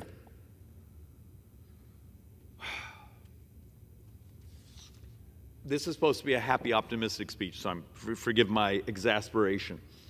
Let's actually sort of talk through some of the other things that are going on. You all, because I know everyone was reading and enthusiastic, the first CRISPR drug made it through the final bit of its process and apparently is heading toward the streets now. FDA's approved it for sickle cell anemia. Incredibly painful. This drug will be outrageously expensive, and we need to find, for just basic morality stakes, how do we make it available? But the point here is it works. Finally, we've talked about CRISPR and the ability to alter a genome and add some gene sequencing. It's here. It's been done. It's approved. It's available. One of the miseries in our society actually now has a cure. So we've actually proposed ideas of a healthcare bond, the ability to be able to buy the units, cure our brothers and sisters, and then use the future healthcare savings, because they no longer have that affliction in the future, to pay it back. If someone else has a better financing mechanism other than just borrowing money, let me know. But get ready. There's dozens of these types of pharmaceuticals, genetic, bio, other things that are in the pipeline that we have almost the moral obligation, if it ends misery and also allows our brothers and sisters to once again fully participate in the society and the economy. We have to deal with these. But this is optimistic, because we actually have been working, trying to find a cute way to say it, is cures are the solution. And this is where I often get in a fuss, and I'm going to spend a bunch of time at the end here on diabetes. A fuss I have with a number of our Democrat members who we go at each other pretty hard here, because their version of morality is, let's put up more clinics to help you manage your misery. And I keep looking at them saying, will someone read the scientific literature? We're on the cusp of cures. What's more moral? Spend money, build more clinics, or spend some money, get more economic growth because you've cured, you've ended the misery. How do I get this body to see that vision that it's great economics, great growth, and it's also moral. So let's actually walk through just a few other of these things. This is another one just really interested in. They're in phase 1 right now. How would you feel about a vaccine for breast cancer? This is a brand new board. I only have a couple of the scientific papers on it, but so far, it looks like it's working. What would this mean for society? What would it mean for testing? What it would mean for mammograms? What would it mean for expenditures in the future? What it would mean for people like my wife that have gone through some misery here? Is this the right thing to pursue? Maybe it works. Maybe it doesn't work. But they're well into their phase 1, and the early data is great. Think about it. And you see, I'm trying to create thinking here. What happens if one of the ways we reduce future debt and spending is we ended misery, disease, cures? These are the sorts of things I wish we actually brought in front of our committees, talked about. We actually had staff that would understand the basic science. So the next one, I've actually brought versions of this to this floor for about 3-4 years. Even had a debate yesterday in the back of the room here when we were doing a piece of legislation that I thought was purely theater. And saying, okay, what is the simplest thing you could do tomorrow that by the end of next year you could have a major change in spending on health care? And people look at you and go, oh, don't know. What if I told you 16%, and this has been peer-reviewed multiple times, 16% of U.S. healthcare spending is associated with people not doing their pharmaceutical maintenance. So someone like me, I have hypertension. Can you believe that? As long as I take my calcium inhibitor, I'm most likely not to have a stroke. You know, someone that does a statin. Those pharmaceuticals are incredibly cheap. They've been around for 50 years. But it turns out, and this board is now 3 years old. Our latest number is over $600 billion. That's 16% of U.S. healthcare spending in a single year. Well, you're not going to get all that, but what happens if you could get 10% of it, 20% of it, by just a pill bottle cap that beeps at you in the morning, or a text message you would get on your phone saying, did you take your statin? It's worth thinking about. If 16% of our healthcare spending is you didn't take your, how many people do you know that don't follow their regimen on their insulin? We have technology to help each other stay on the program. Within a year, by just saying, hey, we want a pill bottle cap that beeps if it's the type of thing you use for maintenance. For grandma, the type of thing that if she has to take these in the morning, these in the afternoon, that drops the pills in the cup. It already exists. It's existed for years. We've done presentations to the committees around here saying, look, the data's here. We all agree this is real. Why is it so hard? We actually had someone come to us and present us a package saying, do you realize there's certain pharmaceuticals that are so incredibly expensive? Put them in sterile blister packs. And when someone has gone through their treatment, don't throw away what's left. If it's in sterile packaging, why can't it be, given to a Medicaid system or, helping the poor? We just don't think here. We're so used to saying, well, let's just spend more money. But please, give this a consideration. Is this Republican or Democrat? It's neither. It's just technology. But it would be a partial solution. And this is, let's see, if it's 16%, that means this is like 34% more effective than the piece of legislation we jumped up and down and made a big deal about passing yesterday on suspension. But one is actually a solution. We need to learn math. All right, here's where I start to soak myself in kerosene, play with matches. It's math. The math will always win. But I have no intention of hurting someone's feelings, but we really should start to talk through some of this. This has been incredibly well vetted. It's in article after article after article. 5% of our brothers and sisters are actually over 50% of our healthcare spending. 5% of the population is actually a little over 50% of all healthcare spending. These are folks with multiple chronic conditions. Many of them have a miserable life.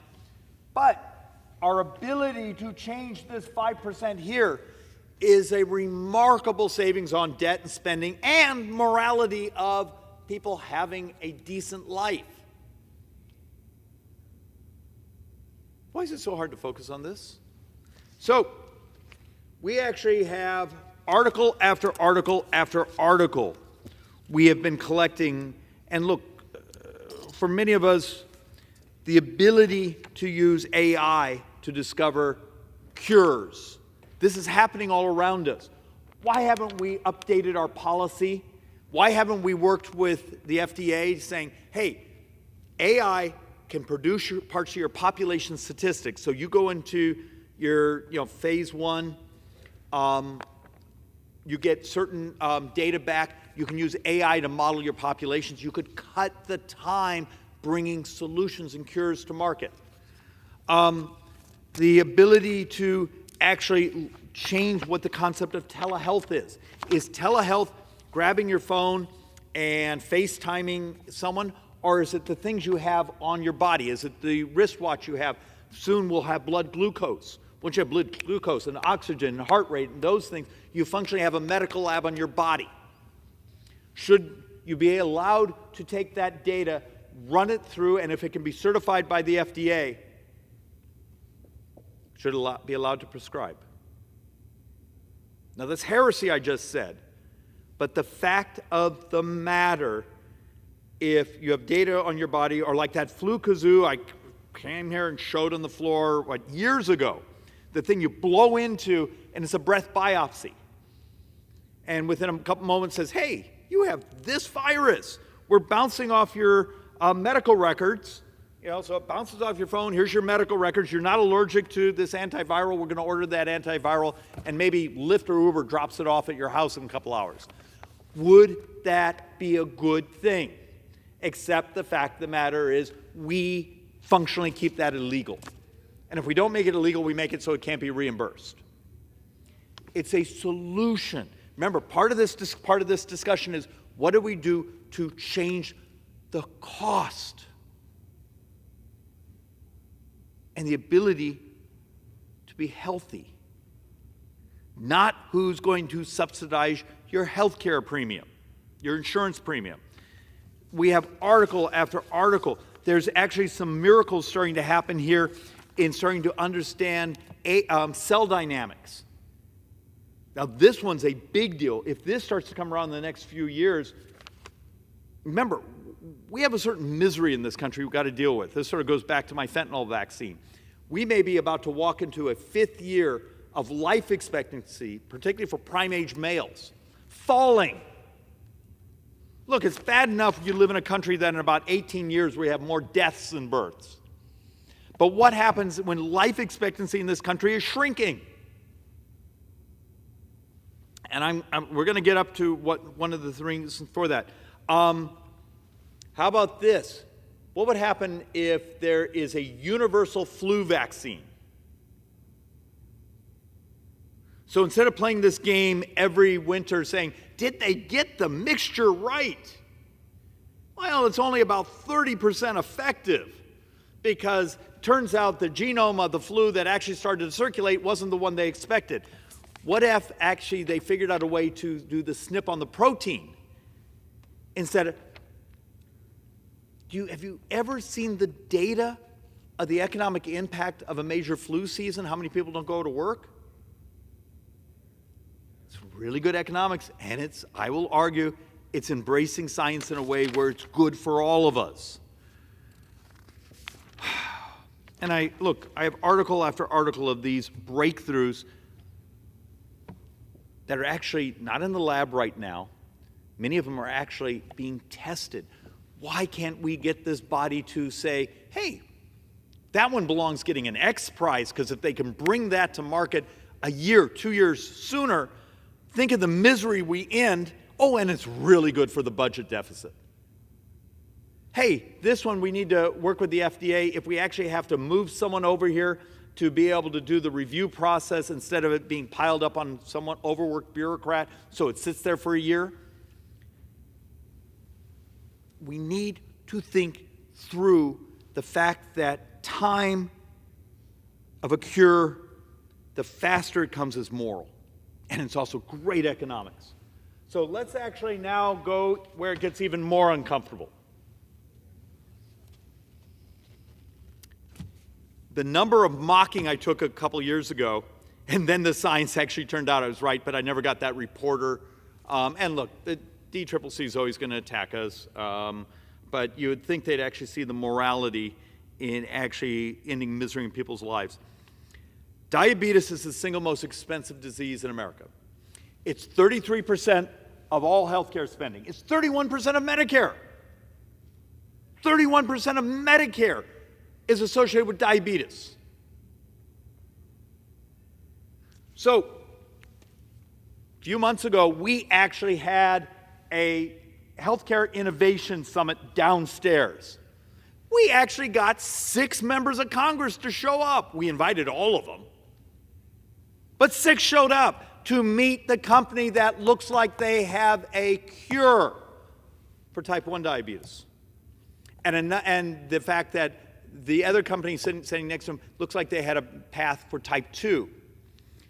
But remember, that technology, there's 4 or 5 companies, because if type 1 is an autoimmune disease, what happened if you could teach your body not to attack its cells? That one's actually, I think, heading towards its phase 1. Why, if these things are so expensive in society, why can't we actually fixate on them? Of the $327 billion spent on diabetes by insurance and government, that's in 2017. $327 billion. We're going to knife each other around here for a few hundred million, maybe it's several $billion of savings. Incremental changes here on just helping our brothers and sisters if we could get to a cure of diabetes. And now here where it gets actually politically even trickier.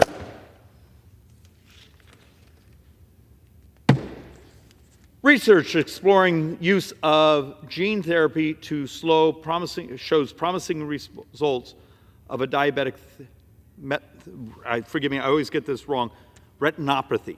So I represent a population, a tribal population, that apparently, I've been told, is the second highest per capita population of diabetes in the world. And it's not a poor tribe. They're incredibly well managed. They're prosperous.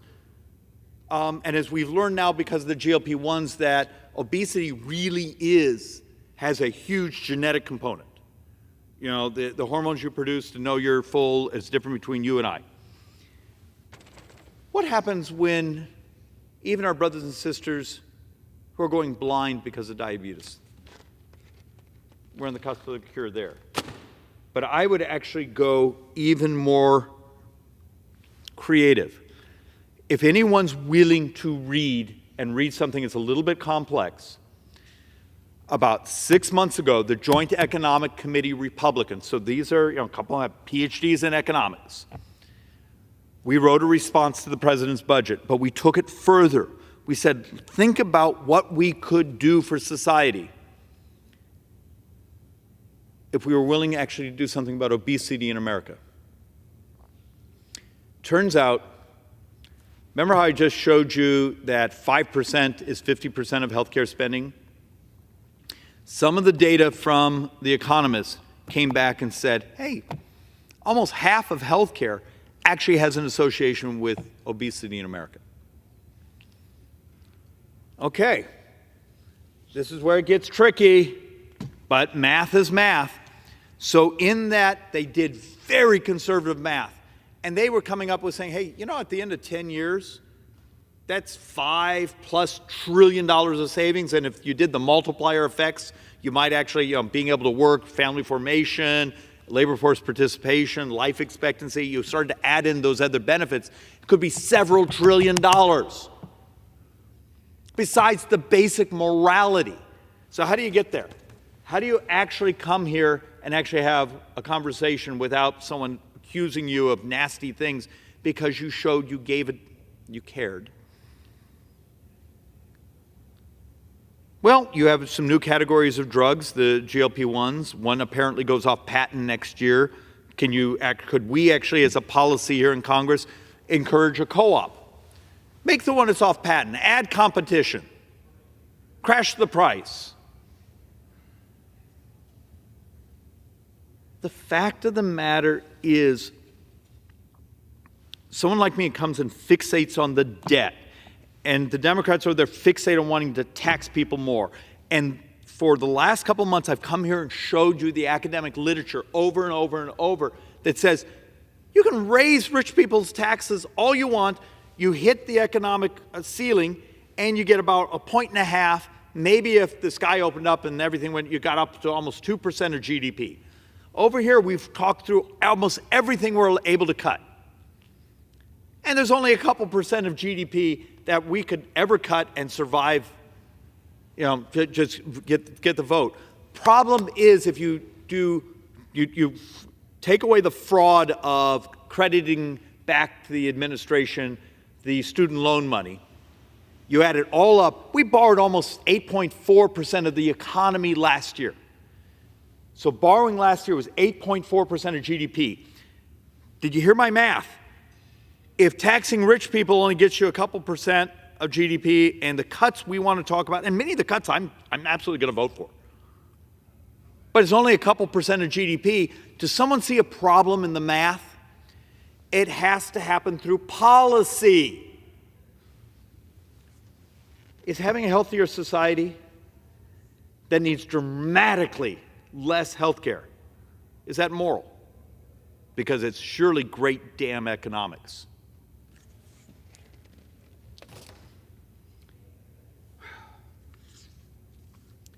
The point of tonight's presentation is actually clear. There is hope. But the idiocy often of we've calcified intellectually. The left somehow thinks there's a path to tax your way to prosperity. I've tried to show repeatedly that if we did every tax the Democrats talk about to save the Social Security Trust Fund, you get close, but you still actually have very substantial cuts. I mean, when we've tried to model it, but let's say it covered everything. You've just used up all your gunpowder. So how are you going to, if 2/3 of all future borrowing is functionally Medicare, where do you get the cash for that? Because you've used it to shore up the Social Security Trust Fund. And that's actually part of the intellectual vacuousness of this place, is we'll just tax more. But there's not enough money, but we're not going to tell anyone that because it doesn't fit what we said on the campaign trail. How many times have some of my brothers and sisters on my side, it's foreign aid. And then you show the chart that every dime of foreign aid is about 11 days of borrowing. Remember, we're on the cusp of borrowing $7 billion a day.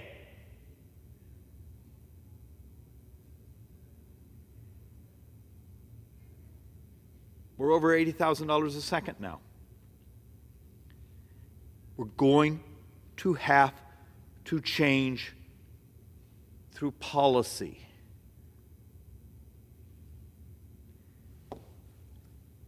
I've done videos on how you could have a revolution on environmental by crowdsourcing the data. And I even made a whole cartoon, it's on YouTube somewhere, of crowdsourcing environmental data, that if you did that, you don't need the current enforcement mechanism, because if you have enough data, you catch the bad actors.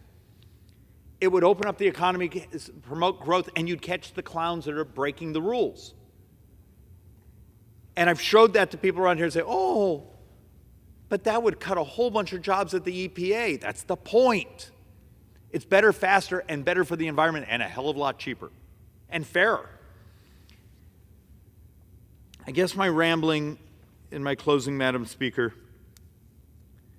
there are solutions, there are hope, but they're only going to come about if we have intellectually a fairly dramatic change in how we've sort of calcified on policy. Because all these things are disruptive. All these things are going to have armies of lobbyists who do not like them because you're changing their business model. Or armies of bureaucrats showing up in your office explaining that you're changing how the law is or how they are. That's the point. There's hope. It just requires us to change. And with that, I yield back, Madam Speaker.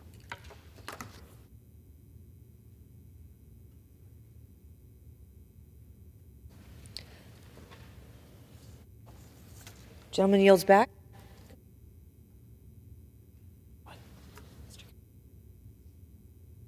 Under the Speaker's announced policy of January 9th, 2023, the Chair recognizes the gentleman from California, Mr. Kiley, for 30 minutes.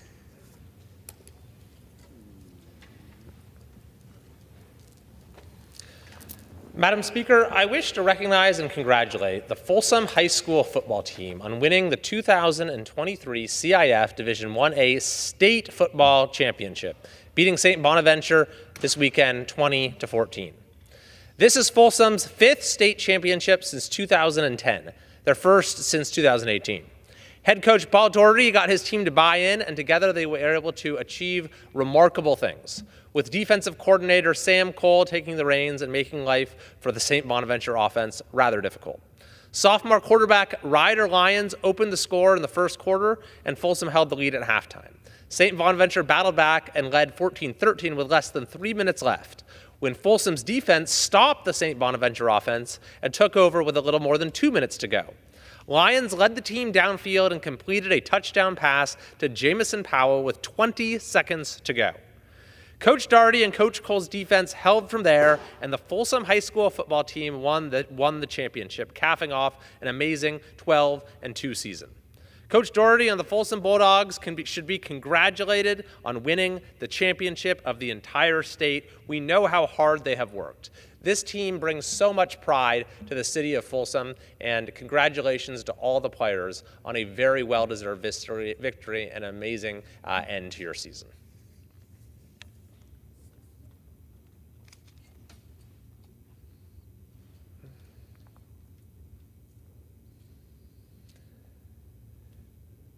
Madam Speaker, Harvard University's leadership today announced that they will be retaining President Claudine Gay, despite acknowledging President Gay's repeated failures to adequately condemn terrorism and anti-Semitism. Now, the university will have to answer for why it takes these matters less seriously than the University of Pennsylvania, which recently forced out its president. Yet, the refusal, as disappointing as this is, the refusal of one university to make a needed personnel change is not going to stop the momentum for far-reaching reform that we are seeing in higher education. This is a moment of reckoning for higher education in this country, where the true character of our universities has been laid bare for the world to see. Even before last week's shocking testimony by the presidents of Harvard, MIT, and Penn, many in this country were asking the question, how is it that our leading academic institutions have been gripped by such an ancient and retrograde prejudice as anti-Semitism? How is it that institutions that have been suppressing free speech for years suddenly discovered the First Amendment as a reason not to condemn terrorism or to stop Jewish students from being bullied and harassed? How is it that university leaders who have waded in to every political issue of the day suddenly felt bound by institutional neutrality when it came to the murder of children? How is it that bureaucracies devoted to diversity, equity, and inclusion turned a blind eye to the targeting of Jewish students and in some cases even contributed to that hostile environment? Yes, this is a moment of reckoning. Our universities cost too much, their degrees deliver too little value, and they have become among the most intolerant places in American life. This is a time to rediscover the purpose of higher education, so that our universities are once again leading lights in American life, our national assets, our places of community and belonging and truly higher learning. So tonight, I'd like to take a moment to suggest a path forward by identifying 10 principles for a fundamental cultural change at our universities. And I want to say first that this is a process, a conversation that should be taking place at universities themselves, with alumni, with students, with faculty, with administration, with all stakeholders. But Congress does have a role to play. The Education and the Workforce Committee has already announced a congressional investigation into the 3 universities that we heard from last week and others about their failure to adequately address anti-Semitism on campus. But in a broader sense, Congress has a role to play because of the large amounts of federal funding that go to even private institutions. The founder of Open the Books reported that Harvard and Penn are now more federal contractor than educator, collecting more on government contracts and grants than undergraduate student tuition.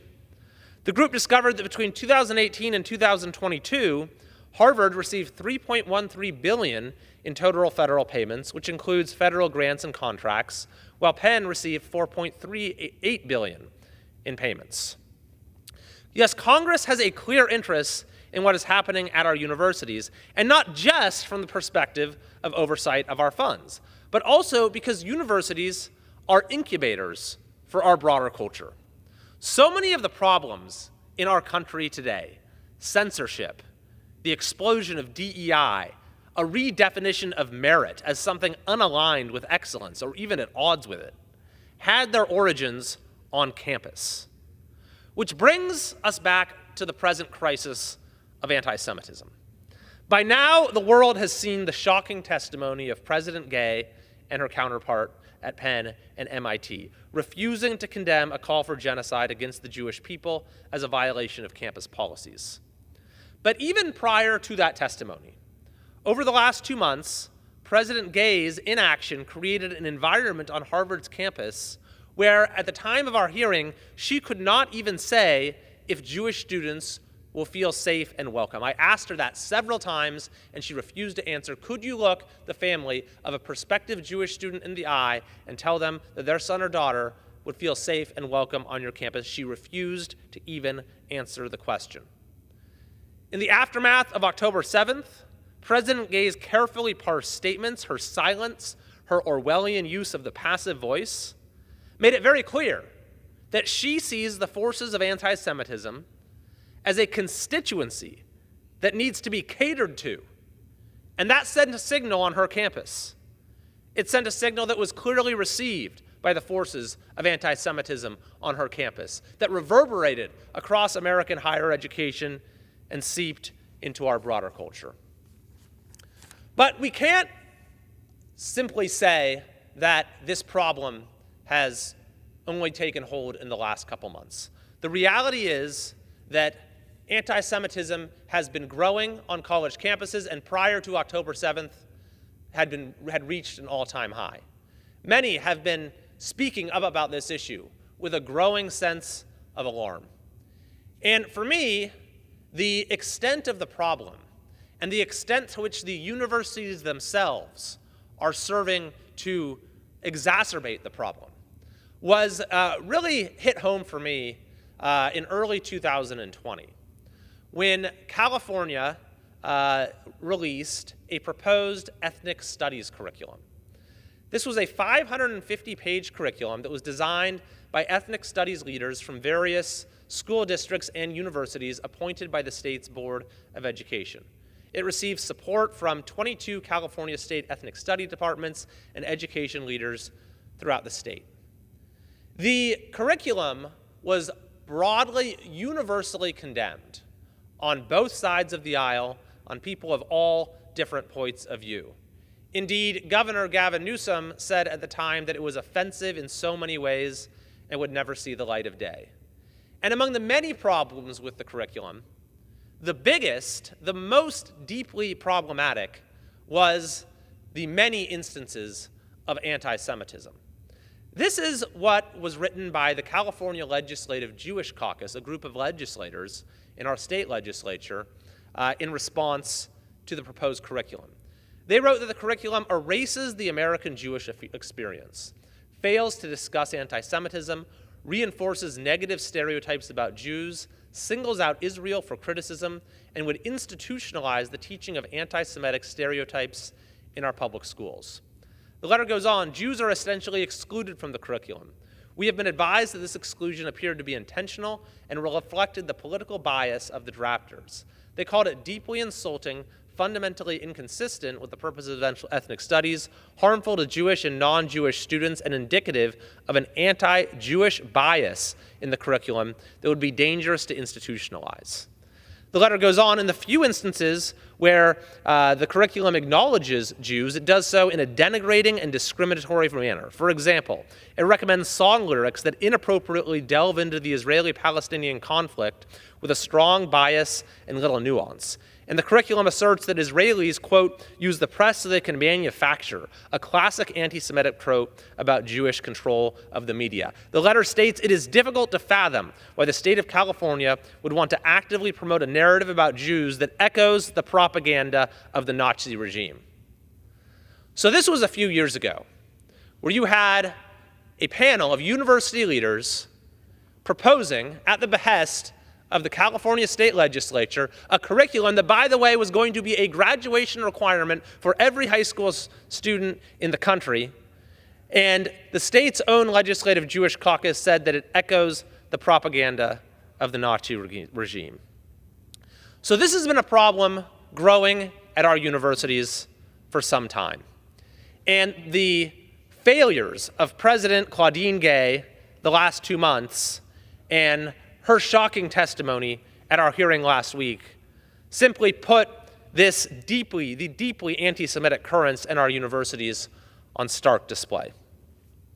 Now, at the same time that we have seen this rise in anti-Semitism on college campuses, there have been many other deeply troubling trends. Indeed, what made President Gay's tolerance for anti-Semitism all the more morally abhorrent was that this was coming from a president whose university ranked dead last, 248 out of 248, in free speech rankings released earlier this year.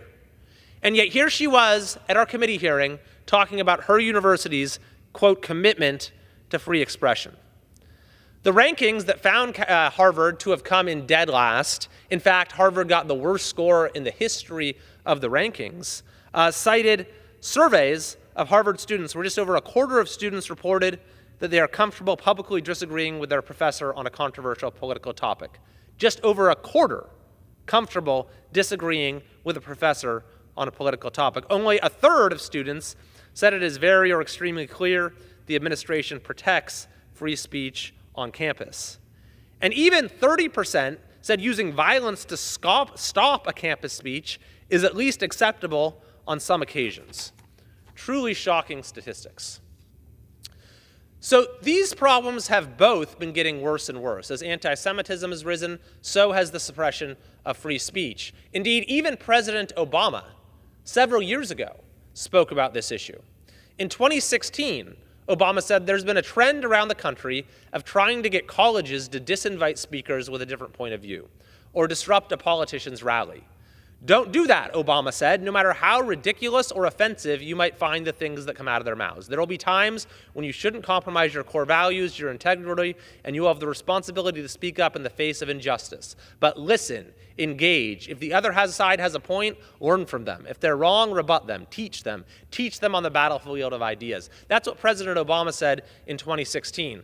That same year, the head of the University of California, Janet Napolitano, discussed this in an editorial where she wrote that the sanctity of free speech in our country is hardly guaranteed, at least not on our college campuses. Napolitano, by the way, was a member of President Obama's cabinet and the Democrat governor of Arizona. She went on to warn how far we have moved from freedom of speech on campuses to freedom from speech. She said we've moved from freedom of speech on campuses to freedom from speech. Indeed, the rise of anti-Semitism and the suppression of free speech on college campuses have gone hand in hand. I saw the degree of this when I was a state legislator and proposed the Free Speech on Campus Act. And that legislation got support from dozens of Jewish American groups who had seen how the suppression of free speech was used to exclude people, to shut down speakers who represented their point of view or were of their background. And in fact, earlier this year, we saw California universities' student groups actually say they were not going to allow speakers based upon their views on the state of Israel. So this is a very important point. It's the same university culture that has given us speech codes, safe spaces, microaggressions, bias reporting systems, and all of the other threats to free speech and free inquiry that we see on campus today. That same university culture has also given us widespread prejudice of a kind we never would have expected to see in America in the 21st century. Something has gone terribly wrong with higher education in this country. A particular culture in higher education that is in many ways detached from reality, a world unto itself, divorced from the norms of, frankly, either political party, as we saw in the bipartisan condemnation of the university presidents last week, or even basic American institutions. So now is the time to uproot that culture and to reform higher education in America, to return our universities to their guiding purposes. And figuring out the path forward is going to take a lot of different perspectives. But I wanted to just very briefly list 10 basic principles that I think can guide that process and, if pursued in earnest, can return our universities to being national assets rather than institutions that are accelerating our country's decline. The first principle, of course, is a commitment to freedom of speech. This should be codified in a statement like the University of Chicago's. It should be aligned with the principles of the First Amendment, with narrowly defined exceptions, as the Supreme Court has defined. But importantly, one of those exceptions is bullying and genuine harassment. A second guiding principle is academic freedom, so that students and professors alike do not have to fear negative repercussions based upon the type of research they choose to undertake or the points of view that they choose to express. A third principle is institutional neutrality.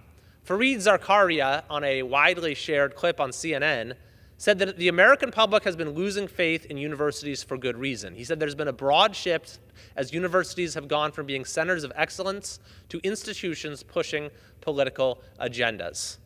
Universities themselves should not be political actors, but rather should be forums where ideas can be debated and discussed, students can be exposed to a wide variety of views, and come to their own conclusions. A fourth guiding principle is upending the DEI bureaucracy, which has given us safe spaces, trigger warnings, which has seeded poisonous ideas, which has taught students to look at each other through the lens of distrust, which has bred hate and division, which has taught students to hate our country. A recent op-ed in the Washington Post by Danielle Allen said this. She said, "I was one of 3 co-chairs of Harvard's Presidential Task Force on Inclusion and Belonging, which in 2018 delivered a strategic framework for the campus. She said, many are chalking up current controversies to diversity, equity, inclusion work, and the task force's report was a contribution to that field broadly understood. But she said, now, across the country, DEI bureaucracies have been responsible for numerous assaults on common sense." A fifth guiding principle is to allow for ideological diversity among administrators, among students, among faculty.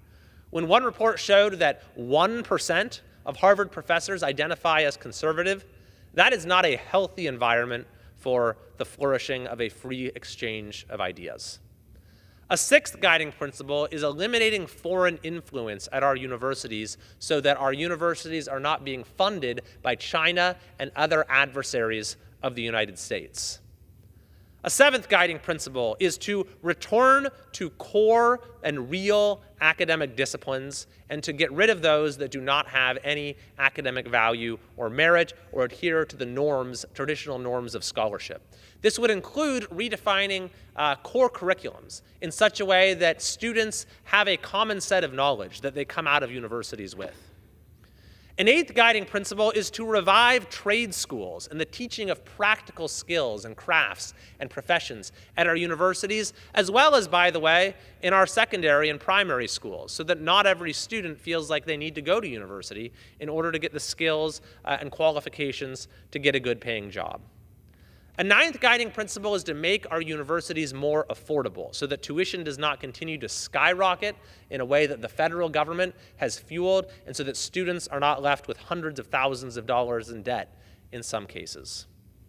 And a final principle, and this in many ways encapsulates all the others, is to return to excellence as the real, true, overarching guiding principle of our universities.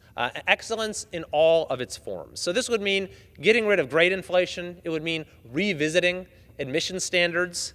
It would mean restoring standardized tests, which have given people of all walks of life an opportunity to choose their excellence. It would mean having a culture of debate and discussion on campus where the better idea wins, and each student can make that decision for themselves. And if our universities truly come to value excellence again, then that will be the characteristic of their graduates as well, and the future leadership of our country. So yes, this is a moment of reckoning in higher education, and it's a moment to rediscover the purpose of a university as a center for research, as a place to explore cutting-edge ideas, and as a place to prepare young people for the task of citizenship, which goes to the heart of what our country is all about, this great experiment that our founders started in self-government, and rethinking our education, our institutions of education and higher learning is going to be vital towards making sure that that experiment continues to flourish in the years and decades ahead. Thank you, and I yield back. Madam Speaker, I move that the House do now adjourn. The question is on the motion to adjourn. Those in favor say aye. Those opposed say no. The ayes have it. The motion is adopted. Accordingly, the House stands adjourned until 10 a.m. tomorrow for morning hour debate.